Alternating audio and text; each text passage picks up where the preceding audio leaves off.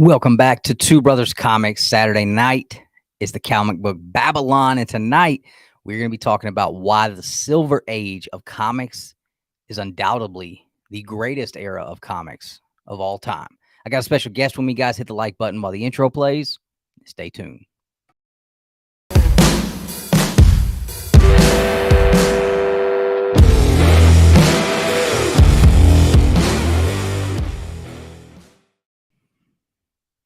Hope everyone is having an awesome afternoon.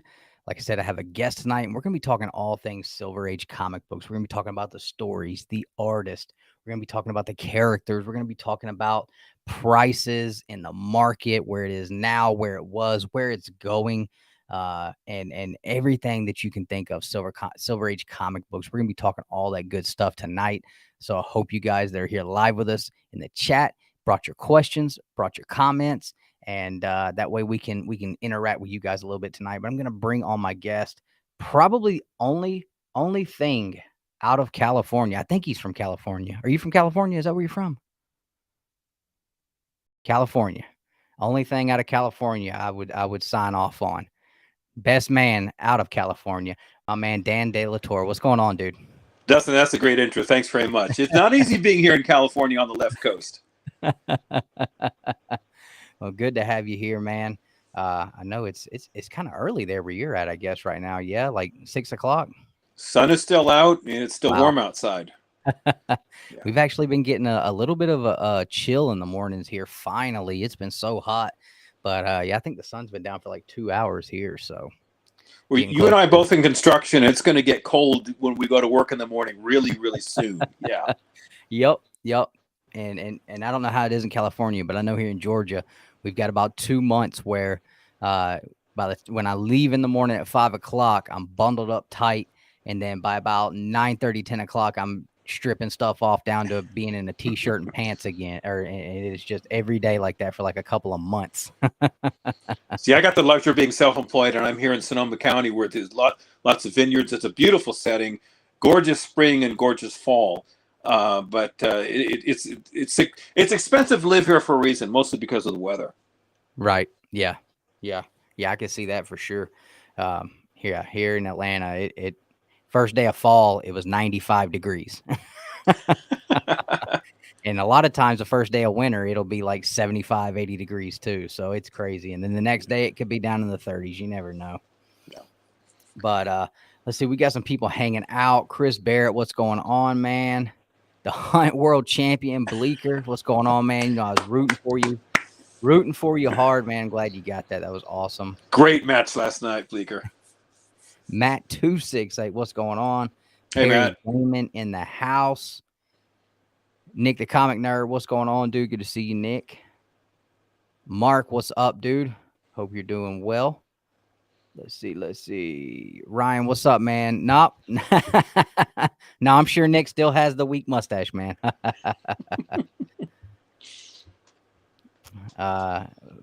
Greg, yeah, Nick looks better this week, right? What's going on, man? So like I said, guys, tonight we're going to be talking Silver Age comics. We were going to do this last week, but I forgot Nick was coming down here, and we were going to do like a live stream from a comic shop thing. And then by the time we got there, it was almost closed. So we did a little bit, but we've been looking forward to this. And Nick is actually camping, and I use quotation marks because there is no tent, but there also is no service there and no internet that is worth a crap. So he couldn't join us tonight, but I know he would have liked to have been a part of this, so we will just make sure to not talk about Spider-Man at all. That way his head will explode while he's sitting out there in the woods. But, you know, Silver Age comics, when I first got into collecting, wasn't even something I concerned myself with at all. I was all modern comics for probably the first maybe year or two. When I was collecting comics, that's all I was reading. That's all I was buying. And I really enjoyed it for a while. And then, honestly, when I joined Tony Sanders' channel, The Hunt, I see all these guys showing off these Silver Age books, and everybody's always talking about this King guy. And I'm like, who is King? And it was King Kirby. But I start seeing these guys show these books off, and I'm like, man, I really like that cover. That's cool. and that cover is really cool too. And so when I would go to the comic shops, I would start looking at that stuff, and the more I would look at it, the more I would find myself yearning to have these kind of books in my collection and wanting to learn more about these kind of books. So I started buying them based on covers and keys and artists I liked. And it wasn't until last year that I actually got into really reading in the Silver Age, because I had always thought that it would be something I wouldn't care for, that would kind of be boring. And I couldn't have been further away from the truth. So Silver Age comics is something that has absolutely turned my love for comics around and breathed brand new life into it. So if you've never dove into anything Silver Age, maybe after tonight we'll be able to change your mind and spark a little interest for you. Well, that's a great intro, and that's when I started collecting. In fact, I had the very first comic I ever bought right here. It's Incredible Hulk number 197. That was the very first one at a 7-Eleven in Oakland. I still have it, and this is a Bernie Wrightson cover who did Swamp Thing. This is Hulk versus Man Thing, and in the background here is the Collector. Not the Collector. Is that the Collector? It is the Collector. And so that was a Bronze Age book. And the thing with Marvel was that they would always do little captions at the bottom because they would interweave their stories, and they would say, something, if you're reading issue number 51 of whatever, and it says something happened in issue 20, you want to go back and find what issue 20 was all about. So I started getting into back issues, and I had the luxury of having a couple of great comic shops. One in particular in Berkeley, California, called Comic Relief. It was by far the best comic shop you'd ever seen in your life. And I started getting into more Silver Age stuff. And I really started to appreciate the stories, the artwork, the storyline. And I fell in love with comics because I loved what I was reading. And it captivated me like no other. That plus the gorgeous images, thanks to Jack Kirby. You had Steve Ditko. You had John and Sal Buscema, John Romita, several other great artists. And I didn't appreciate them like I do today, looking at things in a backwards compatible fashion. What they did, what they remember, this was a job for them. This is we hold them up as larger than life, but remember they were just trying to make a living at the time. But the living they made became what is now the Marvel Cinematic Universe, which is now making billions of dollars because based on mostly those incredible stories. Yeah, absolutely. And every one of those artists you named off are people that I absolutely adore the stuff that they did. And another one, and we'll talk about it later. Well, you know what? I'll hold that for later. I was going to say someone who doesn't get as much credit, but we're going to get into that later on. But first thing with the Silver Age is let's talk about the years that contain the Silver Age, because this has kind of always been a gray area to me. Depending on where you look or where you Google or who you talk to, I feel like you kind of get a different answer from anywhere you look. So, what is the actual years for Silver Age? Is there something definite, or is it just understanding kind of thing? Well, if you look at Wikipedia, it says a number of things. First of all, there's no arbiter to say what is what. There's no absolute authority. The only authority that I had when I was a kid was Overstreet, because Overstreet Price Guide was your Bible that you bought every single year, long before the internet, and they pretty much had a pulse on what was what and a deep, rich database of what comics were. And now, whoever came up with a definition of when the Silver Age ended is my pet peeve. But let's start from the beginning when the Silver Age began. I don't think it's any dispute that the DC Silver Age and Marvel Silver Age are different. Silver Age from DC started with Showcase 4, the first Red Flash, and that began that incredible run for DC. Marvel clearly started in 1961 with the Fantastic Four, and we'll talk about the brilliance of Stan Lee, Kirby, and the bullpen as the show unfolds. My biggest problem is when the definition of when the Silver Age ended for Marvel. Their Wikipedia lumped both DC and Marvel together as 1970. Now, an age or an era is a style or a flavor and approach. So the question that comes to mind is, what ended Silver Age in December 31st, 1969, And why did the Bronze Age suddenly begin January 1st, 1970? There has to be some sort of reason for it. Now, there's only a few reasons that are given. One, Kirby leaves Marvel, goes to DC. Okay, that's fine. You don't base an entire age on one person's decision. Another gentleman who was writing for the Superman series retired that particular year. There are a few other things that were very minor. I would say the Silver Age ended for Marvel at the 20-cent era for a few reasons. One, the artwork is very similar. The paper quality is similar. The size of the comic is exactly the same as the Silver Age. And the last thing was the very last 20-cent issue of every book from Marvel introduced something called the Marvel Value Stamp. And that was Stan Lee's brilliant little idea, because he knew he was raising the prices 20%, 20 cents to 25 cents. So it was his way to make kids forget about the extra 5 cents they're spending. And we all know what a nightmare that became. But that was a gimmick from Stan Lee. Stan Lee was always thinking about a business. But from the 25-cent era on, the paper is a better quality. The ink is better. The artwork is a little more modern. The stories are a little more modern. So I would say that's the cutoff. So that's roughly, I believe 1974 is the very end of those last 20-cent issues. And then it goes to, 25 cents on. Now, when does the Bronze Age end? I would guess, just an educated guess, 86, 85, 86. There's no exact date. But then the Copper Age would begin after that. And that lasted, I guess, into the mid-90s. And now the generation that's behind us has to make a reclassification as well, because modern is still currently late 90s to today. That's 25 years. I can't believe modern. That's a big span for modern comics. Yeah. So overall, there has to be a reclassification of what's what. Yeah, because at some point it's got to stop. I mean, at what point is Spawn #1 no longer a modern book? Or considered a modern book, or some of the Walking Dead #1 came out in 2001 or 2003 or something like that. Like, at what point, 30 years down the road, is that still considered modern? So, it'll be interesting to see where that cutoff starts, or where that cutoff lands, and what we're going to be going forward. But who do you go to ask these questions and come up with an answer? There isn't any official body saying we're the comic authority. We say this started here, this ended here. There isn't any right now. It's left up to the market. Yeah, for sure. And I've heard people talk about this before, and I heard comments that CGC should do it, and I'm like, no, like CGC's got it all messed up. If you look at what they call modern, it starts in 1972, and so I can't see I can't see giving them that authority anyway. We give them too much authority as it is. But yeah, it's definitely interesting to think like who maybe we should just ask Todd McFarlane. Like, Todd, you tell us.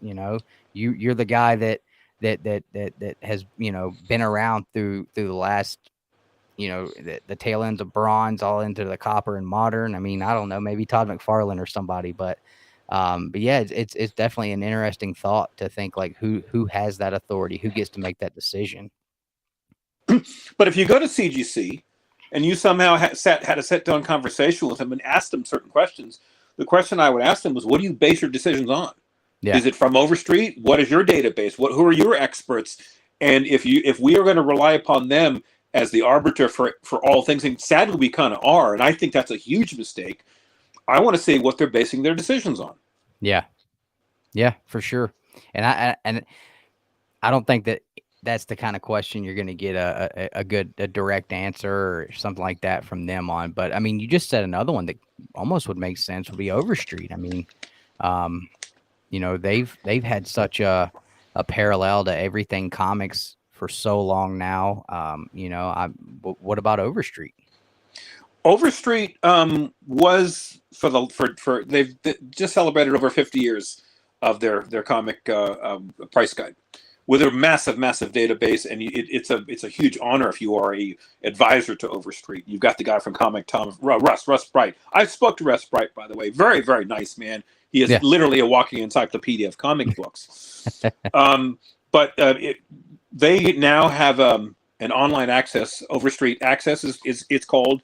I haven't subscribed to it. I don't know if they've expanded their database. what I'd like to see is a format or a forum to have conversations about this and that. I mean, one of my pet peeves is the use of the word cameo. Cameo has been a bugaboo for me. As an older person, the word cameo is improper for Hulk 180. The word cameo is in its origin a theatrical word. It means someone who's been known to the world, makes a brief appearance, and then goes away. And the example I used was the movie Zoolander, where you had who was I forget the musician's name, shows up. David Bowie. David Bowie shows up. He's there in a cameo. It's a fun little scene, and then he goes away. In Zoolander 2, there was no David Bowie. So cameo is correct in that format because everyone knew who David Bowie was. In Hulk 180, there was no such thing as Wolverine on any level. No advertisements, no suggestions. No. He shows up in that last panel at the very edge of that page. Brief appearance is the proper way to describe that, not cameo. Yeah. Full appearance in Hulk 181, yes, agree, but not a cameo. Cameo shows up in Hulk 182 as he's at the first splash page and then he goes away. Yeah. Little things like that bother me, but again, since there is no, basically you and I and people on YouTube are becoming the arbiters of what's what by having these sort of conversations. Yeah. Yeah, I guess that's true. That's true. And yeah, I agree on the cameo thing. You know, to me, like it's crazy because there are certain things they'll call a cameo, and it's like you see the character like in the background, and you barely get a glimpse of them, and that's it. And then you get like a Hulk 180 where you have a full spread of the character. He gives his name. You hear where he's from. He speaks. He's got speaking parts. I mean, literally every he is the introduction. He is introduced there to the world. They talk about Weapon X, Project Weapon X, throughout the entire story of Hulk 180 as well. So, you know, it was like leading up to it. You knew it was going to happen, but you know, I think that word is definitely misused for a lot of different things. You know, you look at X-23, you know, they say that one because a cameo of X-23 because there's a test tube of X-20 with X-23 written on it. Well, how can you use the same word to describe a test tube as you would the Wolverine appearance? That's something that's always been crazy to me. Well, the publisher Marvel produced something called Marvel Universe, I think, in the early 80s. And when it got to Wolverine, it says Wolverine's first appearance, Hulk 180. It doesn't say cameo, doesn't say anything else. That's the first time he showed up here. Yep. So why is organizations like CGC or other outfits saying cameo? I think that whole thing started in some magazine somewhere and it caught on, but who knows? But yeah, and I own a 181, and I'm still a firm believer in 180 being the first appearance. I mean, so every time I have that conversation with somebody, they're like, "Oh, the only people that say that are people that wish they had a Hulk 181." I was like, "Well, I've got one, and I believe it so much. We literally have Two Brothers comic stickers of Wolverine's, the Wolverine splash from 180 with first appearance written on it." So I know you have a Hulk 181 because you beat me over the head with it in a tag team match. I'm like, oh, you brought out two of them. That was dirty, man. Come on. Yeah. Yep. So let's get back to Silver Age. So, you know, obviously, it like we said, it's going to be super interesting to be able to see where we get our modern age stop and what's going to be next. But whatever it is, I still think that without the Silver Age being what it was, without the Silver Age of comics, without the stories we got there, without guys, without the bullpen and stuff like that, there's no way the longevity of comics would have made it. There's no way the comics would have had the longevity it has had so far. Do you agree to that? I do agree. In fact, if you don't mind, let's look at all the ages to describe what's what, and I think it'll give us a better idea of what the Silver Age is and how it came into being in the first place. When, you know, the Golden Age started, you had DC Comics completely come out of the box with Superman, Batman, Aquaman, Flash, Green Lantern, and Wonder Woman, Hawkman, and the Atom. I mean, those are like, what, 7 or 8 characters that were just dynamite characters. Yeah. And keep in mind, this is the late 30s. Before World War II, you see these incredible, powerful, colorful characters. One guy can lift a vehicle above his head. He can fly. It must have been absolutely mind-blowing. And so that was a great, you couldn't have asked for a better start for comic books. There were two other publishing houses at the time. One was Marvel, which was timely at the time, which later became Atlas. Mm-hmm. And they had three characters, the Human Torch, Submariner, and Captain America, who's by far their best, because that was World War II, and he was the perfect patriot for people to root behind, and he was by far their best seller. And there was one other called Fawcett publication. They came up with a character called Shazam, Captain Marvel. Mm-hmm. And so anyway, comics were off to a great start in the 30s and 40s and in the mid-50s. And then in 1954, there's this book called The Seduction of the Innocent by a psychologist named Dr. Frederick Wertham. Now, Wertham had gained some notoriety because he was part of a lawsuit, or not a lawsuit, a court case of some guy who just went crazy. He was killing children in an incredibly brutal fashion, and he was describing things psychologically, and he gained some note for that. Well, he, for whatever reason, decided to take on something that was going on in the mid-50s, and that was a rebellion. Young people were rebelling against their parents, and these World War II generation parents didn't know what was going on and couldn't explain it. So Wertham comes up with this book, says, you know what? The problem is comic books. You've got horror, you've got sexual situations, you've got homosexuality. They were profiling mostly horror, but they profiled Batman and Robin. He even said that Superman was a communist. Now, shout out to David from Comic Book Collectors. He did a really nice piece on this a few months ago, so check that out to get a more background detail on Wertham and what he did to comics. But what happened was parents started to listen to this, and this became so much of a thing, it became a congressional hearing. And so comic producers were brought before Congress to explain what was going on, and they couldn't explain it. They didn't know how to fight Congress. And so sales of comics took a huge nosedive. So DC, so two things happened after that.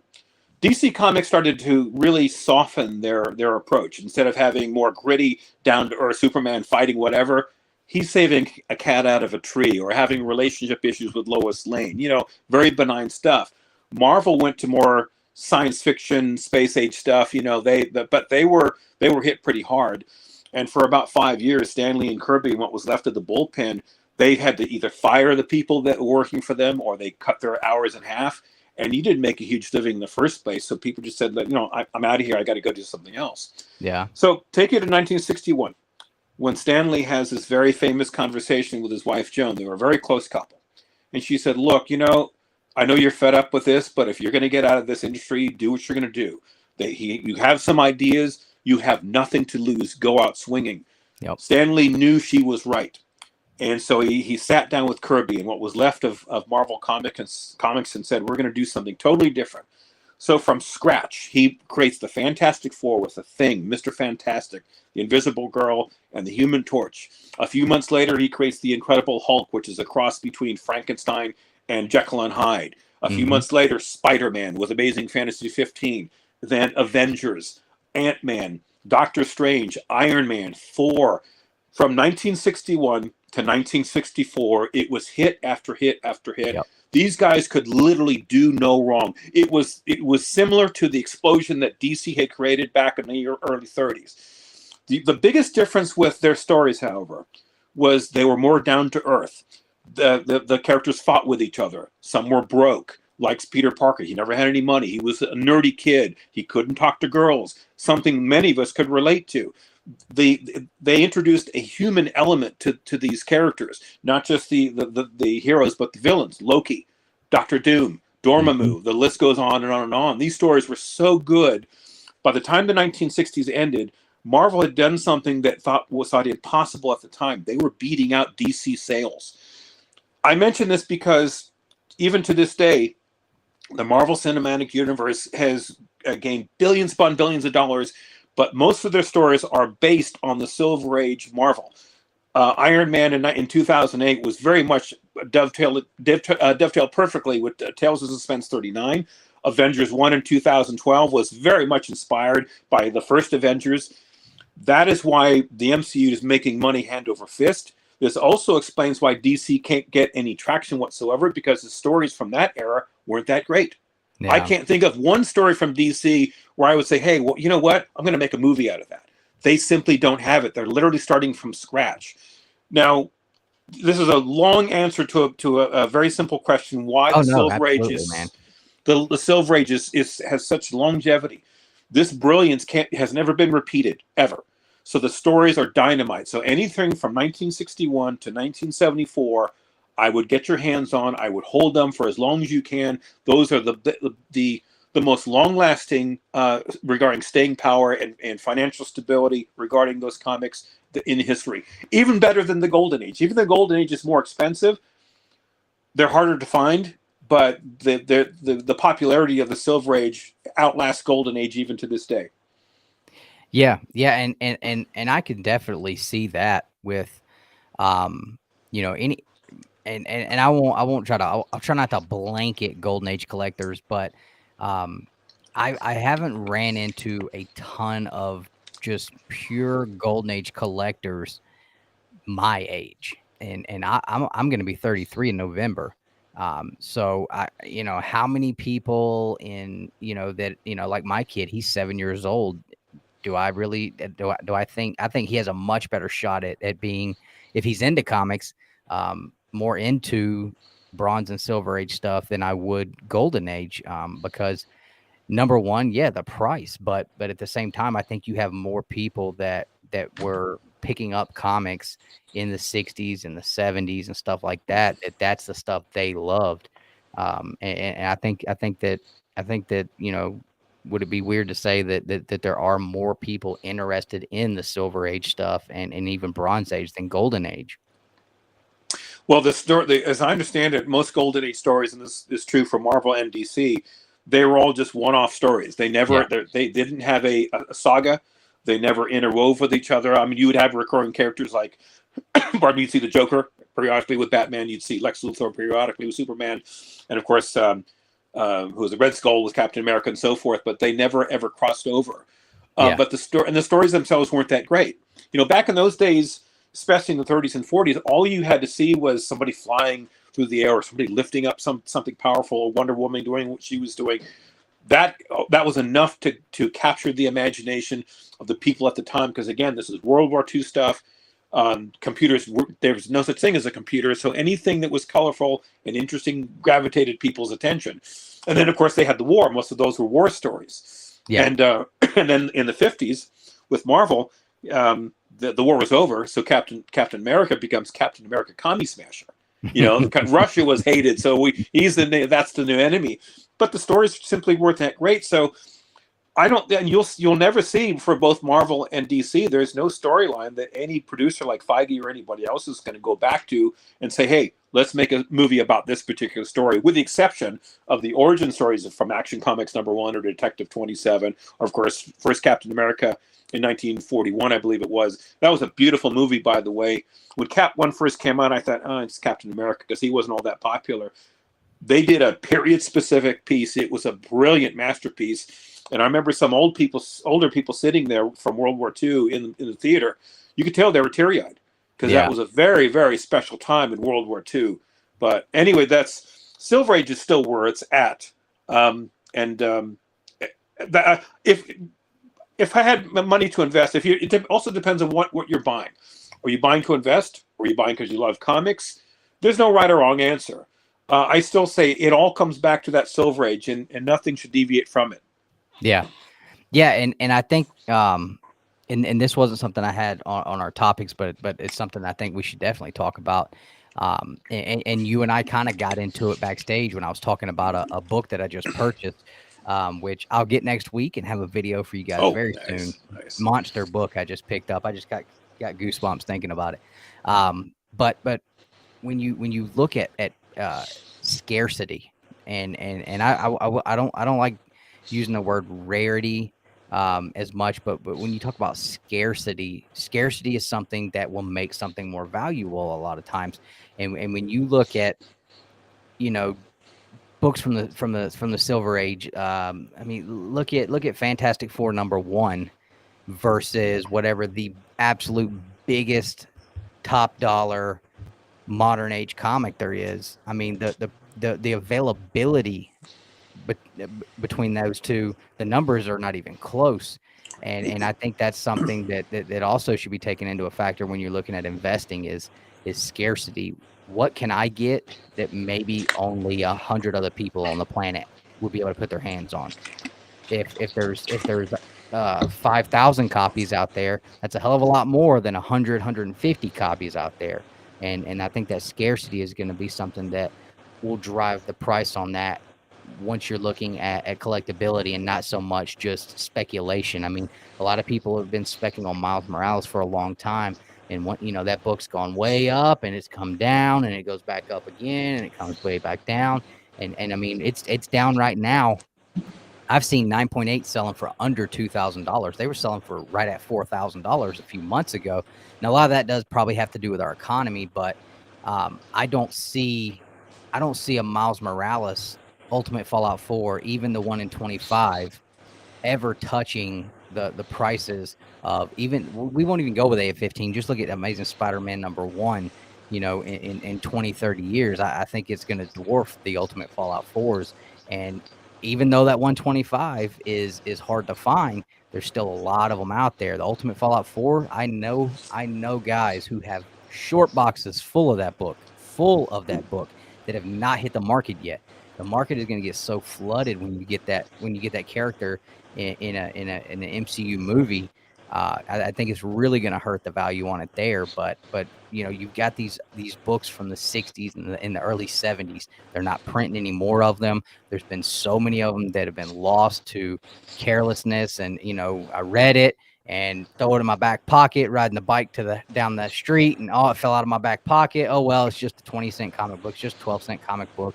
I mean, a lot of those books didn't make it, and now in the modern age, anything that comes out on New Comic Book Day, it's we can't touch it. We got to use gloves to read it. Everybody takes very good care of them.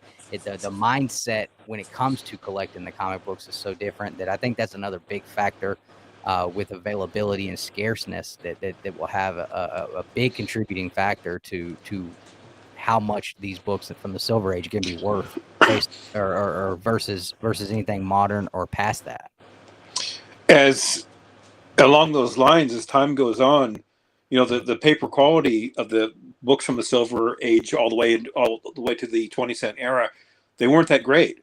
Could keep in mind, Marvel was a much smaller company than DC, so they had to cut costs where they could. So they would have, again, it was a disposable medium. They never expected them to be kept. You read them and you throw them away. Mm-hmm. But as time goes on, as you say, people are not going to be as careful as you and I would be. As soon as I get a comic, I forever, especially in a 20-cent or before, I will put that in a brand new acid-free backing board and Mylar. And it's protected forever. It costs $1 per bag, roughly. But to me, it's worth it. I've got this methodical thing about washing my hands so I don't get any oil, no dirt, whatever on the paper, because paper is very absorbent. But not many people care for them like you and I. So as time continues to go on, these comics are going to disappear. So they never mind about the print number back in the 60s and 70s. What has survived all these years? That's now 50 years ago. Yeah. So these comics simply are going to disappear as time goes on.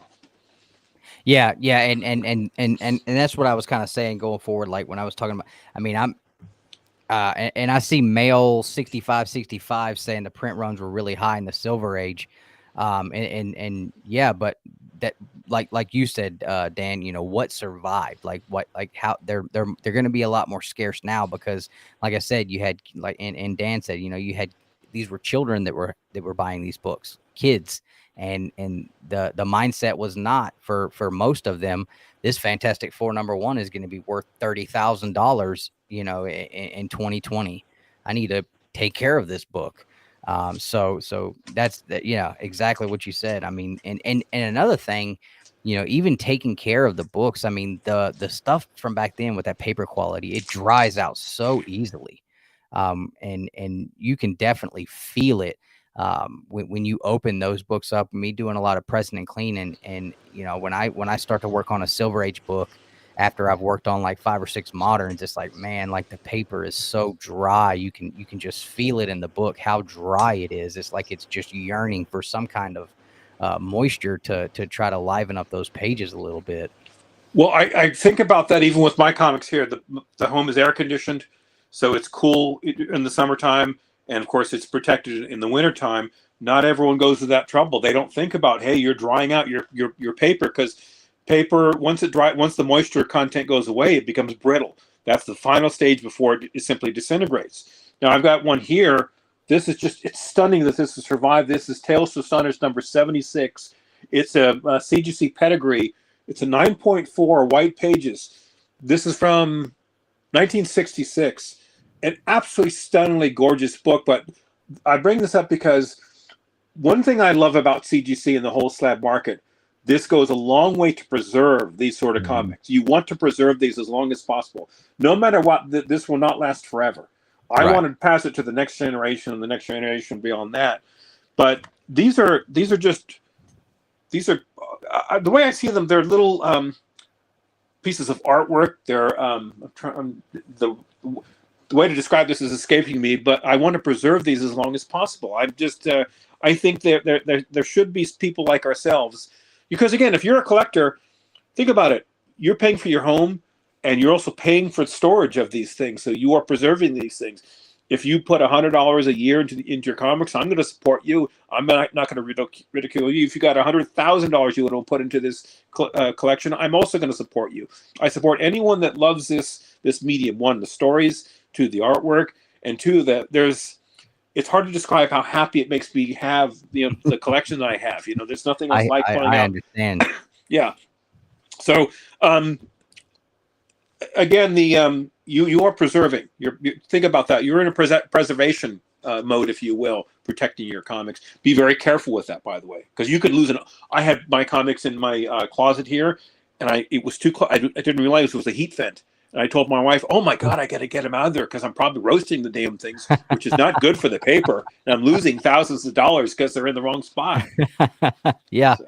Yeah, for sure. Definitely something you got to make sure that you're keeping an eye on. Make sure that the temperature and you don't want too much moisture in the air too. I mean, a lot of people like to have their setups in their basements and stuff like that. Mine is in the upstairs room, so it gets really hot up here in the summertime. So, my wife gets, she gets a little upset with me sometimes because the power bill gets a little high sometimes in the summer. But when it's super hot out, I have to keep this room at a certain temperature. That way I don't have to worry about it because, this is not only something that I care about that much that it's worth it to me to take care of them, but it's also money that I've spent on these books that, if I come up here and everything's just mildewed and it's just like, well, I just poured my money out the window. So, well, think about that. Think of all the money you and I and others have spent on your comics.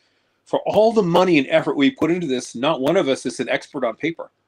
I mean, I'm just using my common sense regarding keeping a certain temperature, but I know that paper. I know what paper looks like when it dries out, but there should be. Again, this goes back to an arbiter of comic books: how to store and what is the proper temperature. You have that if you're a cigar aficionado. You got a humidor. You got a certain temperature, and it can't go above or below a certain threshold. So we should all be educating ourselves regarding what we're storing. Yeah, for sure. Yeah, that I've never really thought about it like that, but you're absolutely right. Not to try to gain a little bit of knowledge about paper itself and how it works and the best ways to preserve it would definitely be something that would be a good education to obtain for this stuff. So let's shift gears and talk about the stuff that you and I were kind of getting into again backstage that really I know for me personally it is something that I found a lot of love for in the Silver Age, and that is the difference in the art and the storytelling versus more modern age stuff. The way that and you touched on it earlier, the way that that Stan Lee transitioned and changed how these comics were being written, the way these stories were being told. Coming out of the golden age with basically a last ditch effort. I mean, he took his last breath and brought to life some of the most, iconic characters that will live on forever. On a last ditch ever, his last at bat, bottom of the ninth, he's got 2 outs and it's a full count, but balls are not, it's a strike come down the middle and he hit a home run. With these stories that he was telling, and luckily he was able to surround himself with artists that could produce some of the most absolute beautiful artwork, not only on the covers, but even inside. That was something that I never expected to develop a super big appreciation for when I decided let me just try reading some Fantastic Four Silver Age stuff. I don't know much about the Fantastic Four, and the consensus that I've always felt was that Fantastic Four is boring and Silver Age comics are boring. But I was like, I want to give it a shot because this is a hobby I really enjoy, and I want to dig into a little bit of the history of it and see where the stuff I'm reading now developed from. And I was pleasantly surprised at how much I enjoyed it. I mean, like I said earlier, the cover art is what really, really drew me into these books. But once I started getting into some of these stories and the way it was written, the things that were left out that are not left out anymore, the different layouts inside of the books are crazy sometimes. With Stan Lee in the beginning of Fantastic Four, those books were broken up into basically like chapters. I mean, you would get like Yeah. 5 or 6 pages, and then you would get the next chapter. And it was just, it was really strange to me. I was like, wow, I never knew this. And then once it stops, you're reading and you're like, wow, when did that stop? I didn't even notice it, but I'll go back and look and I'm like, wow, that was different. And the way that he advertised, you talked about the Hulk, the way he advertised the Hulk with just the little line at the top and bottom of the different pages, the Hulk is coming. Who is the Hulk? He is the strongest. And that was something that was kind of cool because you're reading. I could just see if I was a kid reading this and I'm like, what is this Hulk thing? Like, what is, and then all of a sudden you see it on the newsstand, you're gonna have to check it out. Well, think about this though. Think about entertainment in general. You've heard of the one-hit wonder, in the music industry. They come up with one great hit, and for if their life depended on it, they cannot come up with a second hit. And then there are artists who have album after album after album. It's brilliant song after brilliant song that you fall in love with these people. Some people have that ability, some people don't. Stan Lee and Kirby and his bullpen clearly did, but Stan Lee was by far the best of all of them. He knew exactly what to do. And think about, he must have been holding these ideas in for years because, again, he wanted to unleash them. He couldn't.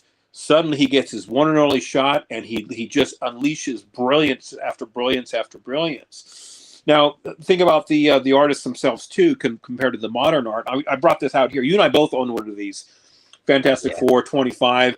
And this is Kirby and Russo's art. I think that's who did this.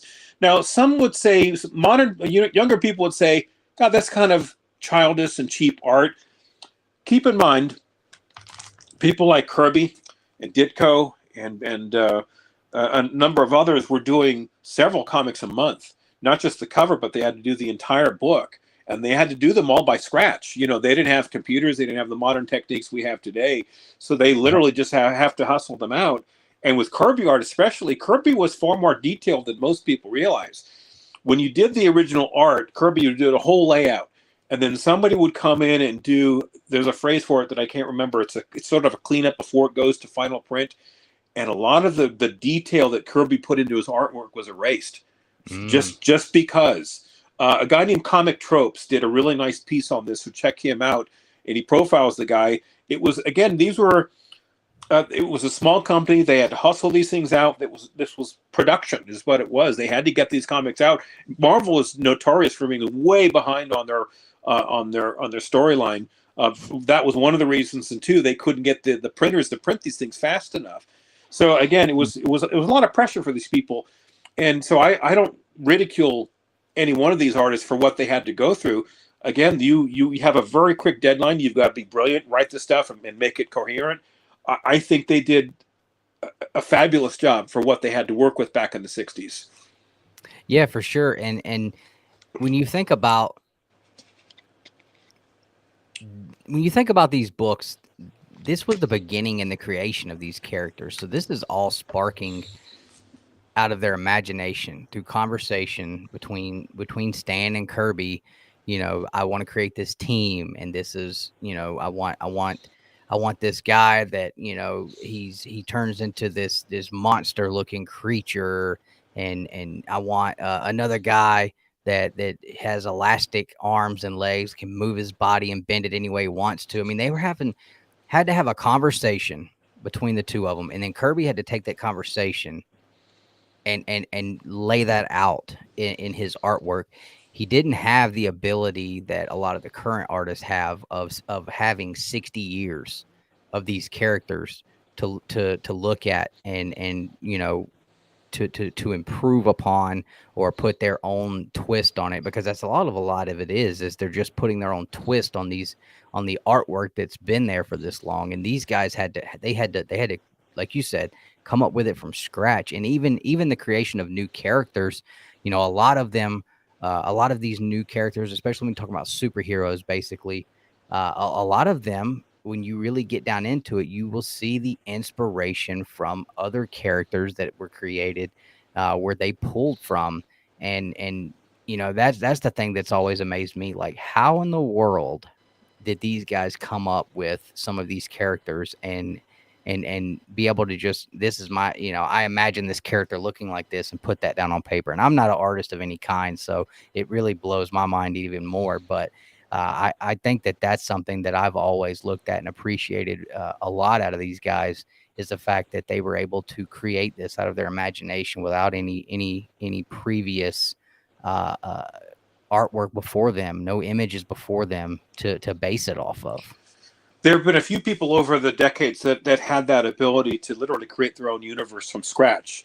Stanley and Kirby were clearly one. Another was Gene Roddenberry with Star Trek. When he created Star Trek in the late 60s, early 60s actually, there was no template. There was no computers. He literally created that whole universe from scratch. But it took a brilliant mind to think outside the box and be able to project way beyond, what's right in front of you. Who else could you say that about? George Lucas, Star Wars. He created that universe all from scratch Yeah. in his own head. Although he was inspired by Gene Roddenberry, and both men were inspired by a movie from the 50s called The Forbidden Planet, with Robbie the Robot and a very young Leslie Nielsen playing the lead role. By the way, that movie, if you see it, holds up to this day. That was a brilliant movie from the mid 50s. So, but they inspire from each other. But again, not everyone has that kind of brilliance. I mean, look at Kevin Feige with the MCU. He put the right team together. Not everything's perfect, but still they have art. Everything Feige says has our entire attention. You contrast that with what DC. There's no one there who has that sort of brilliance, which is why they're just sort of throwing things on the wall and seeing what sticks. They got a couple of things that are okay, but they're not Feige and company. So you appreciate brilliance when you see it. Yeah, absolutely.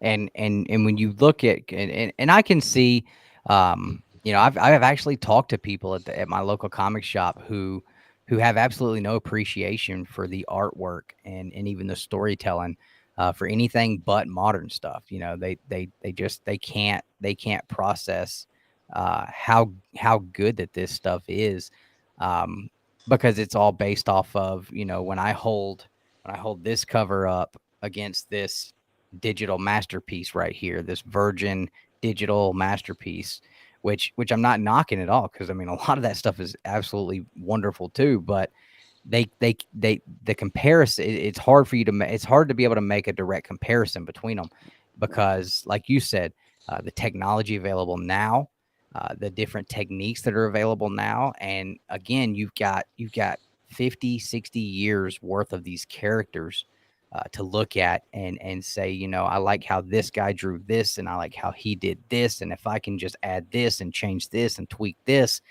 it's basically taking images, pushing them together, putting your own sprinkle on it, and coming out with something, outrageous. And so it's hard to be able to make a direct comparison. But if you really, I think to not be able to appreciate it, that's, to me, it's just a little bit mind boggling. But I love the colorist too, from that era, and even into the Bronze Age. When I started just picking up Captain America, everything for a long time, I started noticing how vibrant and how rich the coloring was, the different colors that they used.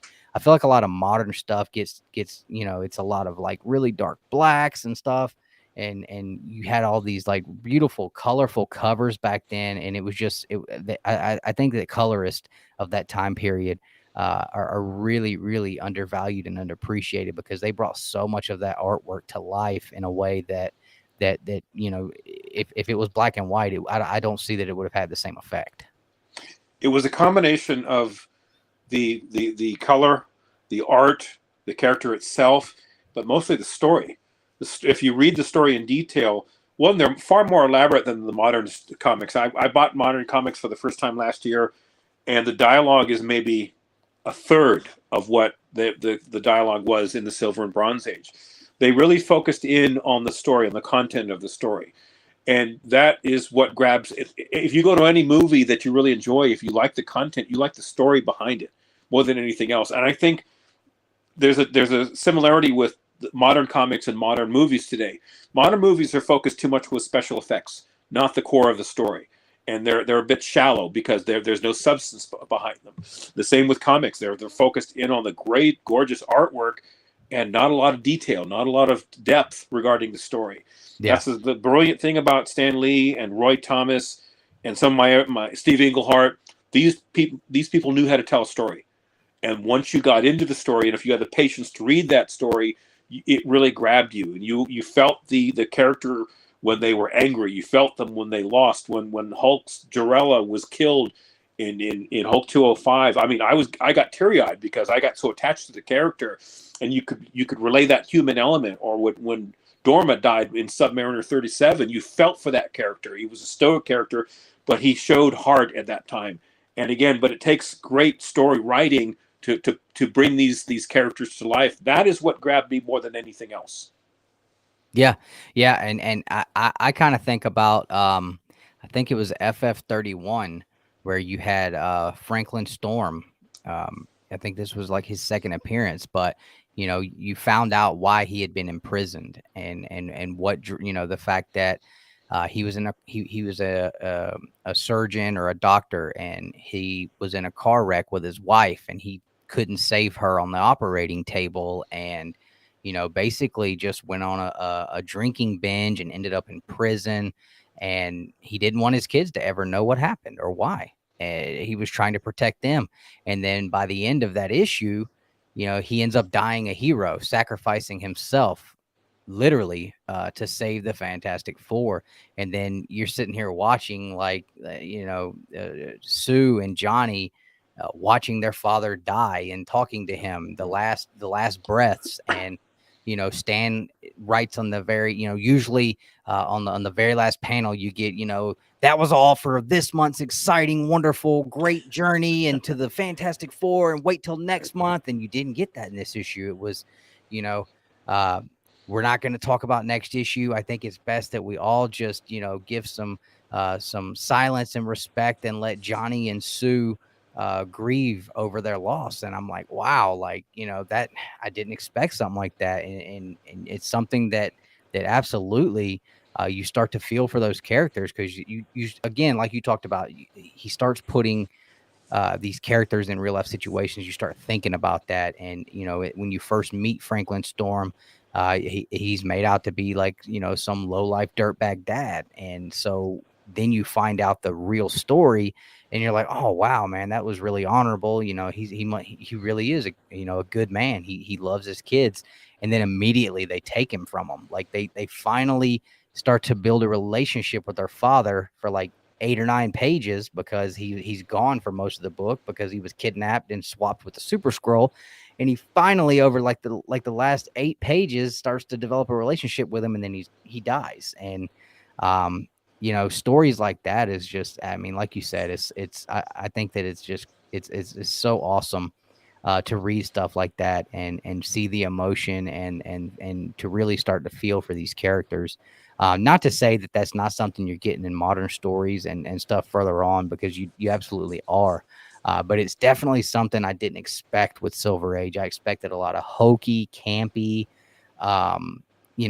uninteresting stories. I didn't expect to to find a common ground even with some of these characters and see myself in some of these characters and their characteristics, and like, man, like, do I really act like that? Like, I think my wife tells me that I'm like that all the time, and I'm sitting here thinking, dang, maybe I should try to make some different changes in my life. So it's just, I didn't expect that some of these stories that I would read would be something that I would be able to relate with, because I've never been a reader until I got into comic books like 4 years ago, 5 years ago. Reading was something that it was, unless I absolutely can't get around it, I'll do it. But to sit and be able to say that I can read these comic books and put myself in that position, or I can see myself in that position, or feel for these characters, is something like I said, I never expected, especially from the Silver Age. Well, you said a lot, and let me unpack a couple of things you said. One was reading in general, where I'll share something very personal with you in the audience. I grew up pretty poor, and education wasn't focused in on because we had to work. We didn't work to make money. We worked to survive. So my own father couldn't read, and he hated comic books, and I don't know why. You would think he would encourage any sort of reading whatsoever, but he grew up very old school, where a man lives on his hard work, And so the only thing that I had access to were comic books, and I give them credit to this day that if I didn't read them as ferociously as I did, I think I would be semi-illiterate as a young man. I loved them so much. But one of the things that grabbed me was the human element that Marvel put into their stories, because they weren't afraid to touch on racism or sexism or alcoholism or drug addiction or whatever. And you see Tony Stark as he's having alcohol problems, wondering why he can't get his life together. He's got everything in front of him, but he's stumbling with this one major block here. And you deal with Henry Pym, as he got into spousal abuse in the Copper Age. He smacks his wife Janet, and suddenly everyone hates this guy. Even to this day, there's this resentment towards Henry. Oh, he's the wife beater, But look at how the emotion that it's drawn out of us here, because we hate this guy because of what he did. And it's not a real character. There's no real people here, but we're angry at this guy. Yeah. That is a sign of a great writer, that can reach in, grab your emotions, and you can feel these people when they're happy. You can feel them with tragedy. And again, this is such an incredible world that Marvel has put together. Again, I have a deep love for it for a whole variety of reasons, including those. Yeah, for sure. It's amazing. I would have never, if 10 years ago, if 7 years ago, when my kid was born, if you would have said, you're going to have a pretty substantial comic book collection, your entire upstairs is going to be devoted to absolutely nothing but comic, like, I would have never believed you, because I didn't even know comic books were still being printed. I didn't know that there were still comic book stores around. I mean, I knew very, very, very little about this medium, and it wasn't something my parents were ever into as kids. I didn't know anybody that was into it when I was a kid, and now that I'm into it, I'm like, man, this sucks. Like, I've asked any older person that I know, hey, did you collect comics when you were a kid? You got any of them? Like, I don't have any stories of, like, I found out that my uncle or my grandmother, had a stash of comic stores, because nobody in my family, nobody that I knew, was ever into it. So, maybe if I would have found this as a kid, I would have been a better reader, or enjoyed reading more. But it was just, I was a kid that anytime I could get out of it, I would. And reading has always been something that, even if I was enjoying what I'm reading, I still struggle with it a little now, where I'll just be ready to fall asleep. Right. I don't know what it is, but I can really be enjoying what I'm reading, and sometimes I'll still get to where I'm just like, man, I'm about to pass out. Here's the thing that when those Harry Potter books came out, the media focused in on how wonderful it was for a child to open a book and read. I did that with my kids when they were little. I bought the Harry Potter books. I got those as a kid too. I had a tough time reading those. They're too British. And I just thought, this wasn't me. I said, to hell with the kids, if you want to read it, go ahead. But the credit that J.K. Rowling got for, getting kids to read, comic books to this day never really did get the accolades they should for getting young people to read.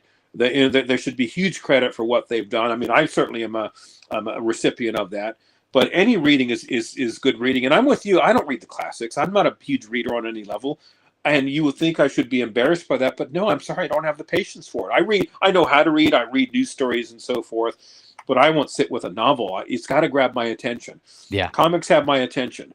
But the other thing that you need to keep in mind of, in my day, it was not cool to be a nerd. If you were a comic collector or a Star Trek person, you were outed, you were made fun of. And back then it was okay to make fun of the nerdy kid. And to this day, there's still a stigma about comic collectors. I mean, even, I have, most of my friends don't understand my collection. But Yeah, same here. and so one of the things that, this is a terrible story. One of the reasons I sold my AF-15 about 9 years ago was because I was shamed into it.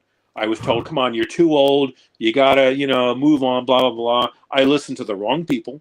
I sold the Amazing Fantasy 15 and 2 Tales of Suspense 39s, among others. It was the stupidest move I ever made. And that was a lesson for me. I told myself, because I knew what a stupid mistake it was very shortly afterwards, that, you know what? If people don't like me the way I am, I don't care. I'm going to listen to myself. I'm going to be who I am. And if you don't like it, there's nothing I can do. That was an extremely expensive lesson, but I learned from it. I will never change. This is who I am. This is what I love. This is why I got involved in this community, because I don't want people to be shamed into this. If you love this hobby, just don't let anyone tell you no. If you love it, great. Do be realistic about your collection. Collect what you like. Collect because you love the story mostly, but don't be shamed out of this for any reason whatsoever. Yeah, for sure. I mean, all my friends are people that I've made friends with through riding Harleys, people that I went to school with, played sports with. We rode four-wheelers, worked on cars, sat around and, in the garage, just playing cards and stuff. Like none of my friends that I've ever had are people that really understand what my like you said, my comic collection. And I've had a couple of my friends over here, and they ask questions, like, what is this and what is that, and they think it's cool when I start explaining it. They really think it's cool when we start talking about the financial side of it, and well, I paid, how much did you pay for that? Well, I paid $800 for it, and they're like, for a comic book? I'm like, well, it's worth almost $2,000 now. They're like, oh, well, that's awesome. And I'm like, yeah. And like, well, why didn't you sell it? Well, because I love it. And I want it right here on the wall in front of me, so I can walk in here and sit down and look at it every day. Yeah. But, I haven't ever felt like any of them have ever been like, wow, like, you're a freaking loser, which, we would just probably end up in a fist fight anyway. So, I mean, but I felt that way towards Nick. The first time, and I've talked about this several times, the first time that I walked into his house and I saw he had comic books hanging on his wall. He had moved to Alabama, and he'd been out there for, I don't know, probably close to a year at this point. And I'm like, what is on your wall, dude? He's like, dude, comic books. And I was like, you've been away from me too long, haven't you? I'm like, we grew up as athletes, played sports our whole lives through high school and everything. And so for him to jump into comic books, for me, I was just like, that's a little too nerdy for me, dude. Like, I hadn't really even watched any of the Marvel movies or anything to this point.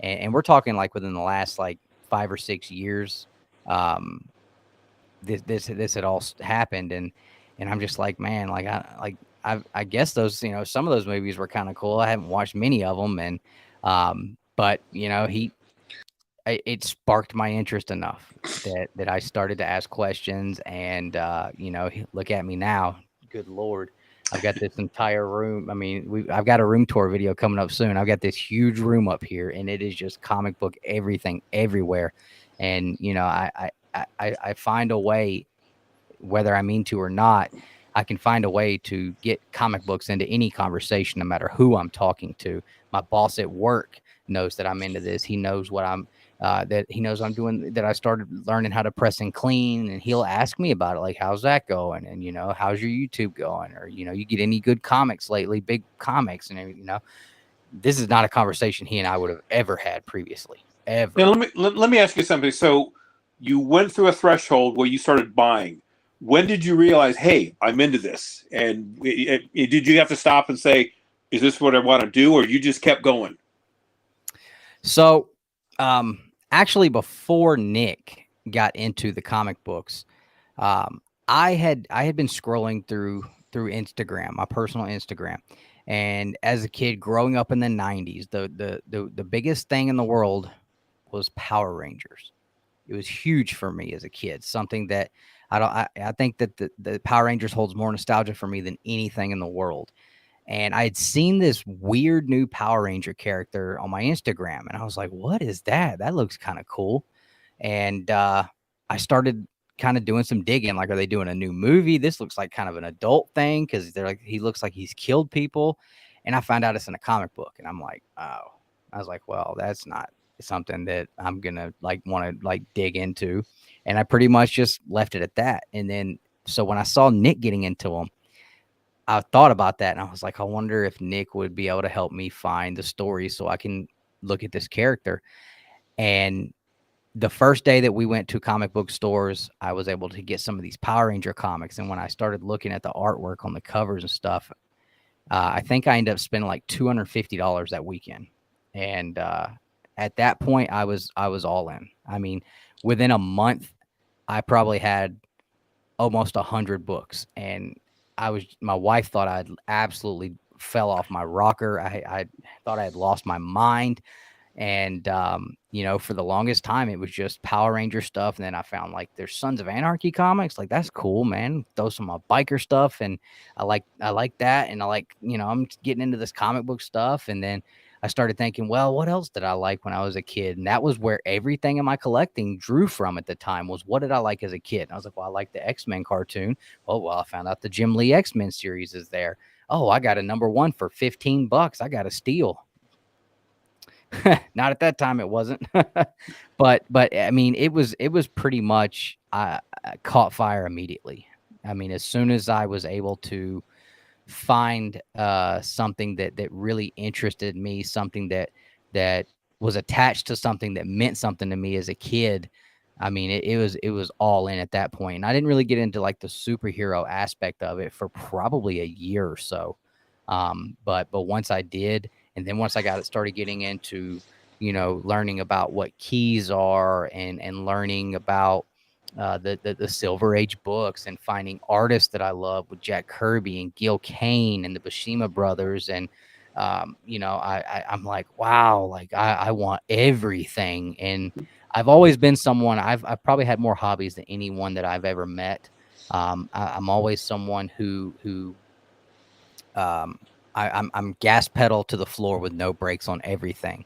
When I got into motorcycles, and I got a Harley, built it from the ground up, redid everything custom all the way up. Once it was done, though, it was done. Like, I enjoy riding it, but the bike's done. I finished it. I completed it. There's nothing else I can do to it. And I got into playing guitar for a long time.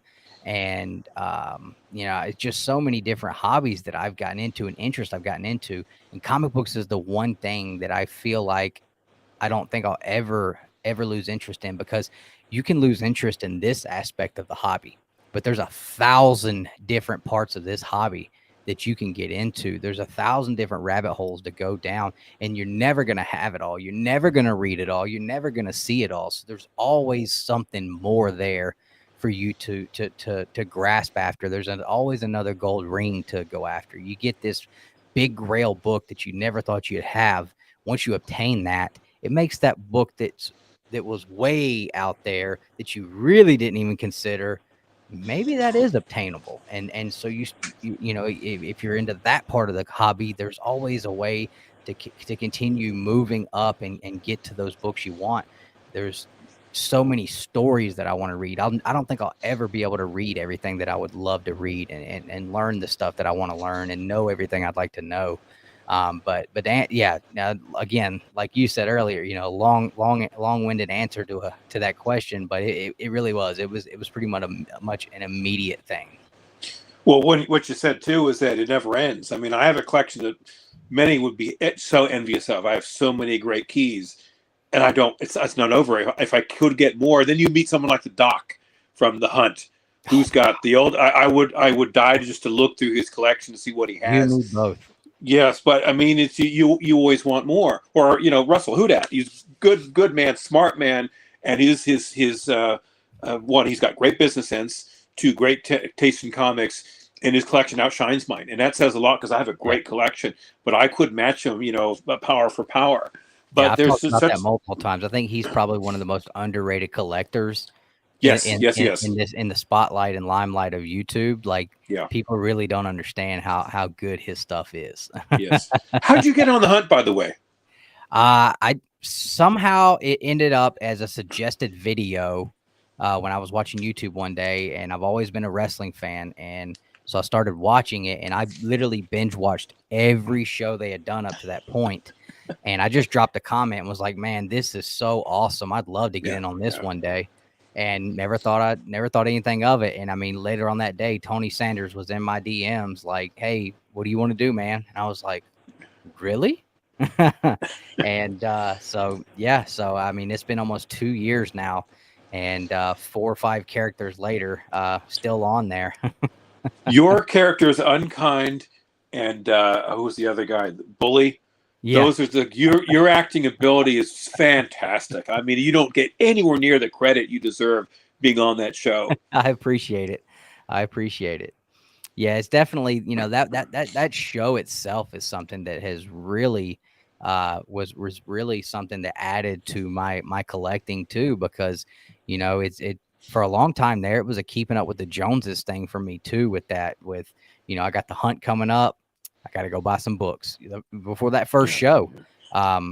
I went and blew $1,500 almost at a comic shop, and I still got my ass kicked. And it was something where I was just like, okay, well, I have these books now, like that's cool. My thoughts were I'll buy the books, show them, and then I'll just sell them and make my money back. Wasn't even looking to make money on them, just maybe I'll get my money back. Right. Yeah. Yeah. Yeah. And but I couldn't get rid of them because I was like, man, Yeah. like this is so cool. This is Captain America 100. This is Submariner issue #1. Like, Yeah. these are awesome books, and I really like these covers, and I think I'm just gonna hold on to them. And now I don't as much buy for the hunt like I did for probably a good 6 months to a year there when I first started. But it's an awesome place to see stuff that you might not have ever seen before, and be able to talk to other collectors with different kind of uh, um, y- different niches that they collect in, and I've seen multiple books on there that I've bought because I saw them there and somebody talked about it, and I was like, wow, that's really cool. I think I want to look into that. So it was definitely, I never would have, I won't say I never would have, but I definitely wouldn't have gotten into Silver Age collecting as early as I did if it was not for me being a part of that show, for sure. Yeah. Well, I won't sell for two reasons. One, I can't afford them anymore if I sell it. I know, for example, if I sold my Tales of Suspense 39, I can't afford another one. Yeah. Even though that's gone That's down quite a bit, by the way. And the other is that I'm scarred from what I did 9 years ago, selling my AF-15. I don't want to go through that pain again, so I'm just hanging on to them. Yeah, So. yeah, for sure. Whenever I started deciding that I was going to try to go to cons because work had gotten kind of slow, and we've been on and off for the past few months. So I told my wife, I was like, I'm going to take some of our savings, and now that I'm doing this pressing and cleaning, I'm gonna start looking for books that have issues on them that I can fix and get them graded and sell them and make some money. And she knows that she knows that I've done that before, and then I didn't sell the book because I liked it. So I told her, I was like, I'll make this easy. I was like, I'll make sure that I only buy stuff that I don't necessarily care to have in my collection. Because at this point, I kind of have, a vision of where I want my collection to go, what I want it to look like, things I want in it. I bought that Batman Adventures 12. That's not a book that I have any interest in having in my collection, but I knew when I found it, the issues that were there were something I could fix and improve upon. And it's something that I think that I know there's a big fan base out there for. And, so we should be able to sell it and make some money and put that in our savings account and help pay some of the bills. So, that's kind of where I'm going now. Like when I sell something, it's something that's not really in my realm anyway, and I do that on purpose because if I went and bought, a higher grade Avengers 4 than what I have in my collection, like there's no way I would get rid of it. I would probably let go of my lower grade one, but we wouldn't make the money, that we would have before, and that would be an argument with her. So that's definitely the only way that I'm able to do it, and that's even getting hard too. So my wife just tolerates the hobby. She doesn't read comics. She doesn't watch any movies. yeah, She's not into it. This is literally the only corner I'm allowed in the entire house to have my stuff. So that's why I have my little show called Dan's Comic Corner. It's a corner for a reason. So oh yeah. women are very territorial, as you probably know. Oh yeah. She, I can't really say that about my wife. I mean, she doesn't read comics. She's not into them, but, she is the reason why I have this huge space up here. She got in here and helped me paint and helped me put stuff Oh up, wow. Yeah. helped me decide, how to lay the room out. And I think she loves to read. She's constantly reading. So, it's kind of cool. We're both laying in bed and she's got her book. I have my iPad and, I'm reading Fantastic Four and she's reading something else, but it's like, we're not watching TV. We're sitting here reading. We talk about what we're reading. And, I think she definitely appreciates, my love for this medium and this hobby, and she understands it. She understands the money side of it too, and sometimes it's easy to work that into getting to be able to make a purchase on something you really want. Like, babe, telling you right now, this book is gonna be bonkers in 20 years if I gotta buy it now though. Yeah. And she and it's not that I'm telling a lie, but I can use that sometimes to my advantage, and she knows it's true because she's seen it with some of my books where I'll tell her, like, we were riding to Nick's house and it's like a 4-hour ride to his house, and she was just like, how much do you think your collection is worth, like your graded books you have? And we literally sat down or we sat in the car while we were going down the road, and I had her on GPA and eBay and Cover Price, and I'm like, all right, look this one up. And then we got the price of what everything was worth. And I was like, you want to see something really cool? I said, read them back to me. I tell you what I paid for them. And, she's like, she thinks that part's cool too. But, she genuinely understands. And I think she can appreciate, my love for it. She doesn't want it spilling out into the living room. She likes it being up here in this side of the house, kind of blocked off from everything else. I have my son too that I get to share it with, and he's, so young, and the kid was literally standing over here looking at my wall the other day. I don't know, Daddy. I think that 4.0 should be a 7.6, man. I think they're crazy. And he's talking about, I'm going to be a comic book grader because they don't know what they're doing. And he was telling me today on the way home, he had this master plan that he was going to be a comic book grader, and he'll tell me where he's working. I can send his books to him, and he'll just give me all 10s and 9.8s. And, it's fun to be able to take him to shops, and the guys at the shop, they know him. The other, folks shopping, they've seen him around and talked to him, and, just see him enjoy it too. So it's been really fun. Well, there is certainly a monetary component to our collections, and I did a quick little addition to what it was worth last year at the height of it. And of course, it's way down from what it was, but still, it's pretty scary. I didn't realize how much I had. I thought, oh no! I mean, now I'm beginning. None of it's insured, by the way. I know some people have their collections. I've been insured. Looking into it. I've looked at it too, but it's like that's another cost. And then, are they going to nick you on taxes because you'd have to file? You have this as an asset if it goes up or goes down. I don't trust the government because they want their money on anything. So let's say I've got $50,000 worth of books and it goes up to $70,000. On paper, I've earned another $20,000. Do I have to pay taxes on that? Probably yes. If you talk to an IRS agent. So I didn't think about that, but that is pretty shitty. Yeah. They're just going to look at it as like another property tax, basically. Like, that's true. That appreciated, so we appreciate you giving us our cut. Like, that's right. I don't think so, you sorry bastards. No, I made a promise. No politics on your show. That's as far as I'm going to go with that. So, since you've been backtracking and reading with Silver Age, one of the questions you asked me was, who are your favorite writers and artists and all that of the day? So Stan Lee, I've really enjoyed his writing. And the majority of what I've read through the Silver Age, I think, has just all been basically just Stan Lee. As far as artists, like I mentioned earlier, I love the Buscema brothers. I love the stuff they did Yeah. on Submariner. And then Gil Kane, and I think most of the stuff Gil Kane did that I have is like early Bronze stuff. But like his stuff he did like through Ghost Rider and even some of his Captain America stuff. I absolutely love Gil Kane. I think he's a very underrated artist. I think Marie Severin is a very underrated artist. I think she was fantastic. I love her stuff. Kirby, uh, um, who Neil Adams. It's a broken record of the who's who that everybody would say probably, but Kirby and the Buscema brothers are probably some of my absolute number ones. And it's so cool. I actually talked to Nick about this. And I don't know if we actually talked about it on the show or not, but when you start reading the Fantastic Four and you start in issue 1, when I first started reading Fantastic Four, I just started jumping in different story arcs. So I read through the Galactus stuff. I read through the Black Panther stuff. So I've already seen some of the later art. So that's what I'm used to. And then I go to Fantastic Four #1 and I'm like, wow, man, like the Thing looks completely different here. And he doesn't have the detail and the shadowing and the shading and the rocks on his body.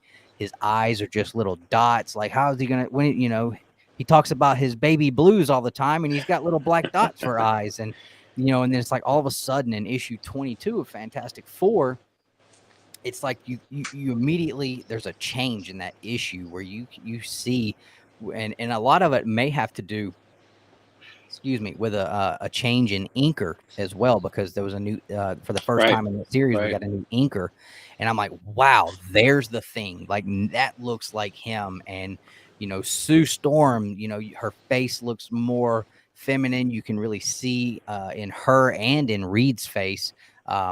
You can start to see the characters develop in these issues, and so just to see that development throughout these issues, when you start the very beginning, where you're just kind of like, man, like when do these characters actually start looking like what I imagine them looking like? And I thought maybe it would be when Jack Kirby transitioned off or something, but no. I mean, I even you see it right there with Kirby through the first 25 issues. So but yeah, those are definitely just, and I feel kind of corny saying it, it's just the Mount Rushmore type guys, but they're there Well, for a reason. this is my earliest Fantastic Four thing. Wow. And see, he's kind of lumpy, clumpy, and there's the sort of the brick aspect of it. And I already showed you 25, where it's also Kirby, a little more defined with the bricks and all that. And damn it, I don't have it in front of me. Fantastic Four number 112. That's John Buscema cover. That is the best version of the Thing I've ever seen. It's worth getting just for the cover. That was a great story. That was a classic Stan Lee story. But no, there is Romita from Spider-Man, John Romita I know Sr. he would be one Nick would say for sure. Steve Ditko, to be quite honest, when I first started reading, I didn't care for his artwork, but I started to appreciate it as I got older.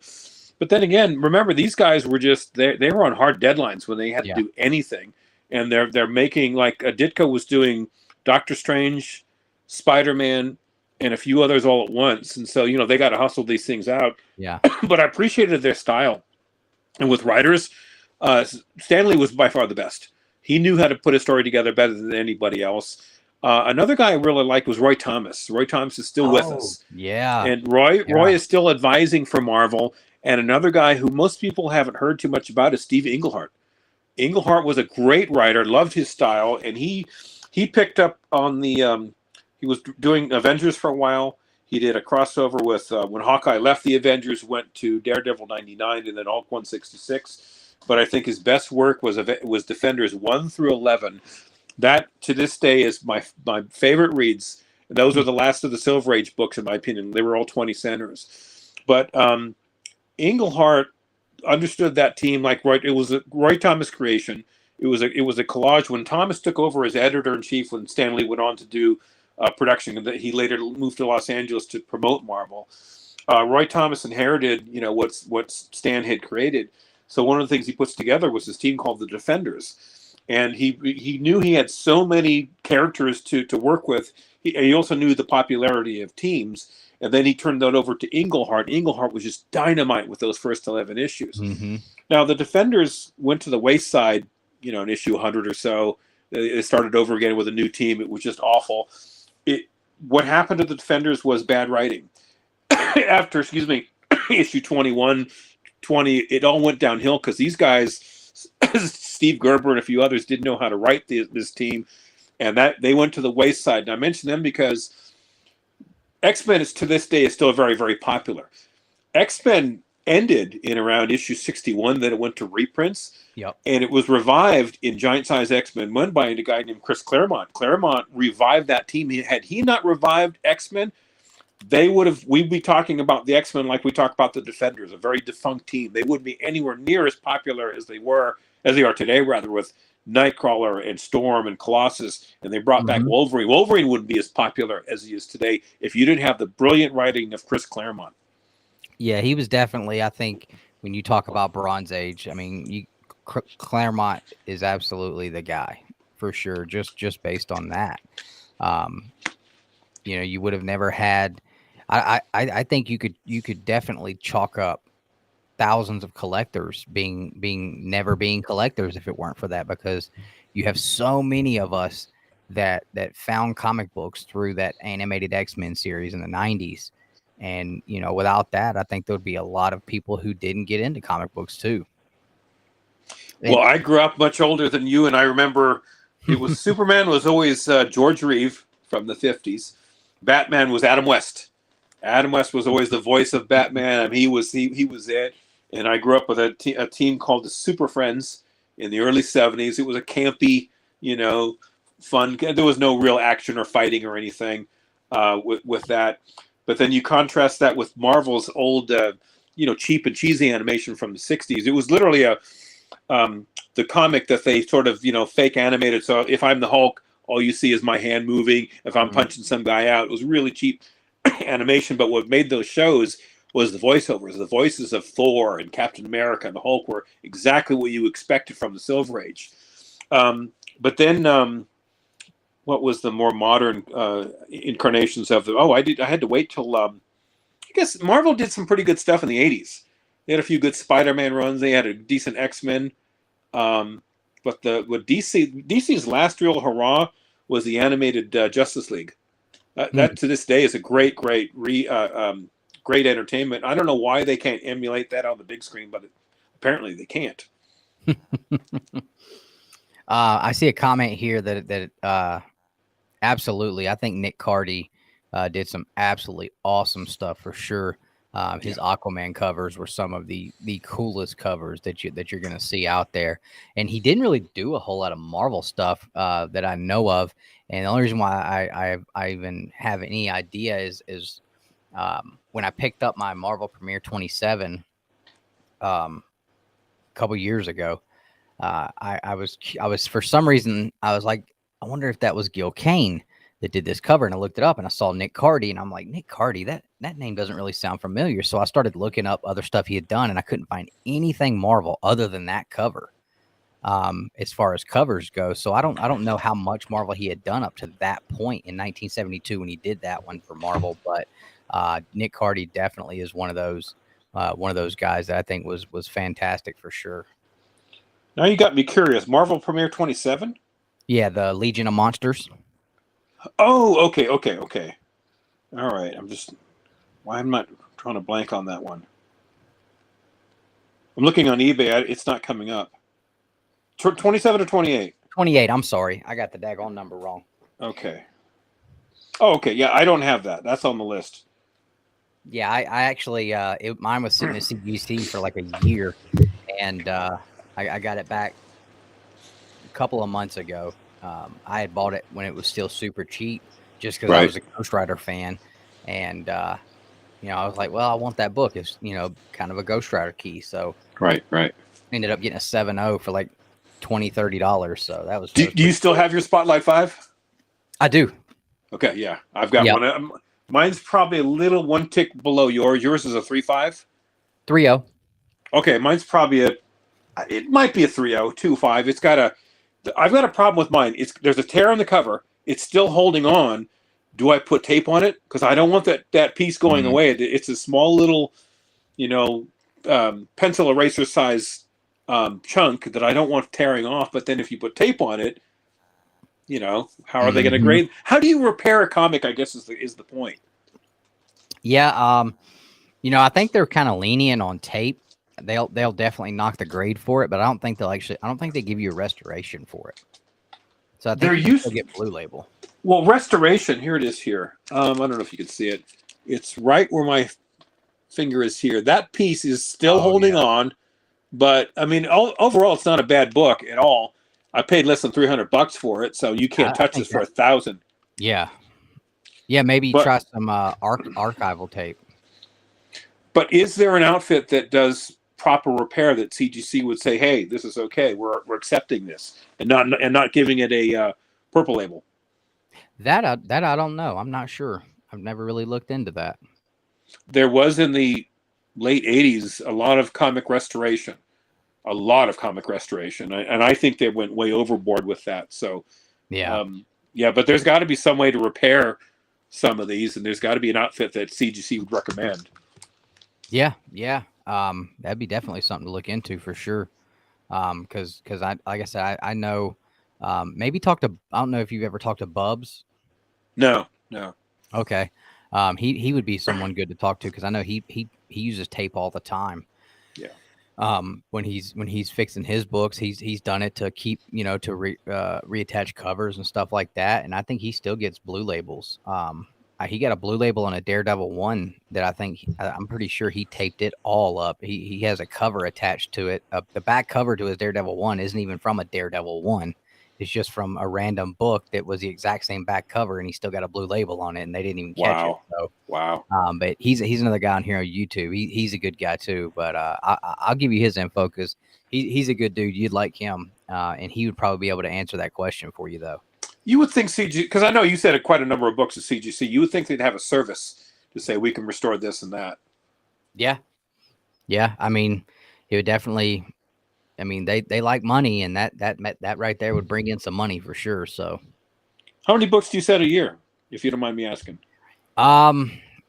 Before this year, I would probably send 3 or 4.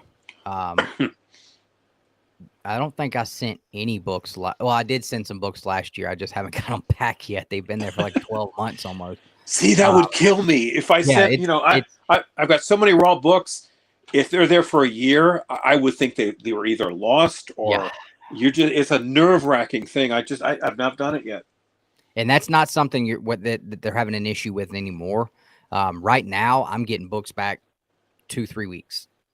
Wow. Okay. So it's just the backlog of stuff from last year that is being held up still. And what I think they've got a certain group that's working on stuff as it's coming in, getting it out. And they've got another group, I think, that's working on backlog stuff. Cause, I've got my Superman, 233, the Neil Adams cover where he's breaking the chains. My Fantastic 455, the Surfer and Thing cover, my Marvel Spotlight number 6. I think I sent in a copy that should hit like 9294 on that one. Wow. That's there. I got a Hot Wheels number 6. Really hard to find Neil Adams cover, Santa Claus cover, and that's a super high grade book that there's not very many of on the census. So I've got like some big books there that have been sitting there for a long time. It has been killing me. Actually, this past week, because at that time I was submitting through my local comic shop, and so John actually confirmed that he did speak with them. They did put hands on these books and make sure that they have not been lost. But it's probably going to be another 2 months before they get them back to us because they're just now getting started on stuff that was checked in early October last year. I would lose so much sleep if I was in that position. Yeah, because my thing is a lot happened over this last year, especially with the books I sent in that Fantastic Four 55 is worth a hell of a lot more today than it was when I put down the current value on it when I send it in.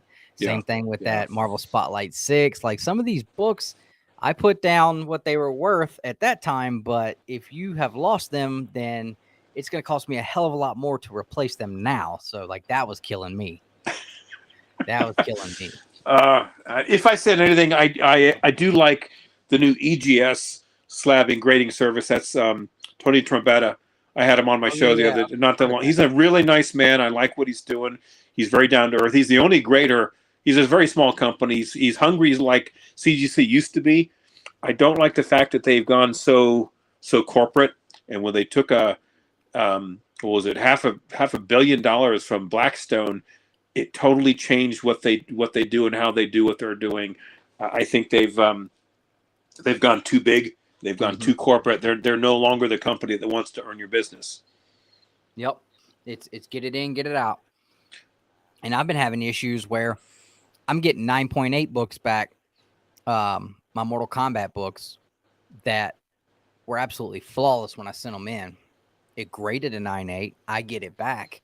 And at some point after it was graded, and between the point that it was graded and I got the book and they got the book encapsulated, it's got like huge creases or spine ticks that were not there previously. One of them's a gold foil embossed book. So it's a really heavy card stock.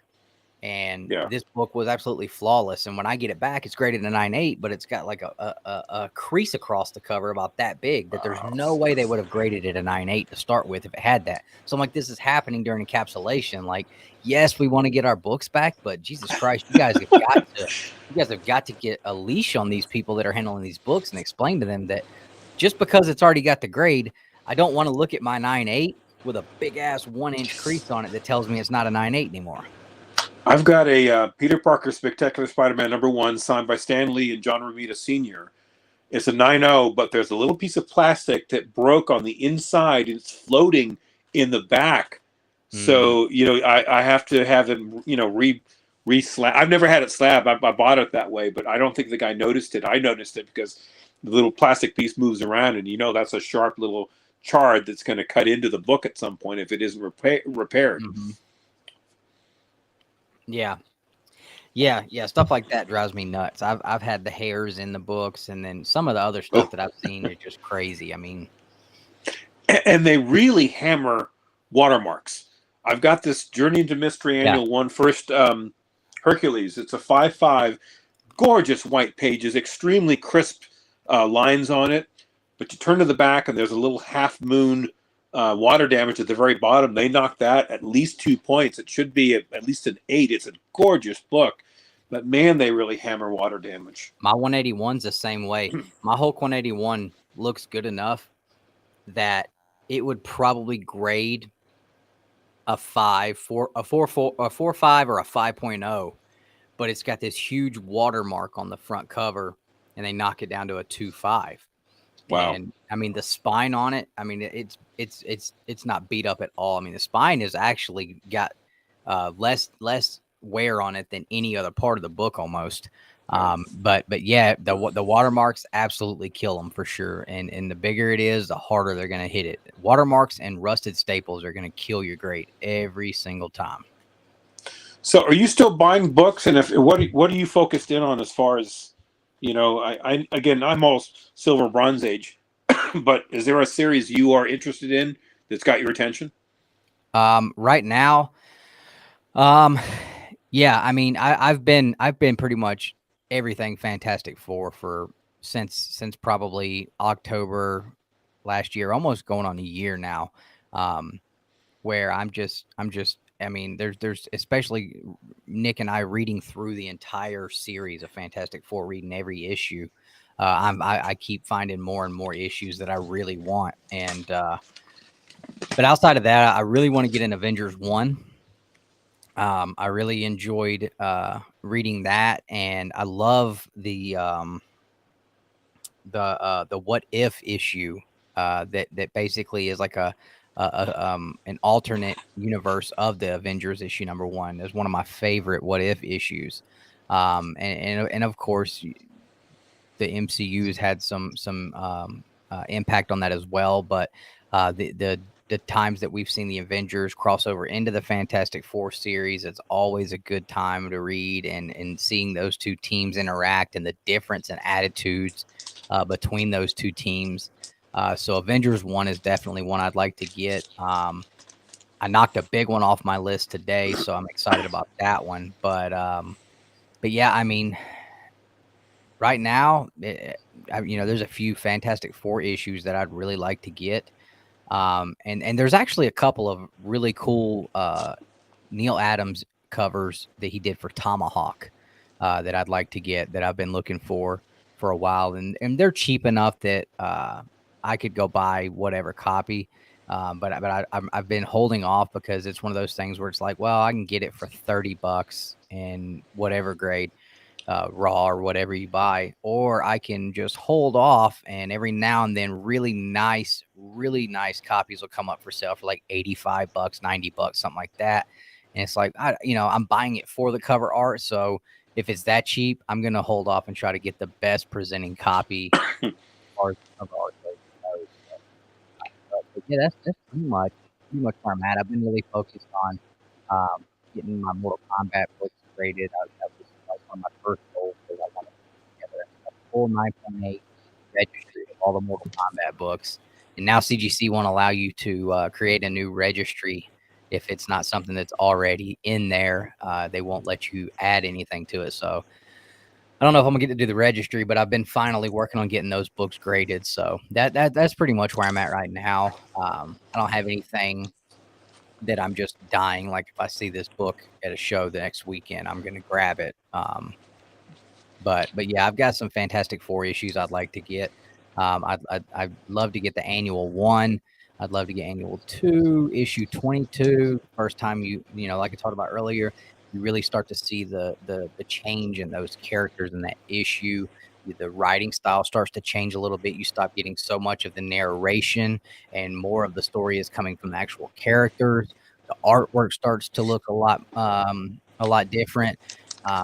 Sue Storm in that issue, you get the reveal of her other power she didn't know she had, because people were writing into Marvel upset because Sue Storm is not being used as much, and she's Right.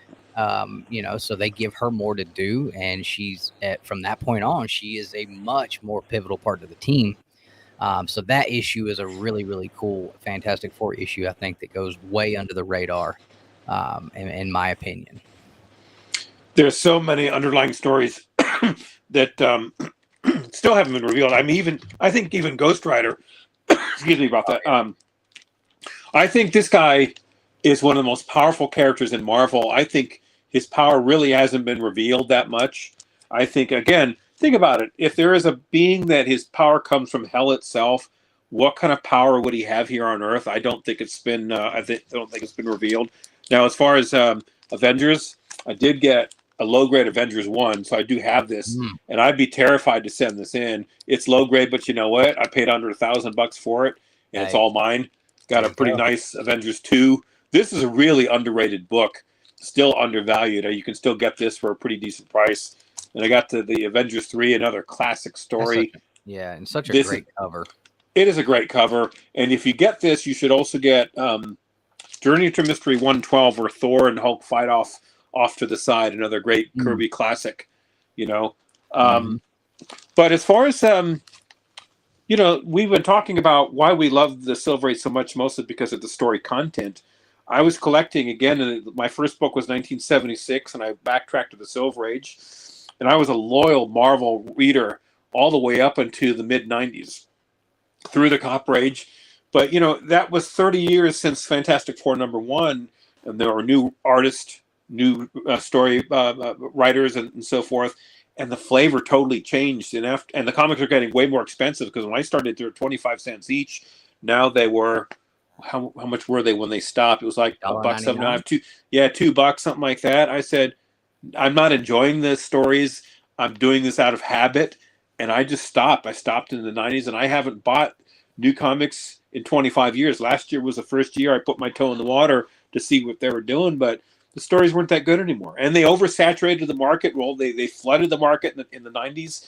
It was quantity over quality, and they left me. I got that exact same way with my pull list, man.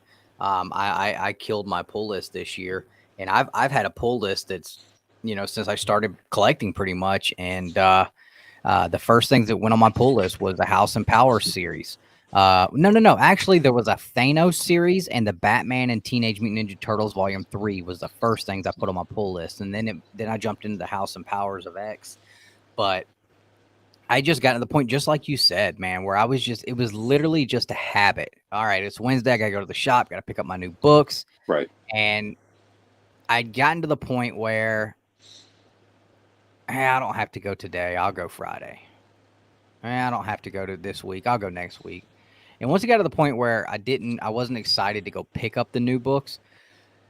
And then I'm realizing, like, I'm not even reading these anymore. I was really in, before I canceled my pull list, I was really enjoying, at one point, Something's Killing the Children was something that I picked up from the beginning going forward. And I really enjoyed it up until they took the break, and then they came back. And then I don't know, the magic was gone for me. So I wasn't reading that anymore. I still think Stillwater by Chip Zdarsky is one of the absolute best modern reads of the past couple years. It's actually ending on the next issue, but that's probably the only thing that I was consistently excited about.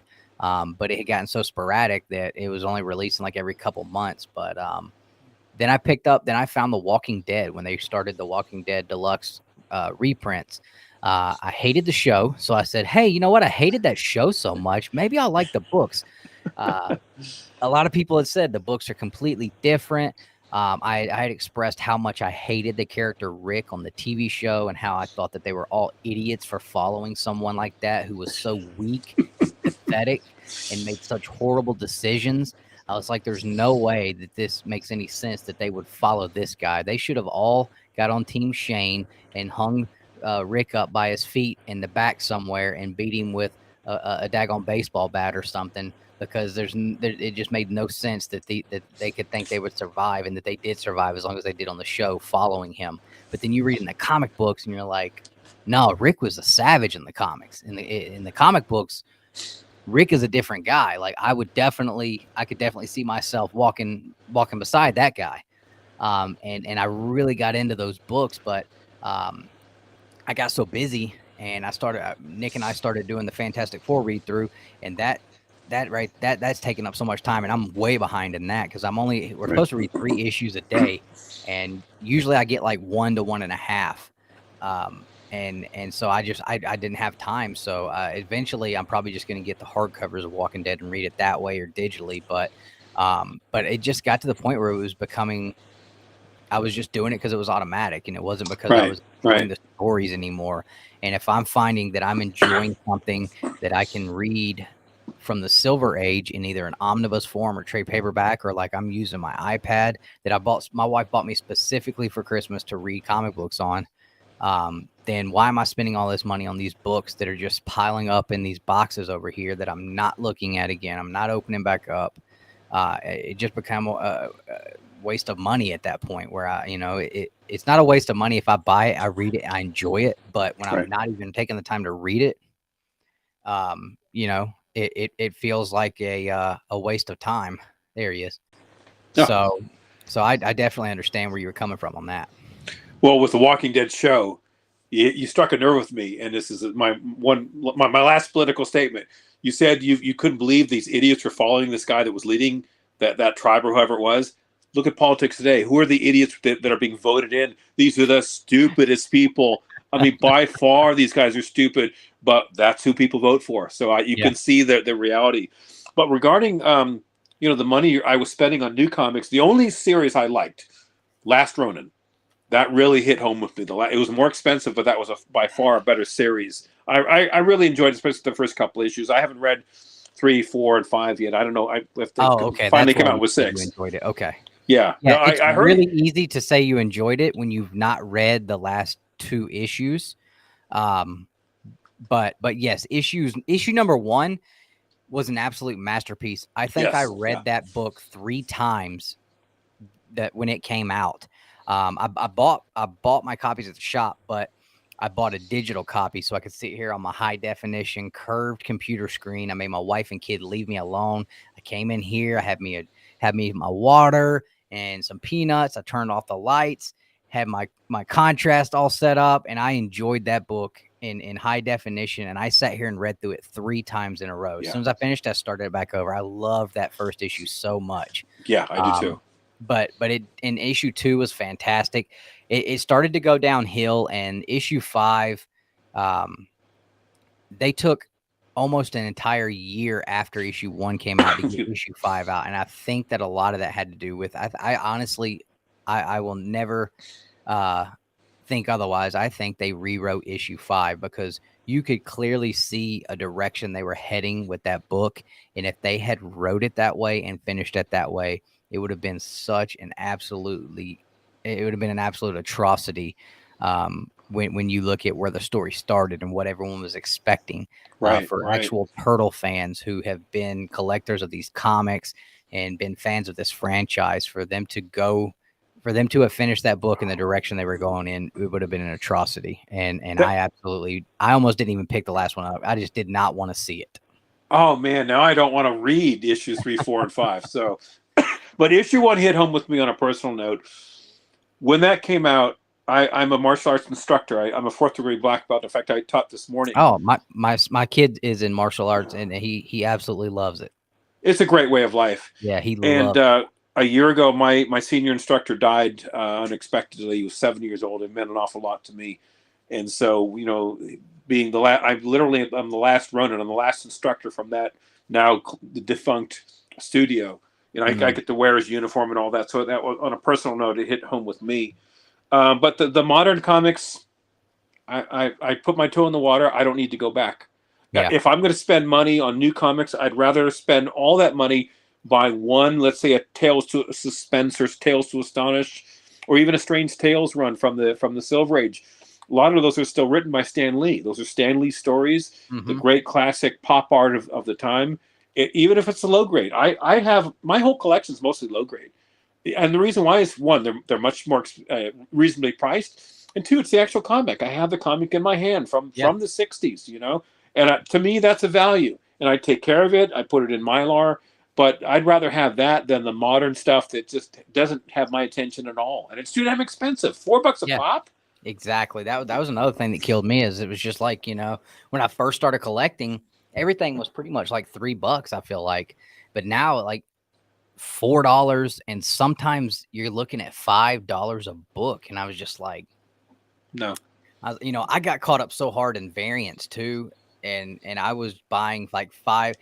There was a certain Venom book that I remember specifically being the final nail in the coffin, where I spent like $70 on covers for the same issue of Venom, and I was just like, why? I was like, this is like 4 weeks in a row that I've bought so many copies of the same issue for covers, and like I'm just wasting so much money on this, and I'm like, why am I doing this? And I'm buying these because the cover art is so good and I really like it, but then what am I doing with it when I get it home? Like, I'm not reading that issue. I'm reading the A cover. And where the rest of these go, they go in a dark box with the lid closed in another room, and I never look at them again. If somebody asks if I have it, yeah, I can go show it to them. I might use it on the hunt one time, but I'm not getting it graded. I'm not going to put it up on my wall. I'm like, why am I buying these? And it was at that point where I was just like, I'm done. Like, if I want to read the story, I'm going to buy an A cover, and that's it.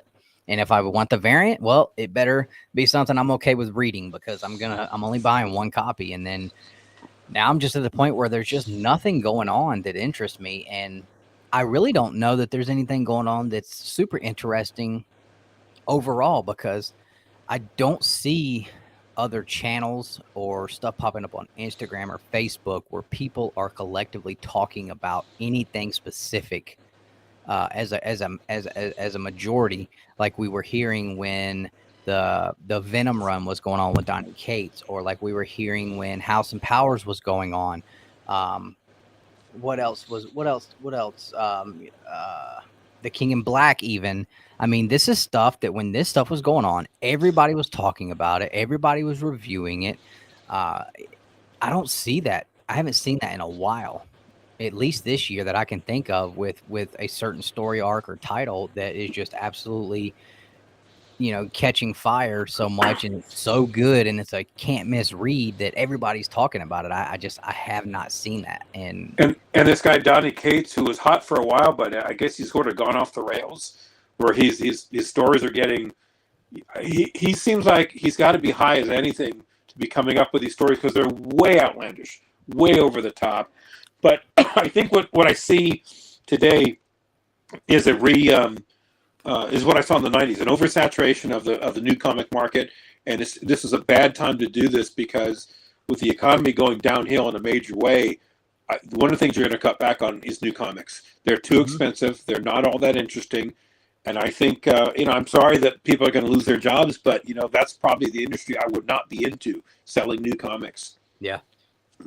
Yeah. I talked to my, the owner of my LCS. We're good friends, and, we talk on a personal level all the time. And I ask him every now and then, like, how's everything going? Are you noticing people not coming in as much and buying stuff? And, and Nick and I talked about it for a long time because he did the same. He was doing the same thing I was, where there was a few months there where I was still buying my books just because, like, I'm friends with these guys now. Like, I feel bad if I cancel my pull list.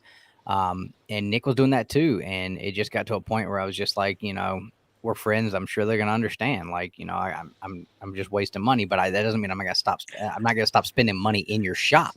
But it just might be more sporadic, but it'll be a bigger lump sum when I come in and buy a big Silver Age book or something.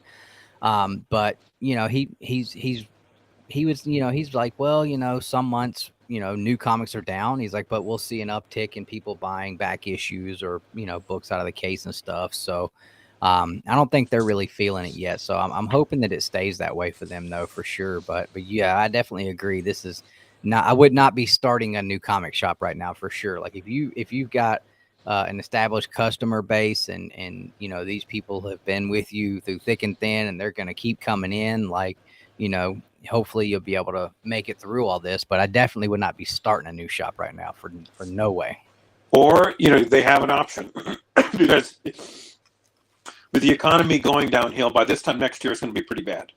And I don't know how bad it's going to be beyond that. It's far worse than we are being told. Mm-hmm. And if I'm going to recommend to anyone in your chat or anybody else's show, if you're going to buy, I would be very cautious, approach cautiously, but also if you're going to invest any money, I would put money towards Silver Age.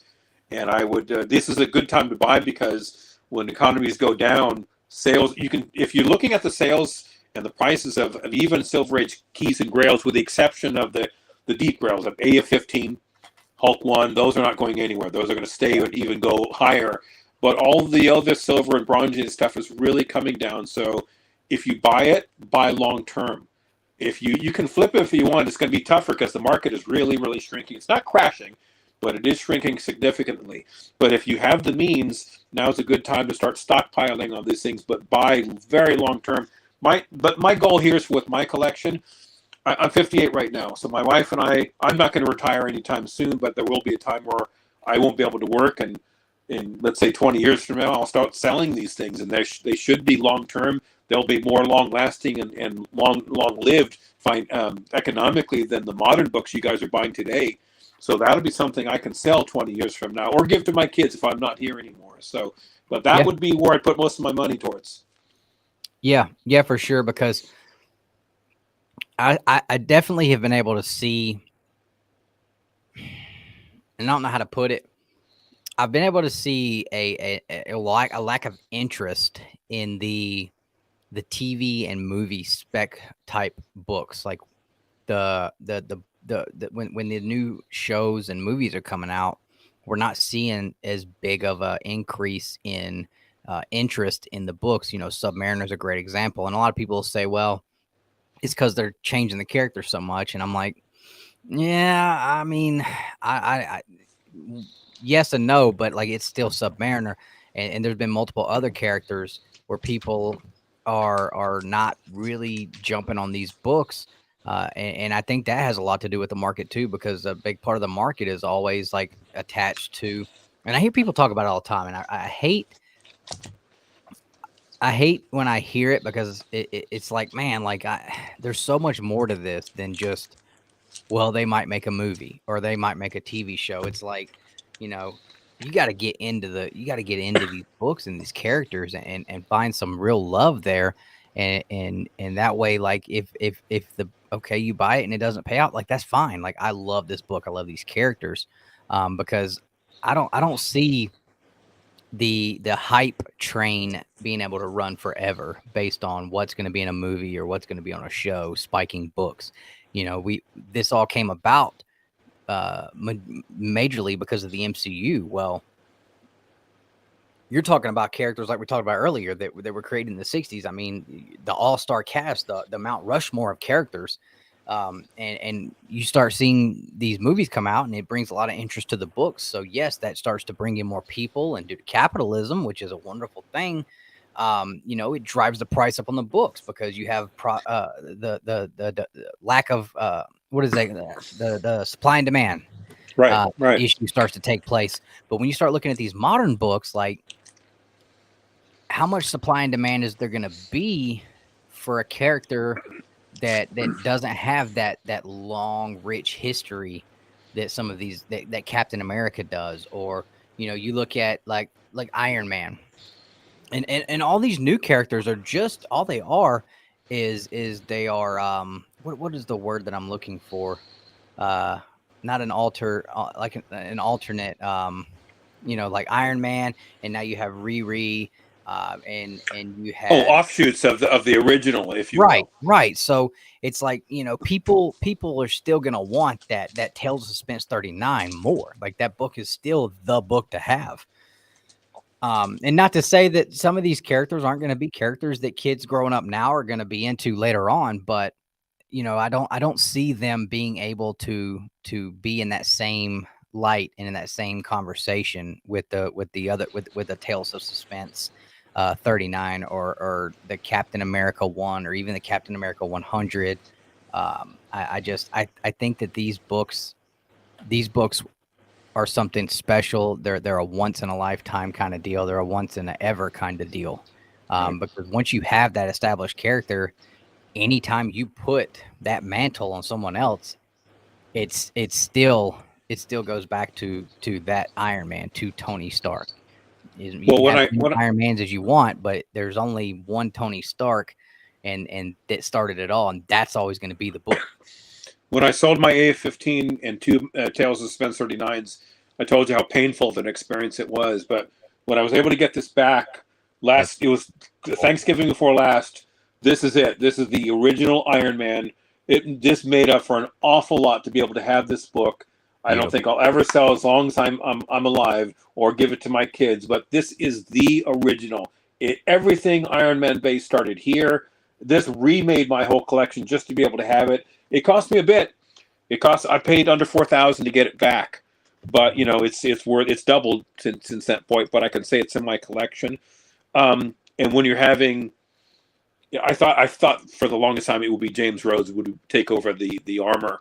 I thought that's still the logical choice, but I think they're going with a more youthful approach with Riri Williams, a modern character. I know very little about her. I have nothing against this character, but there's nothing like agent experience.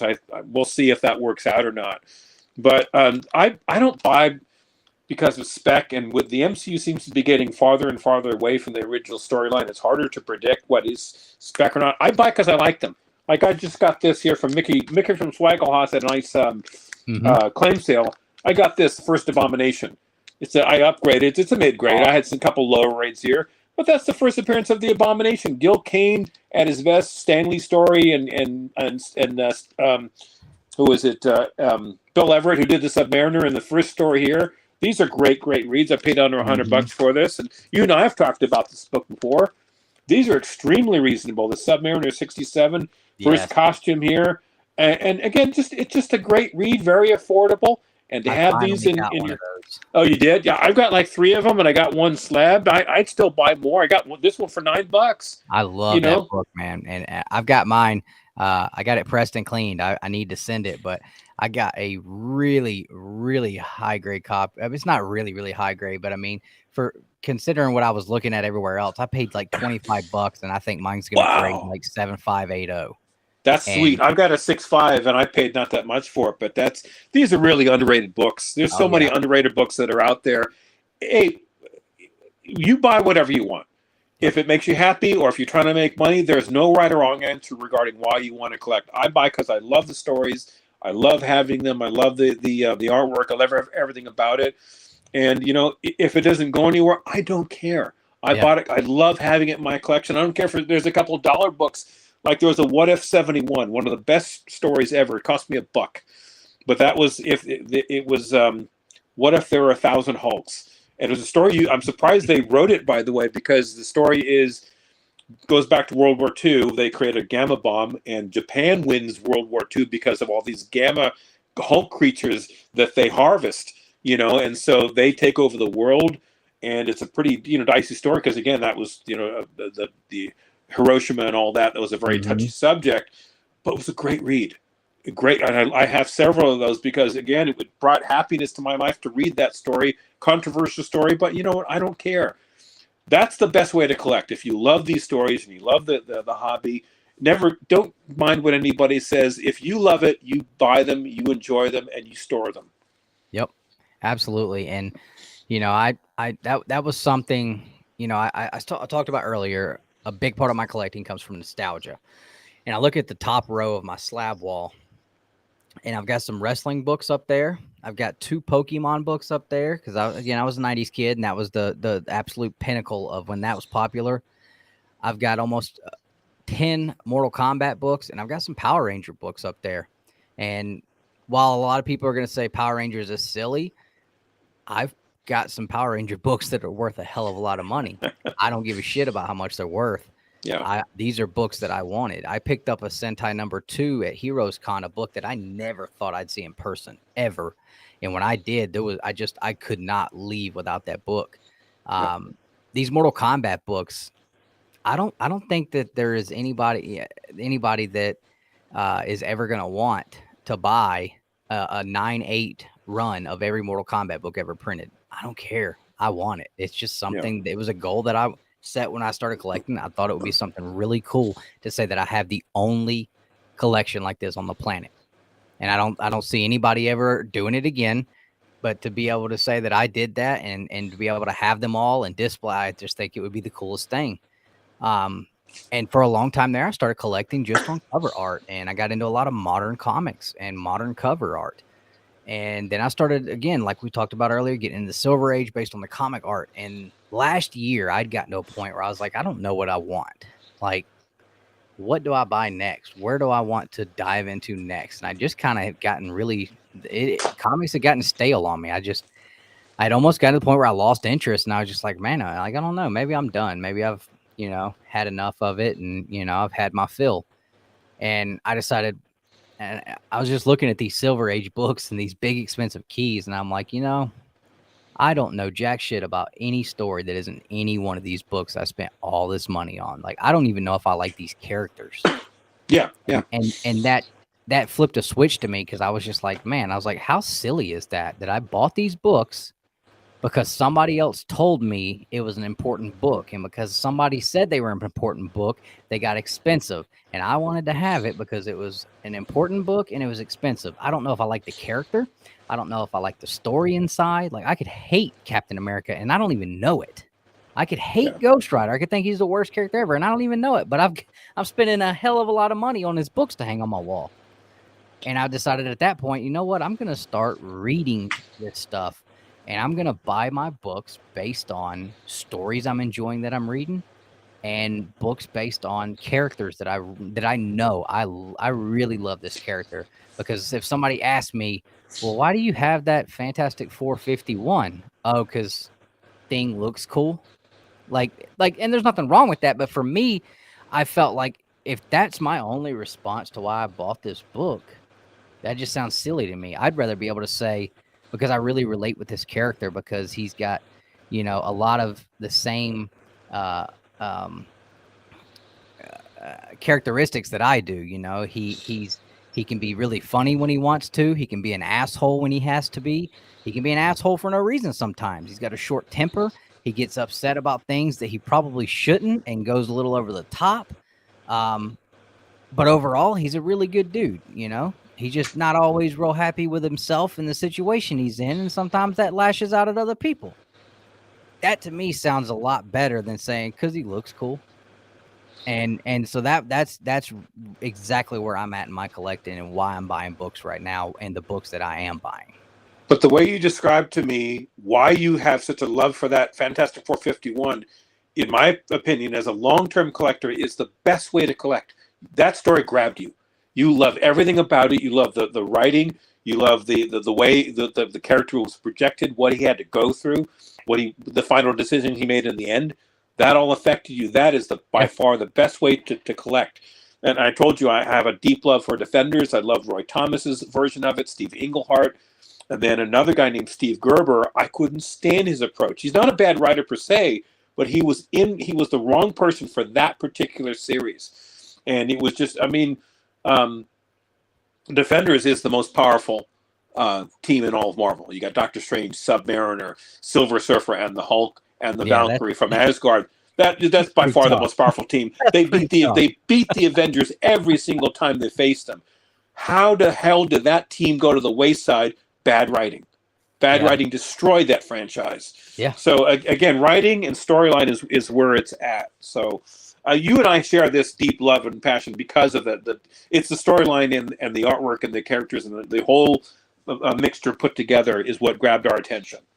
Yeah, and I'm so happy that, you know, and it's crazy to think like I was so close to just being done with this, and if I hadn't sat here and I even did a video where I watched that video. Yeah, I remember you doing that. It was a crossroads. You're like, am I done? What do I do? Yeah. You know, and you have these are the right. You were asking yourself all the right questions. And as long as you answer them honestly, let's say you got out of the industry, fine, nothing wrong with that. If it doesn't bring you happiness anymore, fine. Yep, and you know, that was, you know, some of it was meant to be entertaining, but that was a real situation where I you know, I was sitting here just contemplating this and thinking like, you know, because I'd gotten to the point where I realized I really haven't bought a book in a while. And I was just like, well, what do I want to buy next? What's my next goal book?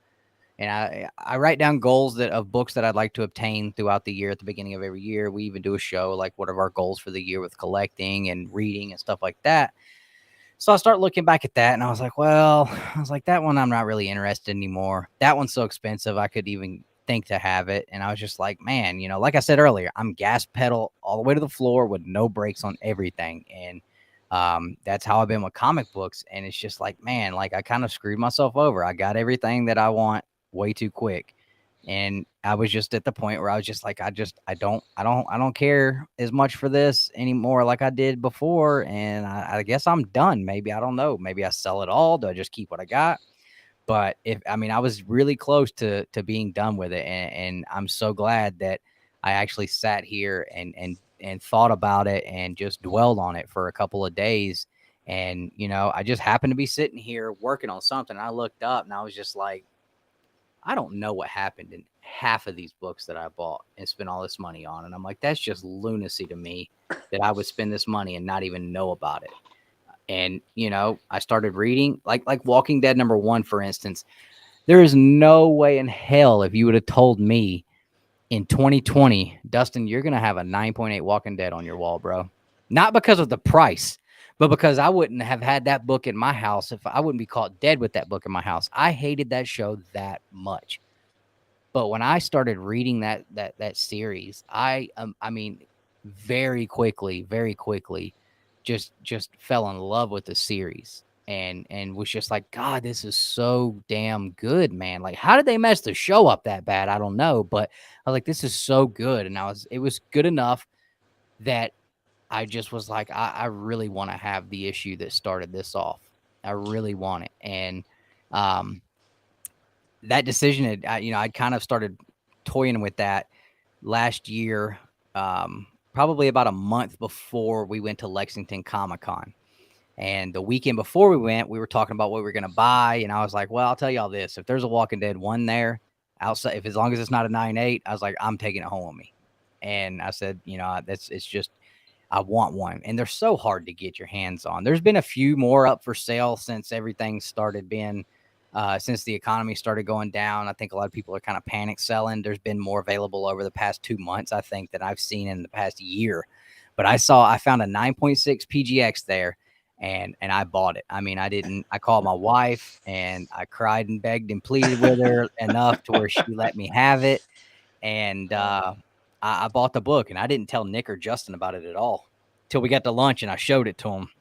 Oh, but I was embarrassed. I'd be embarrassed to tell you how much money I've spent over the years buying comics. And I posted something on my IG. I said, just when you're trying to hide how much you're spending on comic books from eBay, a package shows up with all eBay packaging all over it at the front door. I'm like, God damn it. Come on, guys.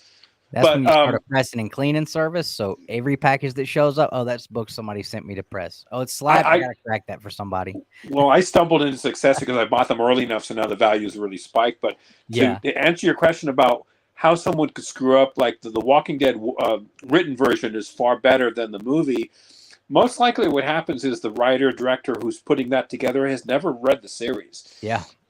Case in point, the first Hulk with Ang Lee. Ang Lee was one of the most overrated directors in all of Hollywood. I don't think he's ever read a comic in his life.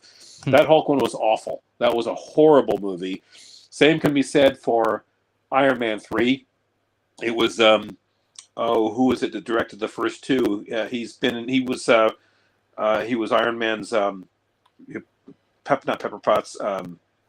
What's the other character? Why am I drawing a blank? Favreau. Jon Favreau directed 1 and 2. Some other guy directed Iron Man 3. It was a horrible movie. They destroyed a main character called the Mandarin. And they had a brilliant actor named Ben Kingsley, and he was a veteran actor. That guy, he had me at the very beginning of that movie. I thought, God, this is going to be a badass guy who's going to last for a long, long time. Mm-hmm. And then they did something totally stupid. They switched the whole direction.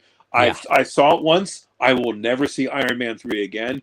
But see, bad writing, bad directing, people who know nothing about the franchise shouldn't be anywhere near a movie or a television show. It destroys your whole image of the character. Yeah, for sure. Everybody thought, it just turned out to be a big ass joke. Hey, are you watching the She-Hulk series, by the way? No.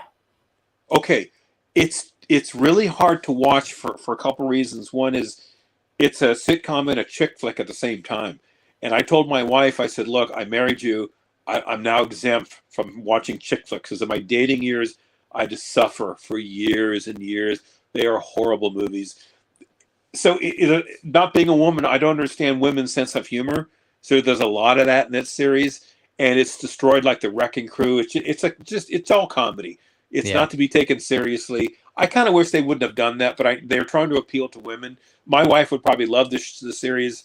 I'm kind of suffering through it, even though there are some funny scenes in it. But again, and it seems from what I could tell, it seems to be a lot of it seems to be, pretty accurate to how she was and how she was in the comics and stuff like that. Yeah. But the freaking idiots that are writing that, I'm not watching it, but I've been keeping up with what's going on in it, and there's just so many inconsistencies with what's going on in there. It seems like, and the freaking women that wrote it literally sat down and said in an interview, like, "Oh, we didn't write this as a superhero movie or a superhero show. Like, we sat around and talked about things that have happened in our lives, and that's what She-Hulk's going to go through." And it's like what?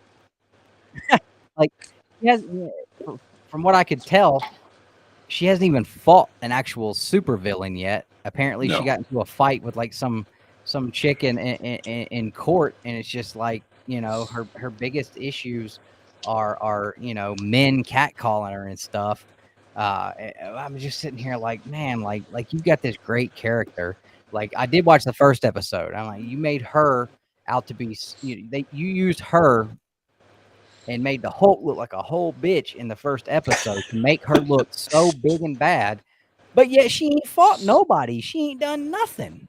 And I'm like, this is just crazy, man. Like, but I will give it that it seems like a lot of the stuff that she, does, and like there's a lot of comic book accuracy, but that does, and that's something we strive to get is comic accuracy, but that doesn't mean the show is any good, or that they're actually making an effort to make a good show. I mean, obviously that's one where the directors have jack shit as far as knowledge on comic books go, for sure.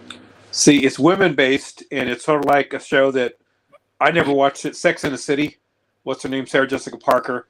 If you can tolerate that, if you like that, some men actually love that series. I never watched it. I never will. I don't care about. Look, I no offense about women, but look, their problems are their problems. I've got my own problems, as a man. So I don't need to hear. I'm sorry you're going through this problem. I'm not one of those people that's catcalling you. So I don't need to. Yeah. So anyway, but it's there are some interesting aspects to it. One thing I did like was they made fun of the news media, because news media is a joke today. It's an absolute joke. It's too entertainment based, and it's interwoven with social media. So they did do a nice profile on that. But other than that, it's like it's not to be taken too seriously. Yeah. So yeah, for sure. So let's finish up with talking about characters that you think, characters or specific issues or runs that you find to be undervalued or underappreciated or maybe completely misunderstood in Silver Age. I know I've got one character in mind specifically, but I want to hear what your thoughts are. And I'm going to write it down just in case you say it, so people don't think I copied you. One character that's misunderstood to this day. Yeah, or an issue, comic issues, just any Silver Age characters, issues, or runs that you find seem to be undervalued or underappreciated in general. The Herb Trimp Hulk run is still very undervalued. I mean, even back with, and I guess they're a bit pricey, with Marie Severin, who started that Hulk 102, and I think she ran all the way to 11 or 12. Good. She was fantastic. Still one of the most underappreciated artists. See, right there for everybody. Timestamp 2/22/09. Dan and I both are appreciative of a female in comics. See, y'all can't go. I don't want to hear out here that we don't like women because we was talking about She-Hulk. No, I mean, yeah, absolutely. It's still a male-dominated, hobby with the comic book. Yeah, and I think that's what makes her so impressive too, is that she was able to stand out and do such fantastic artwork in a male-dominated era of comics at that time, and for her stuff to be so damn good. One of my regrets is never meeting her. I mean, she passed a few years ago, but she was, she was again brilliant on so many levels. Well, you could be like me and find every time you find a new favorite artist to add to your list, and like, oh, I'd love to meet them, and like every single time you find out they're already dead. See, they're all dying right now. We've reached a point now where they're going one after another. I was telling somebody, I was like, a couple weeks ago when I found out Gil Kane died, it was like a horrible day for me, and they were like, "Yeah, a long time ago." I was like, "Yeah, but I didn't know it until a couple weeks ago." Right. Yeah. Gil Kane was certainly one of them. The Strange Tales, Tales to Astonish, and Tales of Suspense, still very underappreciated, and a lot of those, even at the comic shop I mentioned in Berkeley, those were not cared for very well. It's really hard to find those in high grade, but having the storyline in your hand is, I think, still worth your while to collect those. I'm even getting into bronze and even some copper age. The Marvel Team Up and Marvel 2-in-1s are kind of fun. They're really reasonably priced. So there's a whole, and ones I'm getting into. Oh, Hero for Hire. I got a few of those at the San Jose Comic-Con about a month or so ago. Reasonably priced, but interesting to see what they did with the character Luke Cage. He was a far cry from Black Panther. Panther, when he was created in Fantastic Four 52, I mean, they broke the ground. This is during race riots and all the rest of it. They come up with this, not a stereotypical character. They come up with a king, a man who has royalty and a man of honor. And the land of Wakanda is this way advanced society. Yeah, no one would have thought about that. Yeah, no one would have thought about that in 1966 other than Stan Lee and Jack Kirby. But when they came up with Hero for Hire in early 70s, I think it was 72 is when he came out. He was a more street fighter, down to earth, from the inner city, and a real tough guy. But I'm beginning to appreciate what they did with this guy. There's a lot of series I never read. Nova I never really read. I'm just now getting started with that. What else is there? There's a whole bunch that are out there. And again, anything Silver or Bronze Age, I would look into. Yeah. My biggest one is just a single character, and he's been brought up a lot more recently because he's going to be in his first movie, and everybody wants to say that. I've heard everybody say the same thing, that wants to argue people being upset that they've taken away the comic book part of him is Submariner. And everybody's like, Submariner always sucked in the comics anyway. I don't know why you're mad. And I'm like, I've always thought he was cool. The character I've always thought he looked cool. My biggest love for him has always been that he in my mind, he is every bit as much comic book royalty as any of the other Mount Rushmore Marvel characters. He was there from the beginning. He is Marvel Comics one character, and but I hadn't really read a whole lot of him. But again, through reading the Fantastic Four from 1 going forward, he is after Ben Grimm, the Thing, Submariner is my favorite character that involved in that series. Point blank. Every time he shows up, it's a good time. It's always a good show. He's so cool. He's so smooth. He's powerful. Very smart, and he never really loses. He might not win the battle, but he doesn't lose either. And I think he is such an underappreciated character and an undervalued character for sure. No, not having read New Comics in 25 years, I don't know if they've expanded on his origin, but I've always believed he, like Thor, is a godlike character, from Asgard. Hercules, godlike character from Zeus. I think Submariner, Namor, is a godlike character from Triton, or who would be Poseidon. How do you explain? He's not a big character. He's maybe 6'2" or whatever. He can fly with these little wings. There's something mystical about him. I think there is a godlike origin to explain his powers that hasn't been explained yet. Again, I would go towards the probably Poseidon or Triton would be his ancestry, but there is a godlike background that he has that hasn't been explained yet. Yeah, and that makes a lot of sense. I know he's characterized as a mutant. But I mean, yeah, I never would have expected to enjoy whenever he shows up in these issues as we're reading it.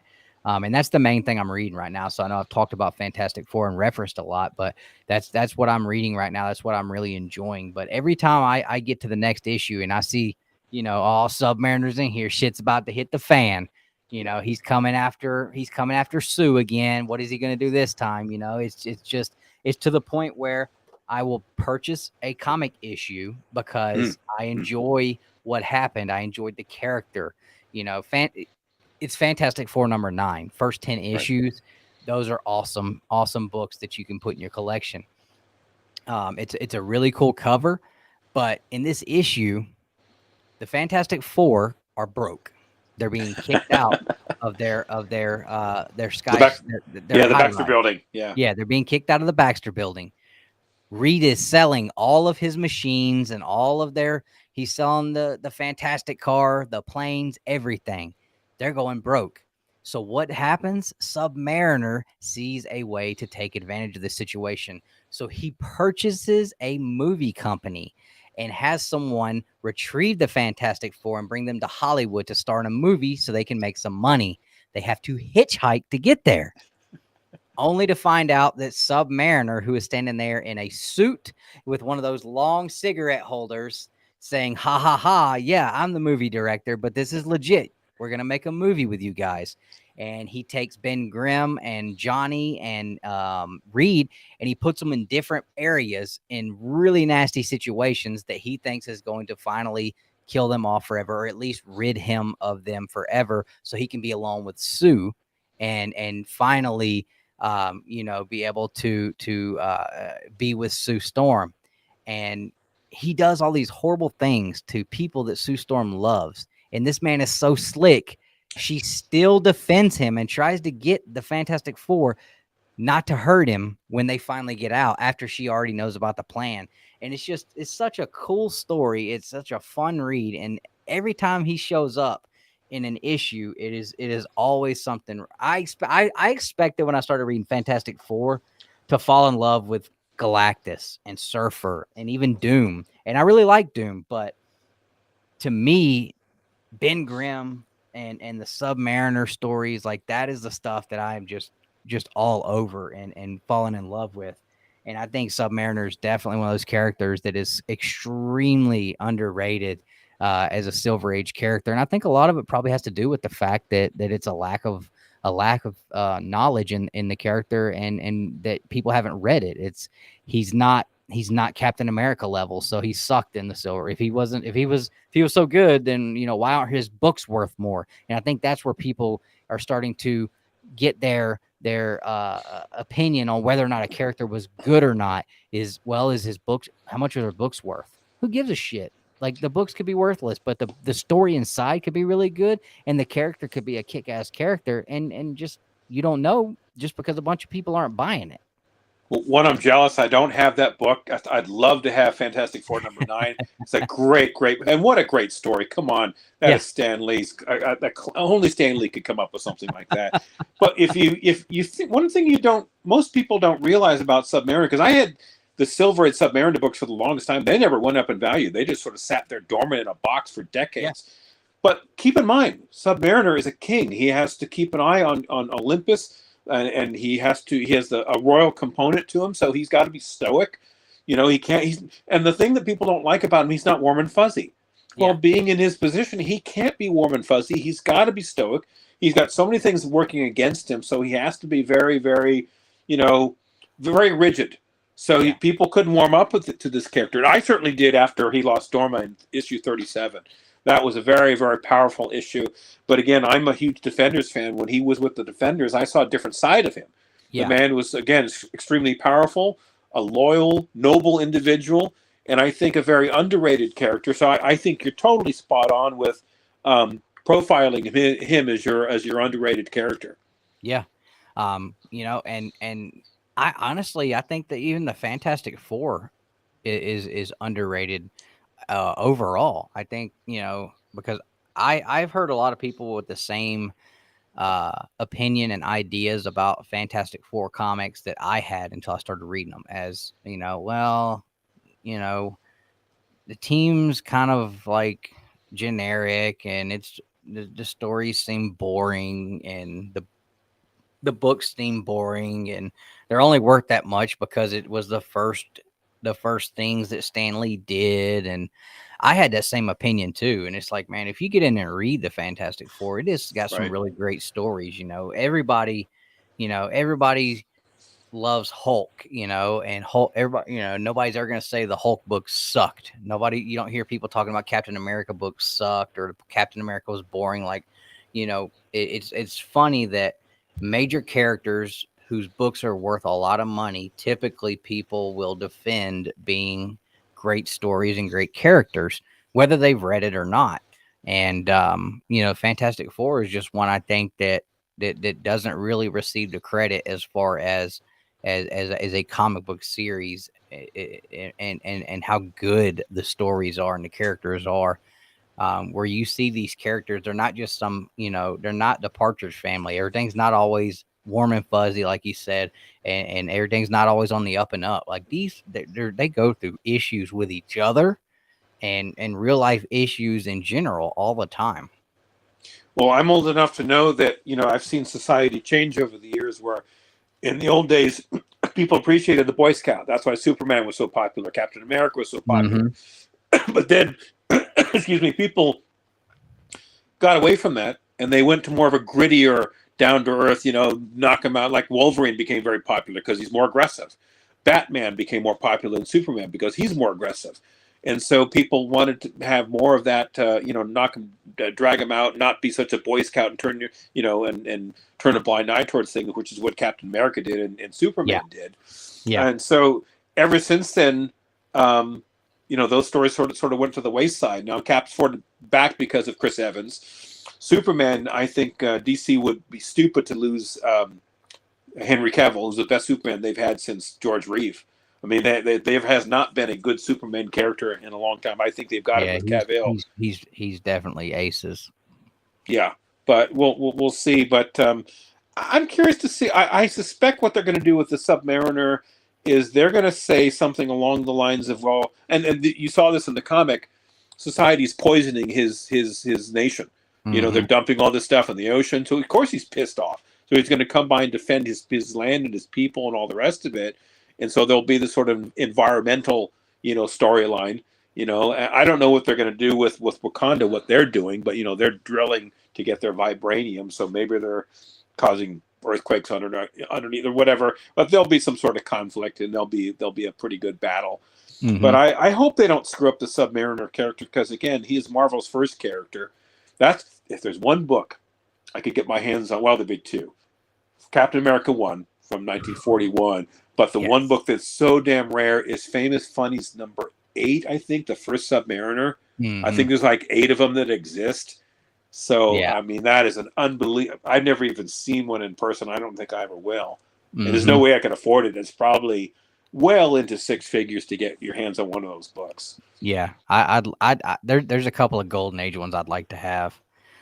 But I really like old Flathead, as the Thing would call him all the time. Oh my God! Oh yeah, I had. By the way, terrible story. I had All Winners number 19, the first Marvel Super Team, and Submariner has that pointy triangular head. Sadly, it was stolen. Some jackass stole it years ago. I couldn't prove it, but it was gone.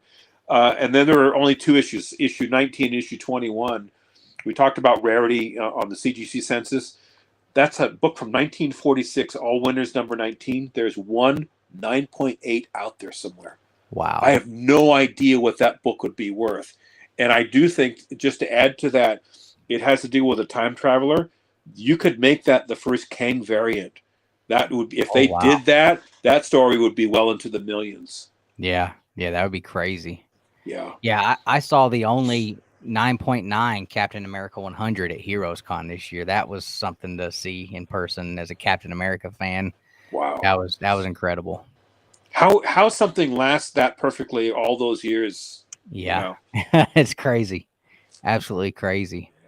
I read the Marvel Spotlight series, the portion of it that pertained to Ghost Rider last year. And you hear Ghost Rider is a popular character. People really like him, but I don't ever hear a whole lot of talk about the stories and that Marvel Spotlight run with him in it when they introduced him, and they had some cool stuff going on in those. Really cool. And Mike Plug art that he was a unique artist, perfect for that character. Oh yeah. When they're out in the desert, and I mean, hell, that first issue, it's not very often that you get that first appearance and it's just a kick-ass story. A lot of times what I've read of first appearances, you build it up so much in your head. Maybe that's my problem. I build it up so much in my head, like this is the first appearance of this character, and you read the story and you're like, oh, that's it. Not with Ghost Rider, man. That Marvel Spotlight 5, that issue is a badass read. It is cool as crap. I enjoyed that so much, and that's something I can definitely see myself revisiting and reading multiple more times in my lifetime because I enjoyed it that much. If they didn't choose Nicolas Cage as the lead role in the first movie, that movie would have been dynamite. Everyone else was fantastic in the movie other than him. So, but that was a direct offshoot of Marvel Spotlight 5. The storyline was pretty spot on. Mm-hmm. And by the way, that horror is really moving to the forefront. He'll be the lead character moving forward with that. It was Mickey from Swaggle did a profile with lots of the heavy hitters. You had Chris from Journos, you had Newbie, several others, and they put Action Comics number 1, Amazing Fantasy 15, and a 9.8 of the Marvel Spotlight 5 all together, and comparing them. And I would, if I was on that show, I would have said, look, I remember a day when you would never compare an AF-15 to an Action 1. Action 1 was always the best. It was always Action Comics #1 or Detective 27 were the two top comics in the world. You would never put an AF-15 there, but now lo and behold, it's now comparing, even outselling Action number 1. But they put the Marvel Spotlight 5 there because it's a rare 9.8 because of the black cover. You would think that shouldn't be anywhere near compared to those two books, but you know what? It's moving up so much in value. I think if there was one book that I think is more undervalued, it's Marvel Spotlight 5. Yeah, for sure. Absolutely, because you can get like a 4.0 copy for like $1,500 right now. It's cheap. That's way cheap for that. Way cheap. And I'd be lying if I said that I had not considered trying to move on just getting a higher grade copy. I would never get rid of the copy that I have, because Man Cave, he gave that to me, and it was, when I opened that up, I absolutely lost my mind. I could not believe this man sent that book to me for free. But that's just the kind of person he is. And but I have definitely thought about getting a higher grade copy just to hold on to and see what happens with it for sure. I don't think it's a stretch to say that. I remember a time when Hulk 181 wasn't that expensive. Now you can't touch it for less than $4,000. Once the Ghost Rider character starts gaining much more popularity, I can see a 4.0 going for $4,000. Yeah. I mean, the character has so much potential, like you said, is his powers, and I mean the penance stare. Jesus Christ, man, that is like that's got to be one of the coolest powers in all of comic books. I mean, absolutely one of the coolest powers in all the comic books. But the whole mystique around the character, the origin story, some of the villains that he's got are just absolutely. I'd love to see a good depiction of the story with a witch woman at some point on screen. Would be super cool. But I mean, yeah, absolutely. I think even as popular as that character is, I think it's still undervalued. Maybe not underappreciated, but definitely undervalued for sure. I think underappreciated as well. I would say both. Yeah. Okay. And the crazy thing is, Ghost Rider #1 has seen more of an uptick in price than Marvel Spotlight 5. I bought an 8.0 white pages last year for like $500, and that book's worth almost $1,000 now. Like it's almost doubled. Right. And Spotlight 5 it's had an uptick, but it hasn't been very significant at all. That surprises me that one is, sort of outpacing Spotlight 5. You think it's the other way around, but it may catch up at some point. Yeah. But is it because that's the first Damian Hellstrom? It was that in #1? I believe it was. I thought it was #2. Maybe it was a brief appearance. I almost said cameo. Let me go. I got the book right in front of me. I think it is, and if it is, but that still wouldn't explain why Marvel Spotlight is undervalued compared to #1, because that was just the first beginning of his first series. Appearance in cameo. The label says so. Let me correct a brief appearance, but anyway. Yeah. But that's wild for sure. I think another undervalued Marvel Silver Age book, and it's not cheap, but it's way cheap when you really think about what it is Avengers 4. I mean, that book is I mean, you can get a low grade copy for under $1,000. I mean, I'm talking like a 2.0. I think you can get for under $1,000. I bought my 3.0 last year. It was already graded.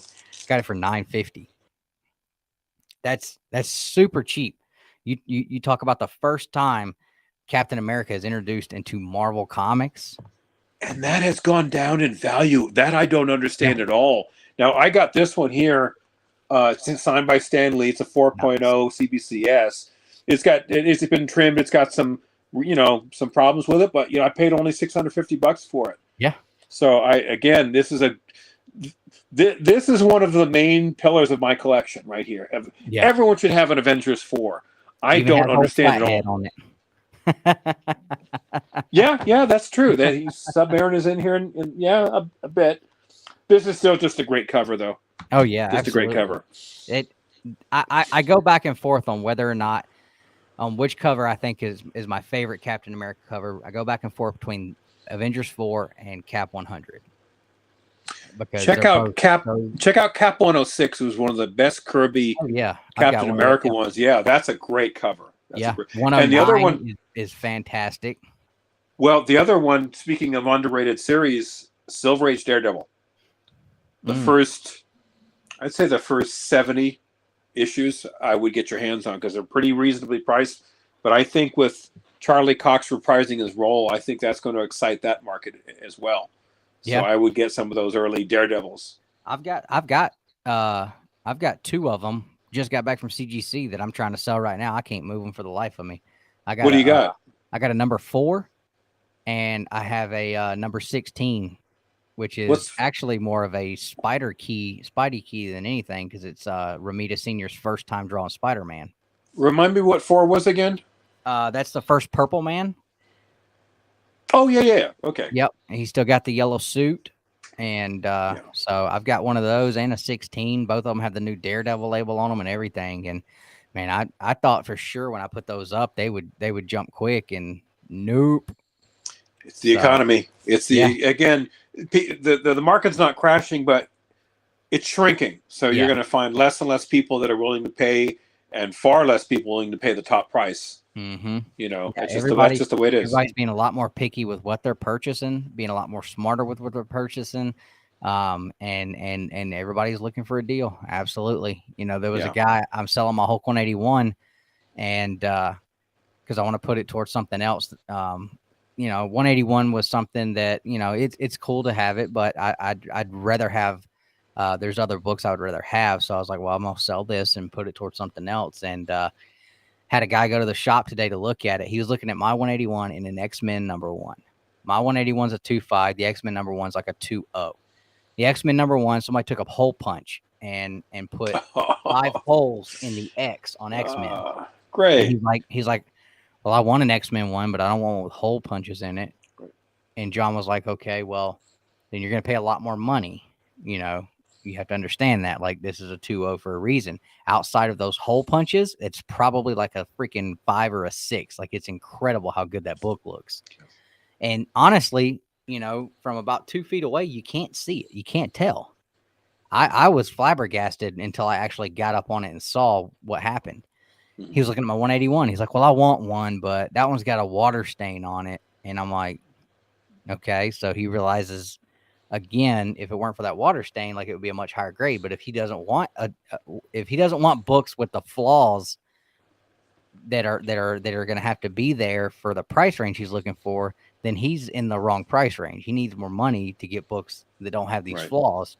And you know, he was like, well, what if you took half? And it's like, what if you just walk out the door? I mean, no. I think there has been way too much over focus on perfection. Everyone wants a 9.8, but the problem with perfection is expensive.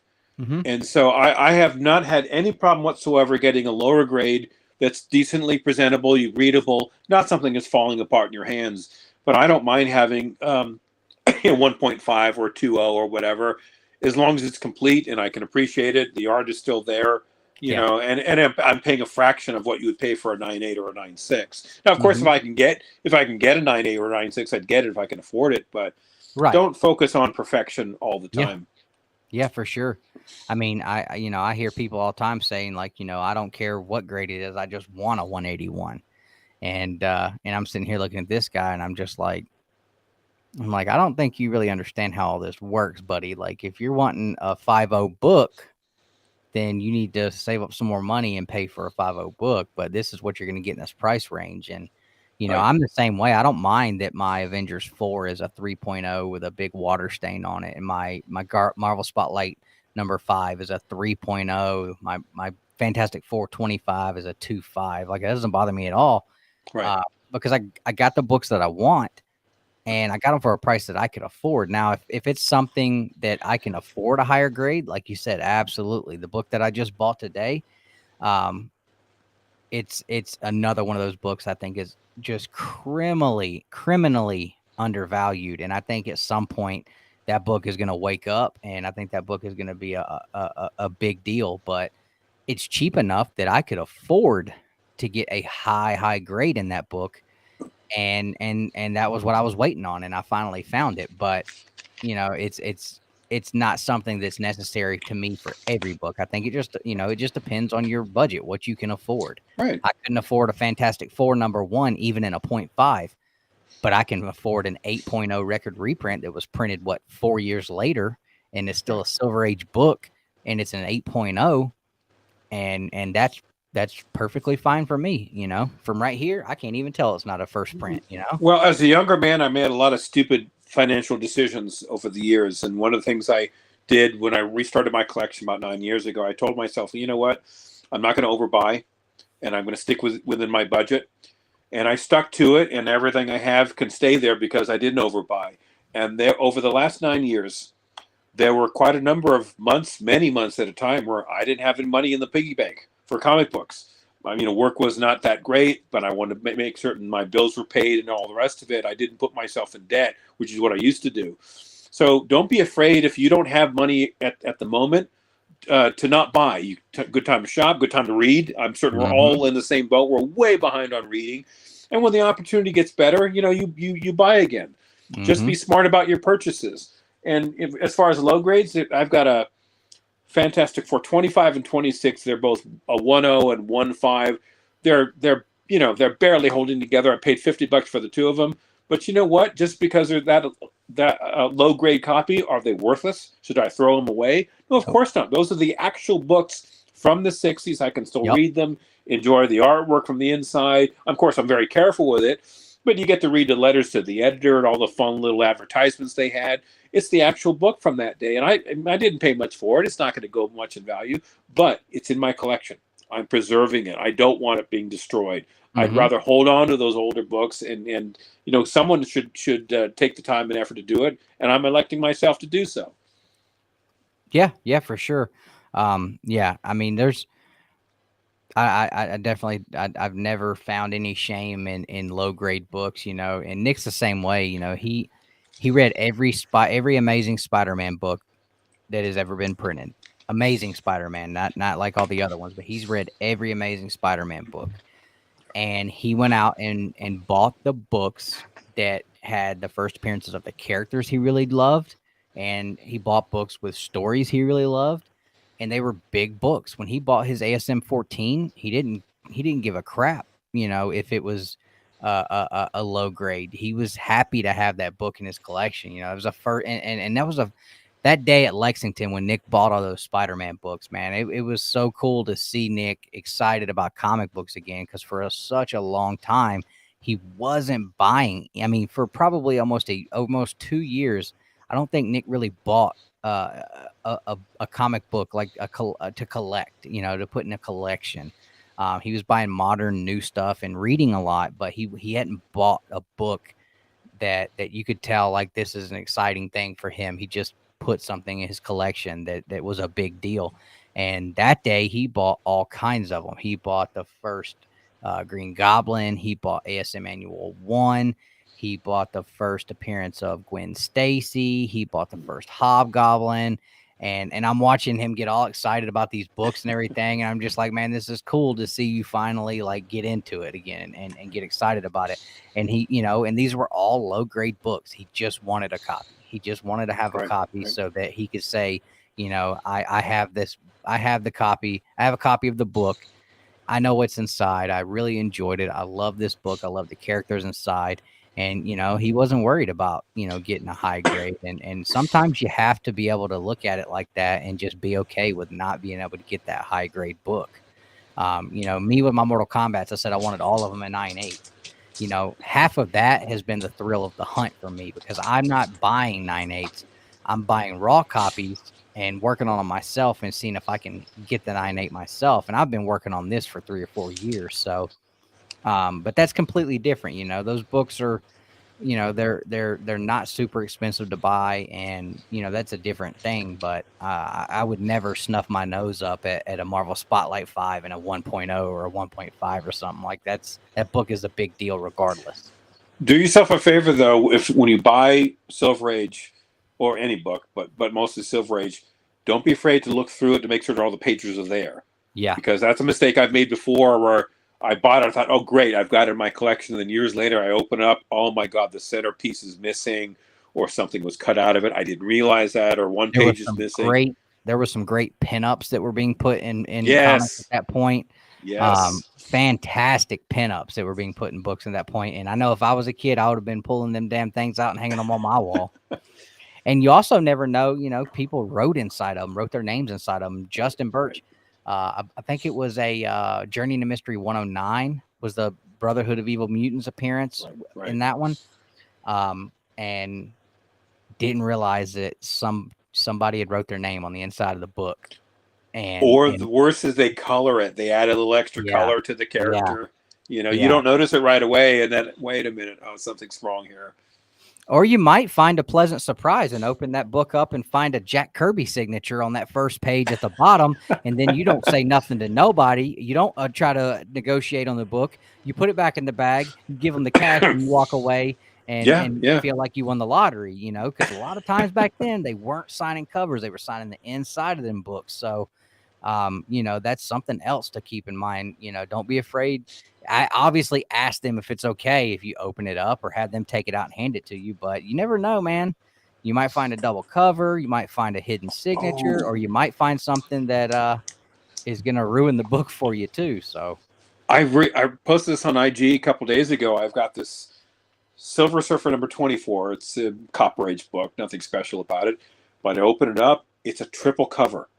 There's two covers, but the problem is at the manufacturer, they folded the two covers. It got folded at the manufacturer, at the printers. So there's like a 3/4 inch missing, or moved up on the first two, and then the outer cover is normal. But you rarely see a triple cover. But I did notice it. You have to open it up to look at it, though. Yep, absolutely. There's all kind of printer defects that happen back then, man. You get the one staple books. I was pressing the X-Men book for Justin today because he's going to go get it signed by Mark Silvestri next weekend. And I opened it up and I went I was flipping through it to check the pages, and I'm like, why is this book so loose? And I get to the centerfold and I'm like, holy shit, there's only one staple here. Okay, that's why. And I hit him up. I'm like, hey, do you know that you're missing a staple on this book? And I was messing with him. He's like, what? I was like, yeah, it's only got one staple, dude. Half the book is just flying around loosey-goosey. Yeah. He's like, what do you mean? And I was like, dude, it's fine. It was manufactured that way. There's no holes or anything. Right, and I was like, I said, it's kind of cool, actually. So, but yeah, you never know what you're going to find. Always check those books. And that's something that I kind of got Justin on, because now when we go to cons together, like he won't buy anything without letting me look at it, Yeah. And what do you think what do you think the grade is on this? Is it the right price, or how much should I offer? And, it's cool. It's cool to be able to be that guy for him. Not that I'm the end all be all, or that I'm even like super great at it, but I mean, I do have enough knowledge, I think, that I can make sure he's not overspending. And I try to do that for Nick too. Sometimes Nick won't listen. I always tell Nick, I'm like, dude, don't buy that without me looking at it first. He made a deal on an ASM 129 and didn't even have the book in his hand, and had already and it's got a big chunk missing out of the bottom right corner. And I was like, dude, you literally, I just talked to you about this and said, don't break the rule, bro. Because there was another book he was gonna buy, and I looked at it. I was like, oh, you didn't want this, dude. I was like, look at the back right here. And, I'm like, that's one piece of advice I'll give to everybody. Do not buy a book just because that front cover looks good. It might not even have one on the back. And that was the case on the book that either Nick or Justin was going to buy. And I was like, there's not even a back cover. And the dealer didn't even know, because he never looked. He bought it from someone else and didn't check. And I'm like, ever since I started getting on YouTube, and I'm second of 7. I got 5 brothers. And they all watch the shows, and they said, Danny, what's your advice on this? What do you want to buy for that? What should I pay? I'm like, I don't like giving advice. I said, look, I bought because I bought it. If you buy it, you're on your own. It was about they wanted to talk about Amazing Spider-Man 194, First Black Cat. That's a hot issue. And I said, look at the condition. Here's a number. If you can afford it, great. But they look at me as an expert regarding what's worth what. I'm not comfortable giving advice. Yeah. I just buy what I buy, and if you like the collection, great. But I don't want to get into the financial component of being. I don't want to be, what do you call those, broker. I don't want to be a stockbroker. So buy at your own risk, but just use the cautions of looking at the book, looking at the market. Go to eBay, go to whatever, scope it out to see what the prices are, and then make your decision. Yeah, absolutely. If and raw books are the most dangerous ones because the price, it's so hard to nail a price down. The best thing you can do is, what I try to do is I'll look at the whole entire book and I'll try to estimate what I think it can grade. And then I'll look at prices on those books graded. And then, obviously I'm not going to pay graded prices for a raw book, but it gives me an idea. And then I look at the book and say, okay, they're asking this for it. And obviously they've done what I'm doing. However, I also will look and see, can I improve this book to grade it higher? And Justin, that's what he's gotten to where he'll do. And it worked out well for him at the last con we went to together. He always goes to cons with a list, and he does really good about sticking to his list of books he wants to get. And I think that's super smart. And he wanted an ASM 101. That was one of his books he wanted. And he found a 4.5 copy. And we were looking at it, and we were looking at GPA and checking prices. And I was like, okay, I like the prices. I was like, he's a little high, but not too much. I said, I'm pretty sure he'll negotiate enough to where we can get it right at it. I said, however, I'm looking at it. I said, if you want me to, I said, I think I can crack this book out and we can press it and clean it and get you a higher grade. And I was able to bump it 2 grades for him. And so, he was able to get the book for a good price at the grade he bought it at. But essentially he bought it for 2 grades higher, and he bought it for the lower price. So, I mean, that's another thing that if you know what you're looking at, you can definitely get a better deal that way sometimes too. Right. Instead of paying 5.0 price for this 5.0, look at that 4.5 and see if you think you can get to a 6.0. And then if you can, even if you have to pay over the 4.5 price a little bit, like, it's still going to be cheaper in the long run. You're going to get a better book, a higher grade. I mean, so there's a whole lot of different ways you can look at it. And, sometimes it can kind of ruin the fun of it. Sometimes I know for me, I've wanted to buy books before, and it's like, this is the only one in the entire building, and they've got it so overpriced. One of the Tomahawk books, I ruined that for myself because he had that book priced about $50 too high, and he had it priced at like $100, and I could have bought a graded 8.0 for like $65, I think, at that time, and I didn't buy it. And I was like, I don't know if it'll hit higher than an 8.0 or not. He won't come off the price $1. And that's the first time I've seen that book in person. And I am the kind of person, I hate internet shopping. I hate it. I hate buying clothes on the internet. I want to go to the store. I want to look at it in person. I want to try it on, make sure it fits. I want to look at it in my hands, make sure it's what I want. And so if I can find a comic in the wild, I will pay a little more for it because I know I can take it home. And I have the experience of actually finding that book myself and having to search for it. And, I don't have to worry about somebody shipping it, getting messed up in shipping. Like, the whole experience of picking one up in person to me is the best thing. It just, eBay and stuff like that takes the fun out of it for me a lot. But, I think that that Tomahawk book, I hated that I didn't pick it up. I was like, dang, for $50, I could have a copy. And instead, now I'm still looking for one. So you kind of, sometimes if depending on how you look at it, you can kind of ruin it for yourself and, you still don't have the book. But I had a bit of the opposite approach, especially with the last couple of years of the pandemic. Most of the shopping was through online because you couldn't go anywhere, especially here in California. We were the first to lock down and the last to open up, because the state's run by idiots. But anyway, I was buying a lot of eBay shopping, and the problem is you can get caught up in the bid. You really get caught up in the bid, and so I had to be very careful with that. But I've had mostly positive experiences. And eBay, there's a lot of fees with eBay and so forth. But I have a stellar reputation I always pay on time. I've never been late. when I buy something, I buy it, so there's never any problems. And sellers love me. They're always sending me deals and all that. Mm-hmm. And I've had more positive experiences than not. There's a couple issues that I had, but for all intents and purposes, eBay protects the buyer. So I've got a lot of protection on me. Yeah, I don't mind paying a few more bucks. Once I make a transaction, I don't want any hassles. I want the book to be sent to me. I want it to be sent to the way they're describing it. And over 90% of the time, I'm satisfied with what I got. And also, because I have such a large database, I'm able to look and look and look. That's how I found the Avengers 4. I was diligent, looking sometimes 5-6 times a day at whatever. And then when you see the deal, and like the Avengers 4 was a buy it now, that would not have lasted $650. That wouldn't last 15 minutes if that was on sale today. Somebody probably didn't know what they had or just wanted to move it. And I just happened to be right there on the spot, press buy it now, I got it. And I got another, like this one here.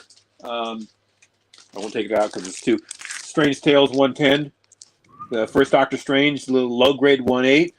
I was the final price was $702.15. What's up, Russ? But man,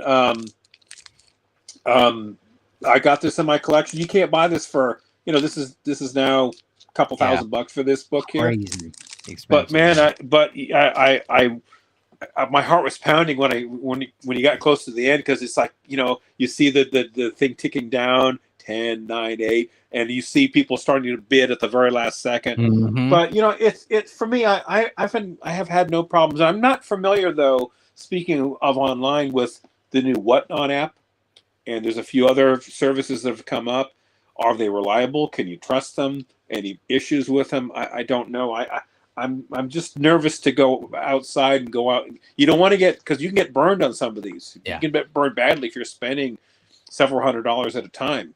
I almost did not buy that Avengers 4. I thought it was too good to be true. And I'm thinking $650. This could be a scam. And I looked at the seller. Everything looked okay. And I nervously pressed buy it now, but I could have pissed away $650. Yeah. And about a week later, it shows up. It's an actual Avengers 4. It's signed by Stan Lee, and everything turned out well. But it's all hit or miss no matter what you do. Yeah, for sure. Yeah, like I said, I mean, I use eBay, and that book I was telling you about, I bought that off of Shortboxed. That sometimes you don't have a choice. If you want the damn book, depending on what it is, it might not be available anywhere else. And that book I bought today was not available anywhere else. A copy of it hasn't sold that in close to that grade in like 4 years. So, sometimes you just got to grab it when it pops up, when it's available. Right. But you're talking about getting caught up in the bidding. That Fantastic 425. I read that story last year, and I had that book purchased within a week. I had to have it. I was like, this story was. These two went at it, Hulk and Thing. So number 12, it was not a solo fight between Hulk and Thing, and the circumstances were a little different. In this issue, these two tore New York City apart. I mean, from cover to cover, it was nothing but a battle. The rest of the Fantastic Four was taken out. Reed Richards was sick. Johnny Storm got taken out by the Hulk real quickly. Sue was no help at this time. And it was up to Ben Grimm, and it was such an epic battle and an awesome read. I had to have the book. So I go online and I'm looking at copies, and I'm like, oh, there's a 2.5 that's, on auction. It ends in like an hour. So I put in a bid until I get to be the highest bidder. I was like, cool. So I get a notification. The bid ends in 2 minutes. So I'm sitting there watching it. Somebody outbid. So I outbid them. I set a GPA high on that book because I just dropped the hammer on them. I went. Yeah. I forget what the current bid was, but I bid like $80 over that. Right. And that sealed the deal for me. And I looked at GPA and I was like, wow, I overspent on that one. I was like, whatever. I don't care. I got the book. Like, I don't care. And then I get it in hand, and I'm like, wow, this thing is a wrinkled mess. So, I mean, I'm probably going to crack it, but I haven't yet because I really don't care what the grade is on it. It was another one of those. I love the story. I love the characters. And, I had to have the book. I got the book when I got it home. I unpackaged it. My kid always wants to see what comic books daddy got in the mail. after I unpackaged it and he was looking at it, he's like, "That's so cool, the thing in Hulk." So what did that lead to? Me sitting on the couch with my kid for 45 minutes reading that story to him and us talking about what was going on in it. He's 7 years old and he's sitting there and enjoying a Silver Age comic himself. And that was like that was one of those things. It was just, such a cool experience overall with that book. And being able to share that with my kid, that it was so cool, and I enjoyed it so much. But you can definitely get into some bidding wars and get yourself into trouble. Nick and I used to do it when we first got into comics. We would watch these two guys. They were actually brothers, and Phil and Dave Langston on Facebook. They did Facebook auction live sales, and Nick and I would sit there, and if he knew I was bidding on a book and I wanted it, he would bid it up just to be a douchebag. Like he didn't want the book, didn't need the book, care nothing about it, but he would bid it up just to piss me off, and I'd do it to him too. And so even with my own brother, we would sit there and do it, and we're texting each other back and forth the whole time. You son of a bitch, I can't believe you did that. And sometimes one of us would win the book, and it's just like, no, I just did it to mess with you, man. Here, just pay me the money for it. And it's like, well, I wouldn't have had to pay this much for it if you'd have just let me buy it, Right. So. So 2 questions. Did you get issue 26? Not yet. But okay. Have you read it? Have you read it? I mean, like in a grade? Okay. You have to get 26, which I have a much higher grade of 20. That's a way undervalued book. Yeah, far less expensive than 25. Avengers crossover, right? Yes. And that's actually the second appearance of Captain America, if I remember correctly. Well, actually, was it? No, 25 is the second Silver Age appearance of Captain America. Yes, pardon me, you're correct. Yeah. And then it's the third one is in 26. Yeah, but 26 is the first Avengers crossover, and that was a hell of a read too, because then you had the Fantastic Four fighting the Avengers over who was going to fight the Hulk, and I'm just sitting here like, this is so fun. That's a great story. That's a great 1-2 punch. And now, do you have issue 112? So I had a copy of that like 3 years ago. And at that time, I wasn't a fan of Fantastic Four or anything. I thought the cover was cool. I ended up selling it. But that is definitely one I want. I want a 112, and I really want a nice Submariner number 8, being that I love both of those characters so much, and their interactions with each other are so awesome every time. Both of those I still want, and I'm going to definitely be looking to grab those probably. I might not get them this year. Just depending on how everything goes, I might try to grab them, but those are definitely on the list to get for sure. One of the best animated series I've ever seen was one season with Fantastic Four. I think it was 95 or 96. And one of the best episodes was a Thing versus Hulk battle. You would love that if you've never seen it. Take the time and look at it. Okay. They do have it on, I don't know if you subscribe to Disney Plus, but I've got it. It's there. They mix the battle between issue 25 and issue 112 in that. It's a great story. I mean, it's so classic. You see the Ben Grimm with Hart in that whole fight. Yeah. So take the time and see it. It's totally worth it. Okay. I'll tell you another book that I read when I really found a love for the Thing and Ben Grimm, and you talk about showing heart, and that is the I think it's Marvel. Is it a Marvel team up? But it's the one where where he fights the champion. Oh, Marvel 217. Yeah. Fantastic cover. That was a great story. And this guy brings in like the elite of elite fighters and badasses, and everybody gets kicked out. Submariner gets pissy and just leaves.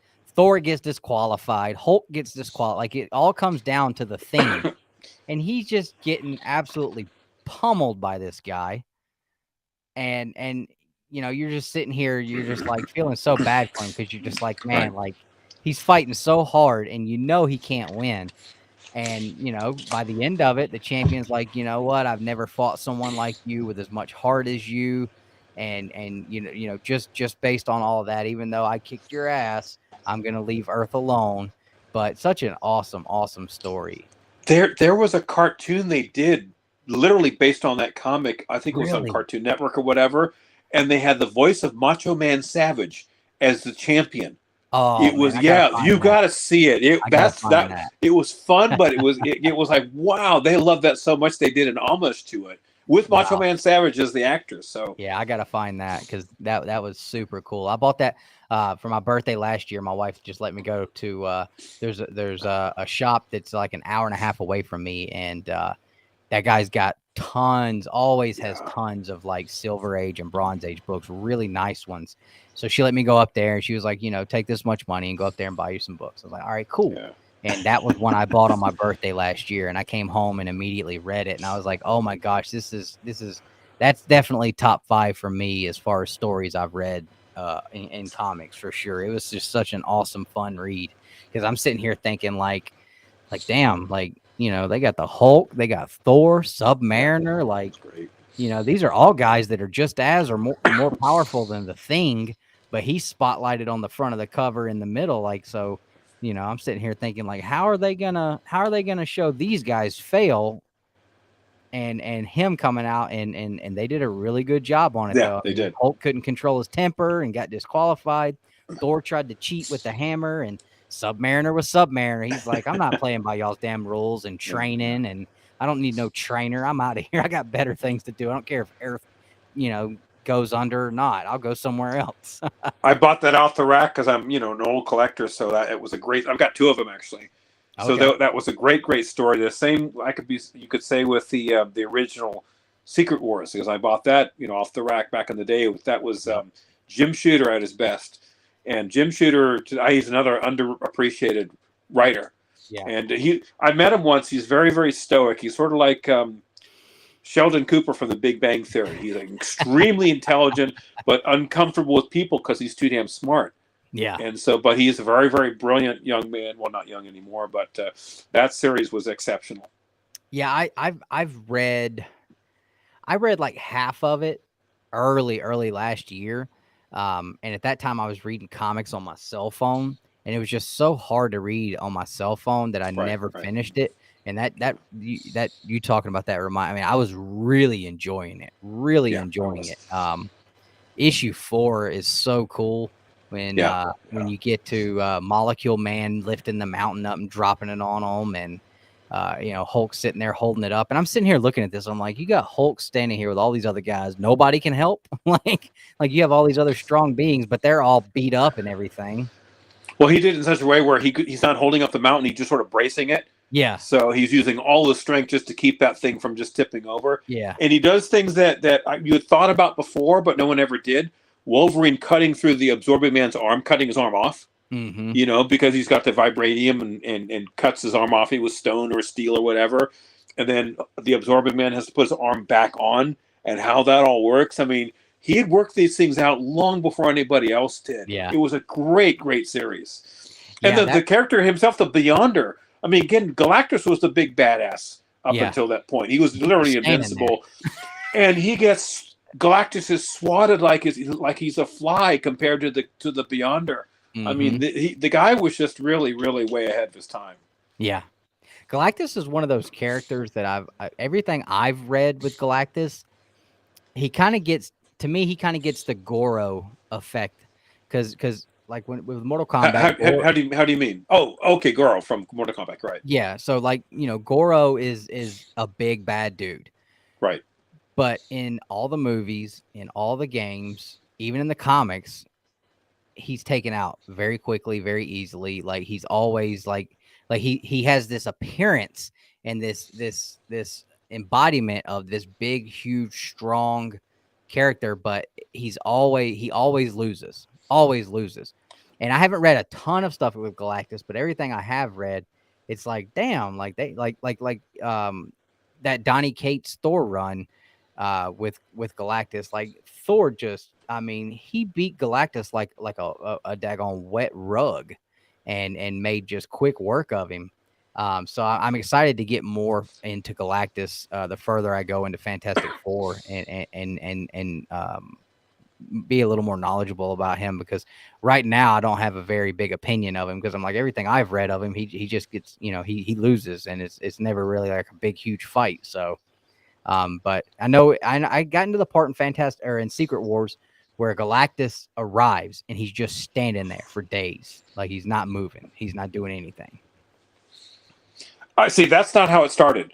Galactus, when he began, was nearly invincible. He never lost anything. He was too damn powerful. Okay. So apparently they've changed the perception of him over the decades, where he's not as powerful as he was first projected. Yeah. But I don't agree with that. I agree with the old style Galactus, where he was the most powerful beings were Galactus, Odin, Zeus, a few others are not coming to mind, but those were the top tier.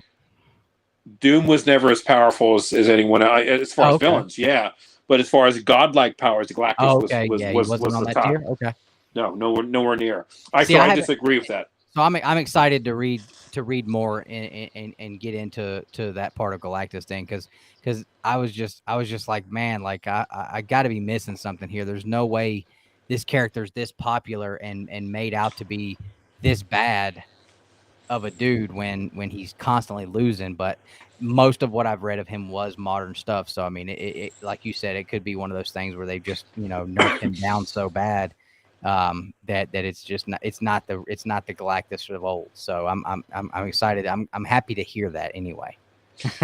Well, see, this is why I got away from comics in the 90s, and I bought new comics last year to see what their perception is of the Silver and Bronze Age, and if that's their perception of beings like Galactus, I think they're way off base.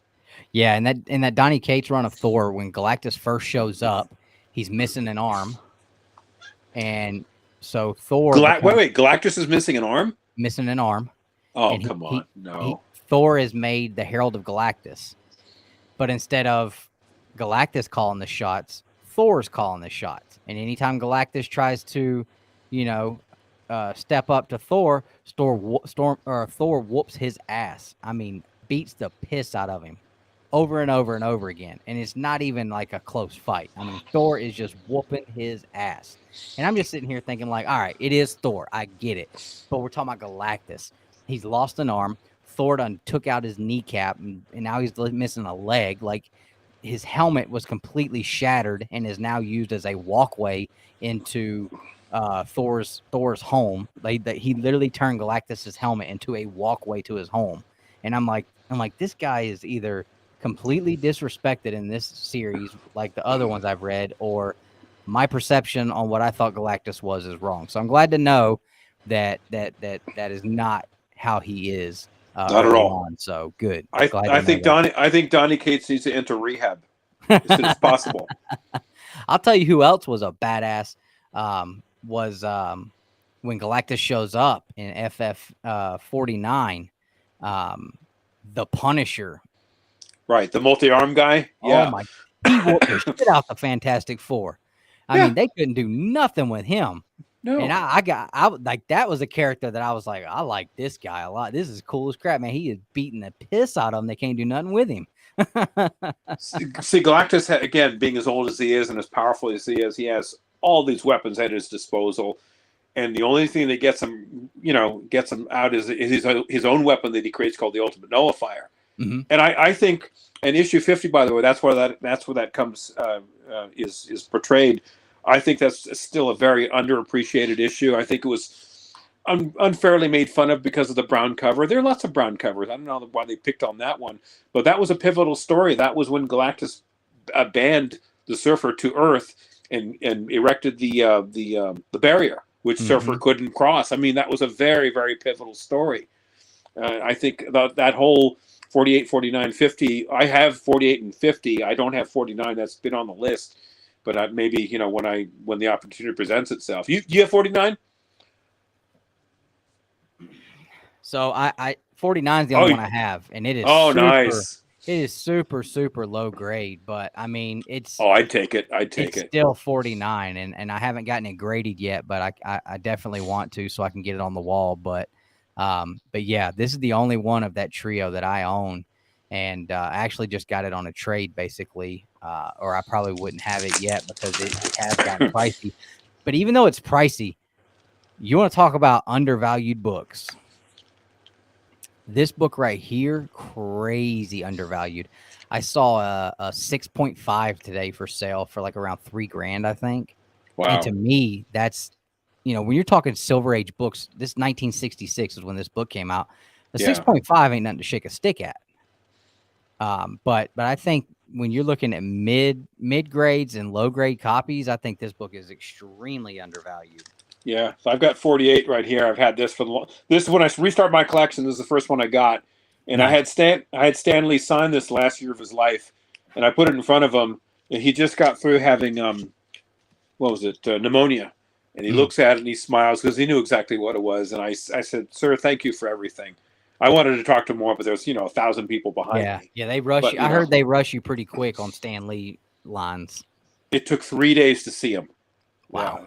Yeah. But he, you know what? And he loved his fans so much. Again, he had just come off pneumonia. He didn't have to be at the San Jose Comic-Con, but he stuck it out the entire weekend because he wanted to see his fans. He really had a true love for people that read his stuff, and he was one of a kind, and I miss him to this day. Yeah.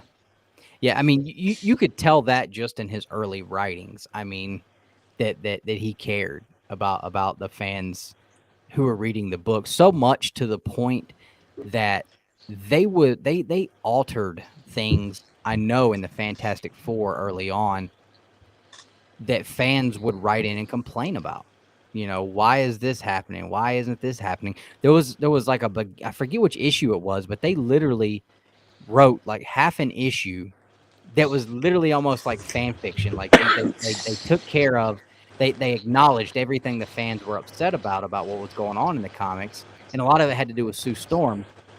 And they did like a whole like 5-page mini story inside of that issue where they were addressing it and saying, basically like, we hear you and we're going to work on it.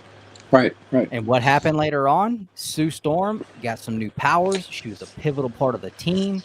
And, there was other things that they brought up, and I don't remember what it was, but I know it was one of the very early issues.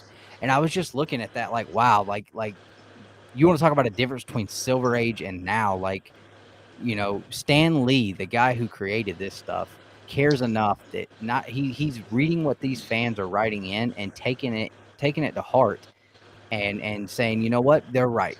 We should definitely do this and do that. And I mean, could you imagine today? I mean, hell, now today we're getting, if you don't like my politics, then you don't buy my books. Like they don't give a shit what the fans like today. They could care less. Don't buy it then. That's their response. Have you ever read the letters to the editor in the old Fantastic Four books? So Nick and I were talking about that because on the Marvel Unlimited app, they're available in the Spider-Man stuff, but not in the Fantastic Four. Okay. See, that's what, again, going back to what I said, getting that low grade Fantastic Four 25 and 26, I've only paid $50 for the two of them, but it has everything, including the letters to the editor. And it's interesting to see what the kids back in those days were writing about. They were extremely intelligent, well spoken, and they took the writing and the whole storyline very seriously. It's worth reading just for that. Yeah. Just to have that in your hand and see what they were talking about at the time. They're far more intelligent of young people than young people are today, I'm sorry to say. Yeah.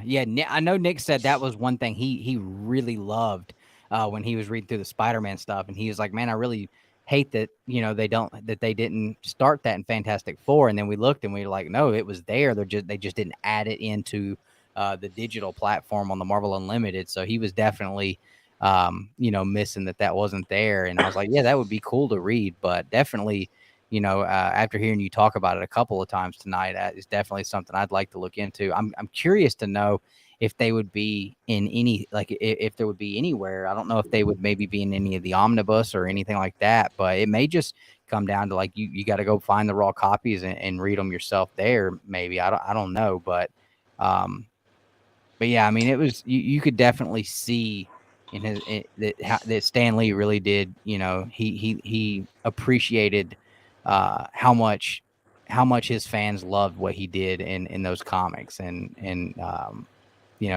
just in the writing and the stuff that he did. Like when I read that story, and I'm like, wow, like this is just outlandish to me that this guy would read what these people are writing and alter his stories on account of people would like to see this happen or that happen. Like that, you would never see that today. You would never see that today with these big writers. Like they don't care.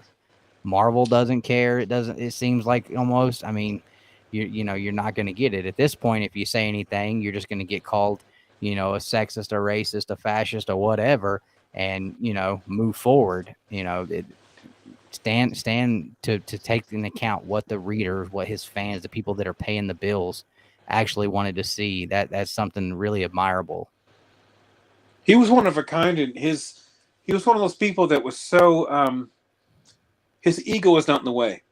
Yeah. He was a man who was very, very humble. He appreciated the people that would take the time to read and, of course, purchase his comics. So, yeah, he gave attention to detail. And as you point out, you don't see that today. Yeah. You just don't. Nope. Not at all. Not at all. But, hey, that's why I think the Silver Age is the golden era of comics. Always will be. It always will be. I mean, it was the most incredible era in comics today.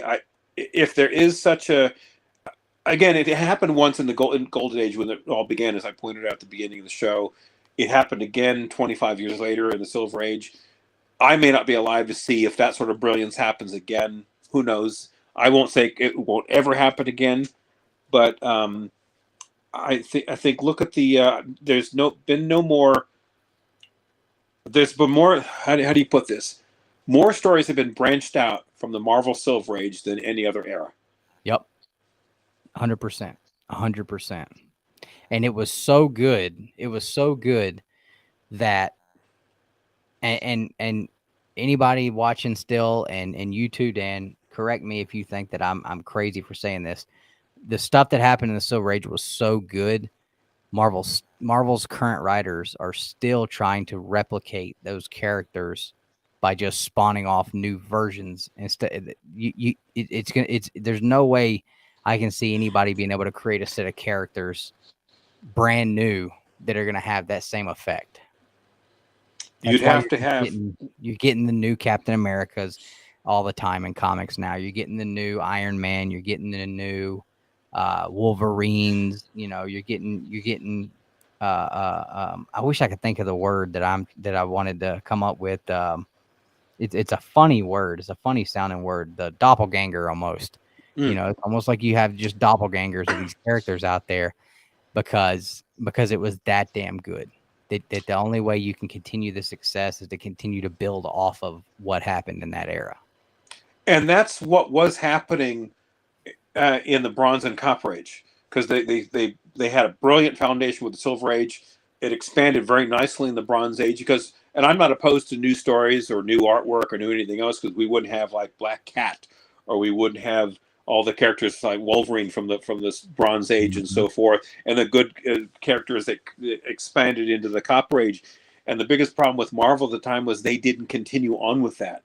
They stopped and went in a totally different direction in the late 90s. They lost me. They lost a lot of people in my age group, because they didn't know how to expand on the brilliance of that particular era, the Silver Age. And they still can't.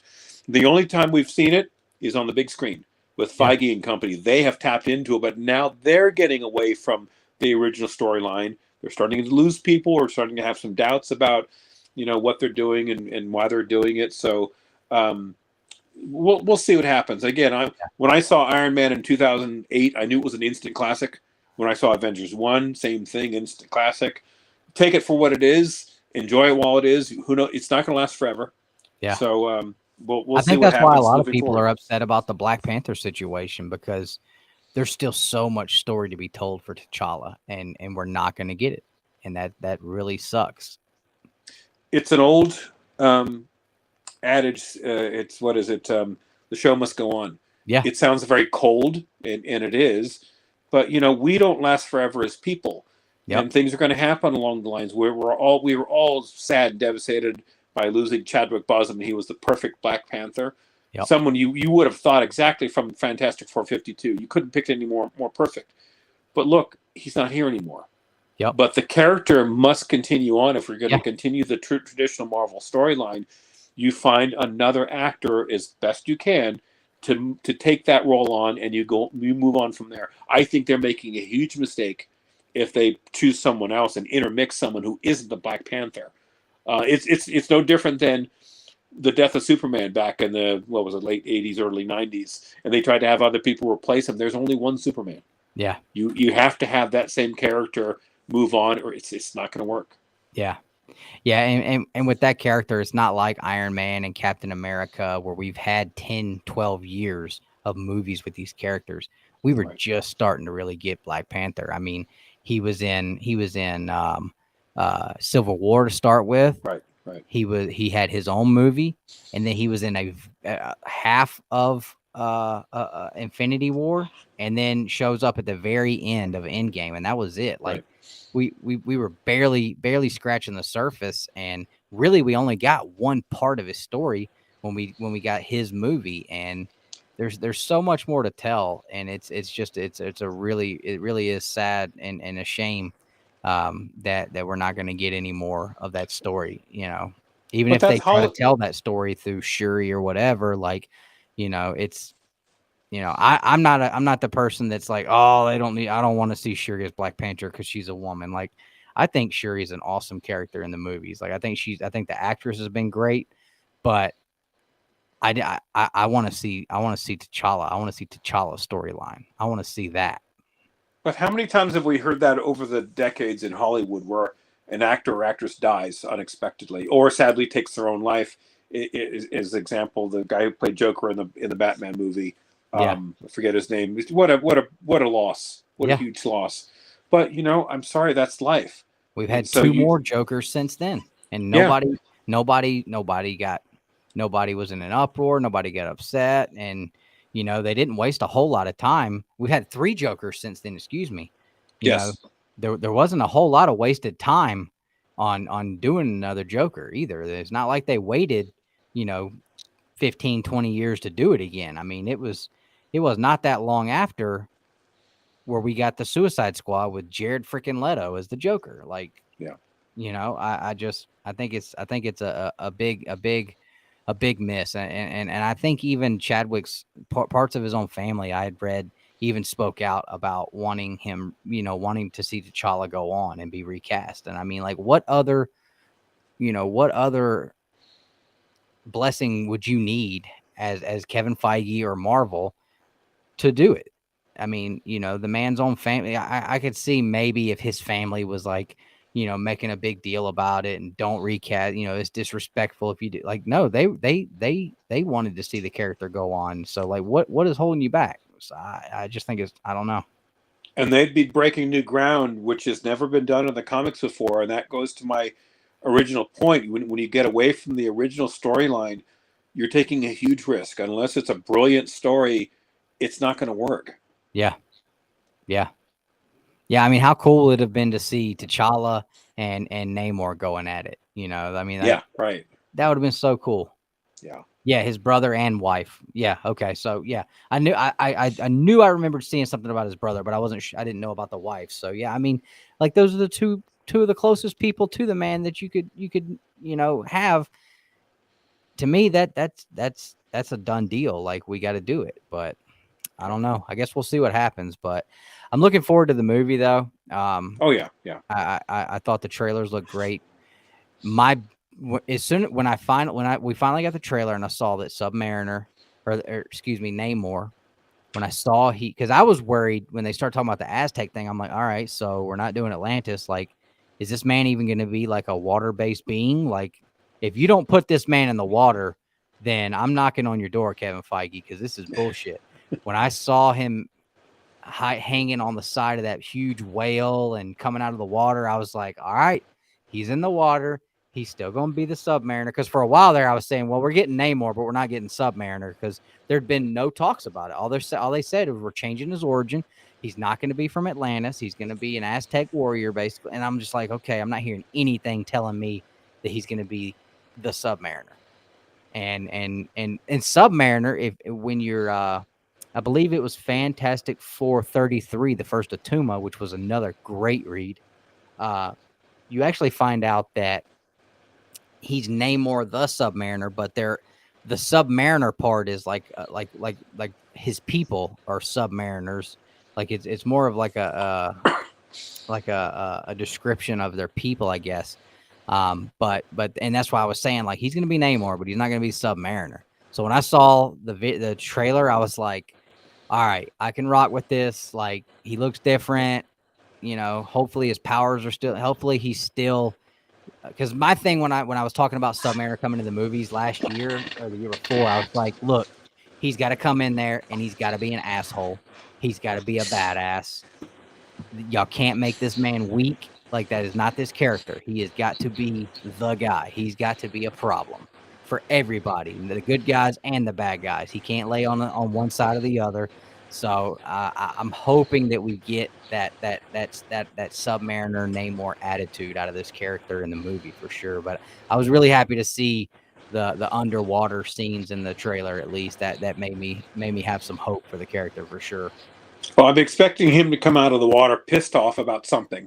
Yeah. And start kicking ass and taking names, and then he'll explain why he's pissed off, and maybe they'll come to have some sort of reckoning and some sort of understanding. But he's got to come out with fire immediately. Oh yeah. Now, if they stray away from the original Bill Everett Submariner, or the Submariner with him early on in the Silver Age, again they're taking a huge risk. And if it bombs, there it's don't say I didn't warn you. Mm-hmm. We love comics because, again, look at what we've just talked about the last several hours about the storyline. Storyline has grabbed us, and that's what we want to see. We don't want word for word. We want variations of it, like, again, Iron Man 1 and Avengers 1. You can make variations, but have it inspired by the original storyline. Because if you go on your own, you are taking a major risk, and you're going to lose. You're going to lose quite a bit of money in ticket sales. Yeah, absolutely. Absolutely. And I agree 100%. And if it's funny when Submariner shows up in Fantastic Four #4, and Nick didn't realize it was him at first, but I knew as soon as I saw him. Like, he's this homeless guy who's basically had, like, what is that called when you have a memory loss? Amnesia. Yeah, he's like had amnesia, and he's this homeless guy with a beard and doesn't know who he is. And then all of a sudden, I forget what happens, but he wakes up, the beard is gone, and it is ass kicking time. But well, right. Who is it? One of his associates in the homeless camp says, "Yeah, I've seen him tear a telephone book in half." Yeah, they're like begging him, like, do a circus trick, do it for us, for us. Yeah, and Johnny Storm's like, leave the guy alone. What's wrong with y'all? But yeah, you're right. I mean, as soon as it came back to him, like, he came out of there like a bat out of hell, hell bent on destruction at that point. One thing I never understood, speaking of Avengers 4, those are two Golden Age characters, and they worked with each other in the All-Winter Squad. Why they didn't recognize each other in Avengers 4, I don't understand that, because, again, they knew who they were. Why they didn't they did later on, in later Avengers issues, but that should have been connected right then and there. That would have stopped the fight, because Cap would have said, "Hey, look, Namor, this is me. What's going on here?" Yeah. But that I don't know why that was never explained. Yeah, good point. Yeah, first appearance of Thing in boots. That was another cool thing to see, was the evolution of the Thing from Fantastic Four #3 until like #5 or 6. Where they just kept Jack Kirby kept changing up his cut. At first Sue made him a big ass suit and a damn helmet, and immediately he's like, I'm not wearing this helmet. So, like, the helmet never actually went on, and I was like, okay, that's pretty funny. And then, in FF3, yeah, okay, I have that. So, and then he goes to pants and boots, and then he goes to the shorts and boots. And then finally, he just goes to just the trunks with no boots. Yeah, and it's like, man, you start to see the evolution of like it's been such a cool thing diving into this series and being able to realize all this stuff and enjoy all this stuff that I never would have understood or appreciated any otherwise. I mean, why would I have cared before, like, that the Thing, didn't start off like he is now. At one point he wore long pants and had boots on, but once you really start to find a real love for these characters, like little things like that are just cool. The first time I saw Jack Kirby draw the thing, and he's got pupils. They're not blue yet, but he's got pupils now. He doesn't have the little dotted beady eyes. I was like, all right, we're getting there. We're getting there. Well, having had an amazing Petunia.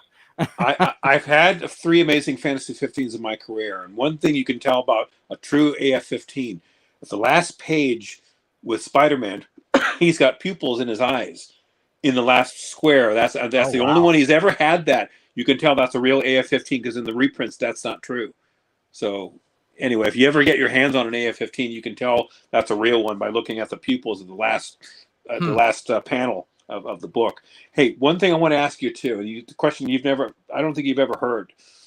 We know that Steve Rogers, Captain America, shows up first time in the Silver Age in Avengers 4, but there's been no description because he shows a Submariner finds him in the ice, throws him out, and the Avengers rescue him and brings him back to life. When was the last time Steve Rogers, Captain America? When did that end? And he apparently was trying to save Bucky. Bucky dies, and he's lost in the ice. When's his last Golden Age appearance? That's never been described. If I had to take an educated guess, I would say it would be All Winners 21, the book I mentioned earlier on, when they're still with the All Winners squad, because that's post-World War II, and what his trying to save Bucky happens post-World War II. Yeah. The one in the 50s, the Commie Smasher, Captain America, that's not Steve Rogers. No one has ever even asked the question or tried to explain what was the last Golden Age Steve Rogers Captain America. That's something I'd love to see posed. I think you and I and Doc talked about this one night backstage on The Hunt. We did.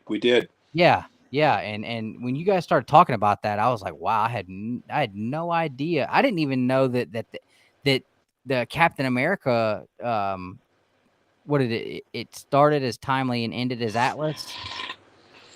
Yeah, well, Timely and then Atlas and then finally Marvel. Okay, so yeah, I didn't realize that through the end of the Atlas era that wasn't Steve Rogers. Well, they said sometime after Avengers 4 that it was a different Captain America, but they never got into detail regarding who that was, what this is all about. There's all these open-ended questions, and again, it goes back to what we started the show with. There's no arbiter.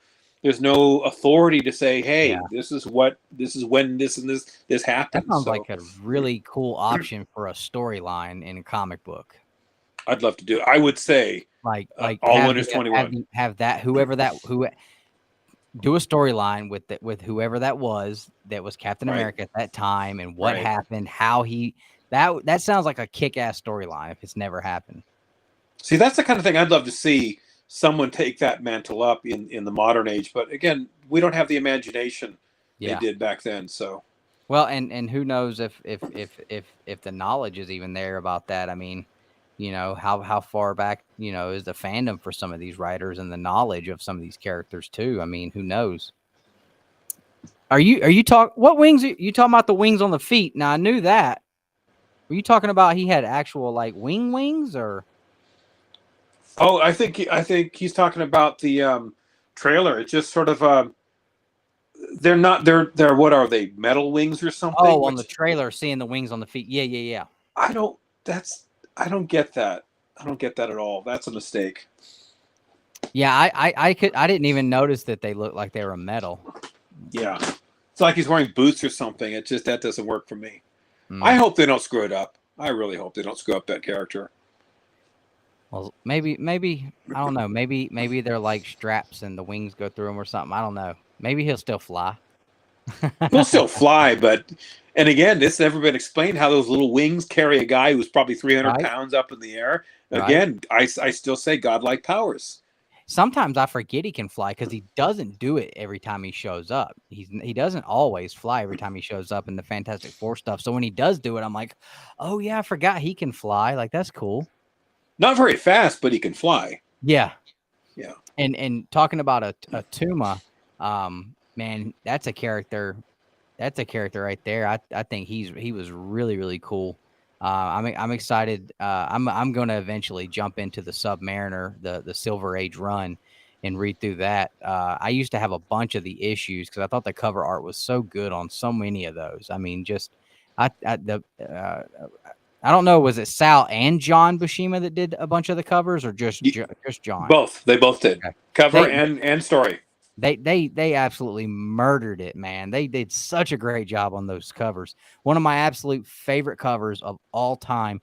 And again, I chalk a lot of it up to the colorist, because the colorist, it was such beautiful colors done. But Submariner issue 6 with Submariner and Tiger Shark on Tiger the cover, Shark, great. I battling it got out. that. That cover, I've got that. I That's think when you great. talk about undervalued covers, that cover right there is absolutely just a beautiful work of art. That's one that I've got a really nice copy of it. But that's one of those that I would like to have a really high graded copy of, because I love the cover so much, and it's not so expensive. I couldn't grab one and afford one. I just haven't ever actively sought one out yet, but eventually that's one that I want in a high grade, just because that artwork is so beautiful, and I love that cover so much. Same with Submariner 14, with the first Silver Age appearance. It's not the Human Torch, but Toro, who's in that storyline. Yeah, right. And also 22 with the first. It's a pre-Defender story with Doctor Strange. Okay. And another, probably one of the most gorgeous covers is Sub 35. That was the first Defenders Avengers before the Defenders actually formed as a team. They formed this is a Roy Thomas story in Submariner 34, but the cover on 35 is gorgeous. A Sal Buscema cover, Avengers versus Defenders. Get your hands on that. Yeah, they're pretty reasonably priced, and just a great read. Roy Thomas really he to this day is probably one of the most underappreciated Silver Age writers of the day. Yeah. I've seen tons of different live streams and videos where people reference him all the time, and I've always heard the same thing. Like, he definitely doesn't get enough of the, you always hear Chris Claremont, like that's a well-known thing, and Roy Thomas is not ever appreciated as much as he should. He's still, if you see the end credits of the latest Marvel movies, Steve Engelhardt, a few others that are still alive, they're consulting on these movies. That's one of the reasons why they're so successful, because they have the guys that were there alongside Stan Lee to help guide them through storyline. Oh, okay, right on. That Toro cover that you were talking about, is that the one where Torch is like kind of off the ground and he's like just shooting fire down onto Namor? Yeah, that's the one. That's the cover. one. I love that cover. Love it. Yeah. I love the one where he's fighting Doom. I love the one where he's fighting issue 20 King on number 8. And I love the one, I don't know what the villain is, or if it is a villain, but he's fighting like two big lobsters on the cover. That's issue 11, I think, or 13. I used to have that one, and I was like, this is the coolest damn cover. I was like, oh, this is sweet, man. But I'm definitely gonna I think once we wrap up Fantastic Four, I think Submariner is definitely gonna be the next series I get into, because I've enjoyed that character so much, and I hate whenever it's like 10 issues before he shows back up, but I'm always happy to see him show up in there for sure. And issue 29 is a great him versus Hercules, a really cool battle with the two of them. Oh, that sounds cool. Yeah. That sounds cool. I hope they don't mess him up in the movie. Golly, the way they made Zeus look, I don't know. I'm worried.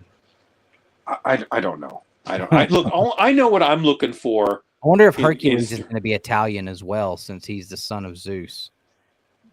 Did you see the trailer that the omitted scene where Zeus is actually working with Thor?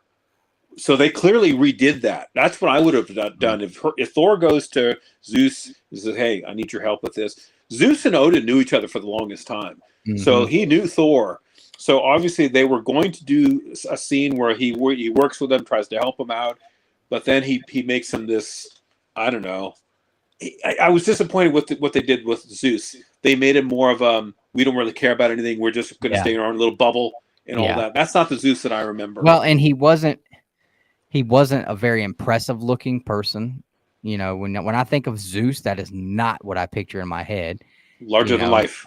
Some little scrawny, weird looking dude in a mini skirt who speaks Italian with an Italian accent. Like, Like I always reference the Hercules Disney cartoon movie. Like that is freaking Zeus right there. Like that's a great depiction of what I think of when I see Zeus is in that cartoon movie of Hercules. You know, he's like you said, larger than life, a Right. big old jacked up monstrous dude. Like we're talking about freaking Zeus here.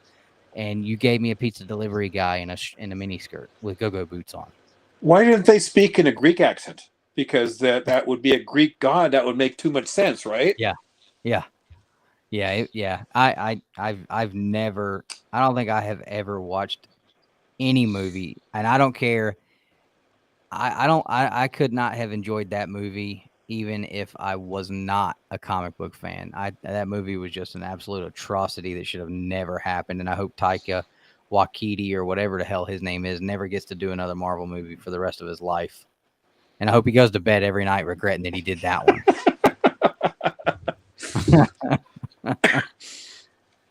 But we're looking at almost 4 hours, man. I did not in my wildest dreams think we'd be able to sit here and talk Silver Age comics for this long. We got off on a couple of tangents outside of it, but I think for the most part, we covered pretty much everything Silver Age we were going to talk about, and it was an awesome time, man. I really enjoyed the conversation for sure. I did too. So we're not going to try to break Spine Tick's record and play till 5 a.m. Man, we have done that before in the past, but man, don't got it in me anymore to do that. That's Dustin, this was a lot of fun. I really appreciate you having me on here. Let's do this again. But now there's so much to talk about. But man, this was a great conversation. Yeah, absolutely, man, absolutely. We'll have to definitely come up with another topic, and hell, I don't know. Nick may want to have you back on and do this one all over again with him because I know he's got plenty of stuff that he wanted to talk about too. So he ended up having a camping trip planned this weekend. I was like, we already rescheduled once, so you're just gonna have to miss out on the fun, dude. I'm sorry. So I'm sure Nick's gonna want to bring you back, and we'll do this again. We can do this again in some months down the road. That'd be fine. But before I let you go, you're a good friend. I so admire you as a collector, as a young man, very, very sharp. I love your channel, and I love your characters on the hunt. I'm a huge fan. I mean, before I came on, when your theme, and to give Tone a lot of credit for the theme with the unkind, and I'm stumbling over this here, but your acting ability is just top notch. You're so underrated. That show should be one of the best shows in the country. It's definitely one that if people are not watching The Hunt, they are missing out every 2 weeks for sure. Because we get on there and we act crazy and goofy, but we have a hell of a lot of fun. And I'm telling you guys, you see books on there you're not gonna see anywhere else. And that's something Tony says all the time. This book right here pops up, and he's like, you're only gonna see this on The Hunt, and he's absolutely right. There's stuff on there. You get to see pieces of, and you get to see inside of people's collections because there's that competitiveness. There's that competitiveness. I know people who have literally went to the bank vaults day of the show and pulled stuff out that they haven't pulled out in years to be on that show and show them off. And that's the kind of stuff you'll see on there. So make sure you guys check that out. I appreciate the kind words, man. I mean, crap. I mean, I don't feel like I'm all that as a collector, but that definitely, I definitely appreciate you saying that for sure, man. Because I definitely think the same thing with you. I love talking to people like you who are just an absolute wealth of knowledge when it comes to this stuff. Because I haven't been in it that long, but I've definitely, Nick and I both have tried to soak in as much of it as we can, and talking to folks like you is something that really helps educate us in it and give us more knowledge. So I definitely appreciate the conversation for that. Well, I appreciate that. And people like Doc, again, he's a wealth of knowledge. You got so many great people in this community. You got Swaggelhoss, you got Como Comics, and the Newbie Show, all these shows I watch. I'm watching more of these shows than television because I'm so much into it. I have every day there's a new show, and I always check you guys out. And then a Spine Ticks later on that night. On Saturdays are great. And when you have your you've had the show for quite a while, right? It's been a couple years at least. Yeah, I think we're going on almost 2 years with the Babylon. Yep. So, it's definitely evolved and changed and grown, and So we always got to change it up, keep people interested, but it's something we really enjoy doing, and gives us some time to get together, me and Nick, and talk and just go over and show off comics books and stuff like that. So Yeah. But yeah, I think it'd be cool to get Doc on here and you and me and great. Nick and discuss this stuff. I think that would be cool. That'd be a great show.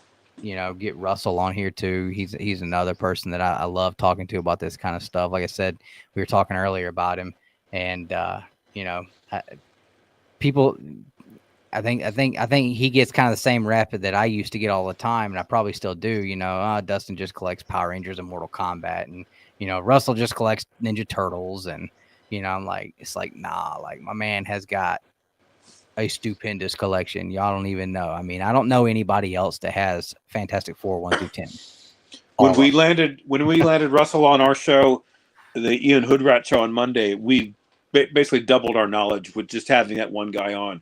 He's just a great source, a very pleasant man, and again, he's got great business sense. He just knows his stuff. Yeah, absolutely. I've went to him for advice on stuff on multiple occasions. So definitely, I think that would be a cool show to have the three of you guys on here and us getting here and talk about Silver Age stuff and Bronze Age again, and I think that'd be great. So I'd be honored. And we've got to have you on our show if you don't mind. That'd be great. Hit me up, man. Hit me up. Okay. Hit me up. I'm open to it for sure. Absolutely. Okay. That'd be great. Nathan asked thoughts on VV NFT comics. I don't really have any thoughts. I never got into it. Which ones are these? The NFT comics that VV was releasing. They were really hot last year. I don't think most people care about them anymore. But Nick was buying them as more of like a, it's not going to hurt to have them just in case, but I don't think he really believes anything's going to happen with them. I really don't think anything's going to happen with them. They don't make sense to me. I mean, to me personally, I'm like, it's, and I know it's more than this, but to me, it's the equivalent of a freaking screenshot, I don't see the point in it. To me, if I'm spending the money, I want the physical book. Oh, you're talking about the digital copies. Is that what he's asking?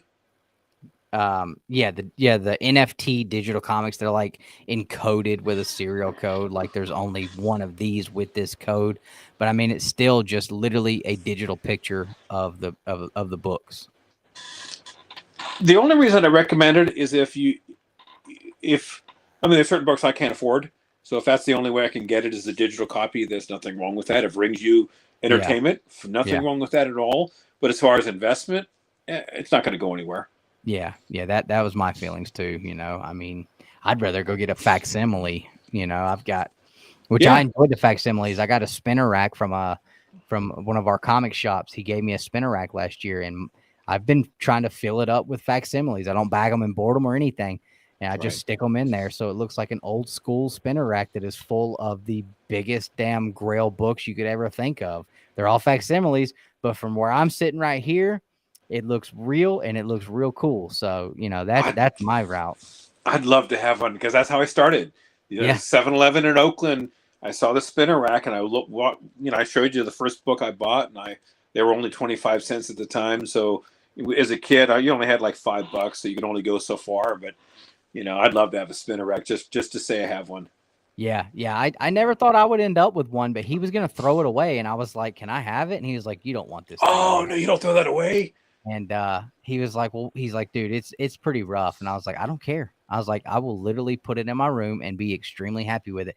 I was like, dude, this is the first comic shop I ever bought comics at. I said, I'm pretty sure I bought one off of this spinner rack. This is the only spinner rack that I've ever seen. And I'm like, this is the only spinner rack I know, dude. Like, I want it. So he let me have it, and it's Nick brought it to me, and I've had it in here ever since. So I absolutely love it. It's a bit of work, but you can restore them. Yeah, and I thought about it. I thought about doing that. But I mean, when I got it, I was like, dude, there's nothing wrong with this thing. What they ended up doing at one point was had somebody weld on to it where the book sits in to extend it to make it a little bigger to fit Right. like silver and modern books, no matter what you wanted to put in there. Or I think what they did was they built it so that you could put it in there bagged and boarded. They like extended the holders, but I was like, there's nothing wrong with this, dude. I mean, you know, and I thought about getting it sandblasted and, you know, powder coated or painted, but I was like, you know, I kind of like the what do they call that? The Little rustic, rustic. yeah, like rustic look on it. I think it looked the patina to it, you know, it looks good. Well, as long as the rust doesn't, mar the comic or the cover or the bag, Yeah, no, you got to be careful with that. yeah, the only place that there's any rust is just on the feet. Okay. But yeah, I wiped it all down and cleaned it up, and I was just like, man, this thing looks perfect, man. Ain't nothing wrong with it. He was crazy, but he got him a big new fancy one. So I was just like, well, you keep that one. I'm gonna take this old school one right here and put it in my room. I already got plans on what I'm gonna do with it, and you know, I think the way it looks and having those facsimiles and the reprints. I've got some Marvel and DC, and I want to finish completing it. I've got there's 4 racks on it, and I've got 2.5 of them full. So Okay. I need them to start keep making these facsimiles, and I need DC to keep doing it too, and so I can fill that thing all the way up. But yeah, you'll get to see it. Nick's actually editing my room tour video, so you guys will get to see that in there. So it's pretty cool. See, I had no place to put it because the 2 video games I have behind me got the Star Wars game and the Mortal Kombat. My wife said if I get another one, she's going to divorce me. So that's all I got. I hear you. I want to get one more of the arcade 1-ups, and that'll be 3 for me. But I don't know where I would put it. But I really want to get the Killer Instinct one, and that one's huge. So I don't know where I would put it, but I need to get that one. The one I wanted, and I would trade it for the Star Wars game I have behind me, is the Marvel. The Marvel comics fighting. What you? The Marvel 2-player beat 'em up. Oh yeah, right. It's got several games in it, and damn it, I saw it 2 years ago. I should have just grabbed it, and now they're really hard to find. But that's the one I would replace that with. Yeah, that would be cool. And the Mortal Kombat 2 kicks, even though I've got the cheat code on it, it still kicks my ass. And I own the game. It's like, this sucks. I can beat Mortal Kombat 1 all day long. You get to 2, and it's just a whole nother thing. Yeah. And you can't do the fatalities. You don't have any time to do it. Oh, yeah. You've got 2 seconds. You got to pull it off perfectly. No. So. Yeah, for sure. All right. You got any shows coming up you're doing anywhere you wanted to tell everybody about, so people know, you know, where they can come watch and see some more of Dan De La Torre? Well, just Monday, every other Monday, I'm on Ian Hoodrat's Comics. I'm on with Russell and Javed, a few other guys, and it's a great show. I get to have my little comic book corner, so I get to have anything I want to say. So that's 8:00 Pacific. I love it. So it's a lot of work to put these together, as you know. I mean, it's a breaking newscast type deal too. I try to put as much. I try to be as professional as possible. Then, of course, on the hunt. I haven't been the ancient one in a while. The reason why is that costume is so damn hot. Yeah, you got the wig and everything, and then I've been this jackass lawyer. I've been McSans's lawyer, so that's been kind of fun. So that's every 2 weeks on that show, and I'm a guest on Spine Ticks every so often, and also Comic Book Canon. So I just love being. I have this really deep love for this community. I love it. I've met so many great friends here. And I consider you one of them. I can't thank you enough for having me on your show. Oh, absolutely, man, absolutely. I know we've been talking about it for a while. I'm glad we finally nailed it down and got to do it, and I'm looking forward to doing it again for sure. So, hope everybody enjoyed the show. Hopefully, maybe you guys were able to learn something about Silver Age comics that you didn't know. If it was something that you didn't have any interest in, hopefully we sparked a little interest in digging into some of the really rich and wonderful history that is in Silver Age comics. I know we didn't talk a lot of DC, but there's definitely some cool stuff in DC. Maybe we can try to plan for a DC Silver Age discussion one night. I know that's something that I'm not very knowledgeable in at all, but I would definitely be up for learning about it if we can get some stuff together on that. So we'll see about that down the road. But if you're watching on the replay, thanks for hanging out and watching or listening to the show. If you're not subscribed, It don't cost anything to hit that button. All it does is make sure if you like what we're doing here, you get to see more of it show up on your YouTube timeline on the app there. So you guys have a great rest of your evening. And as always, guys, collect your way.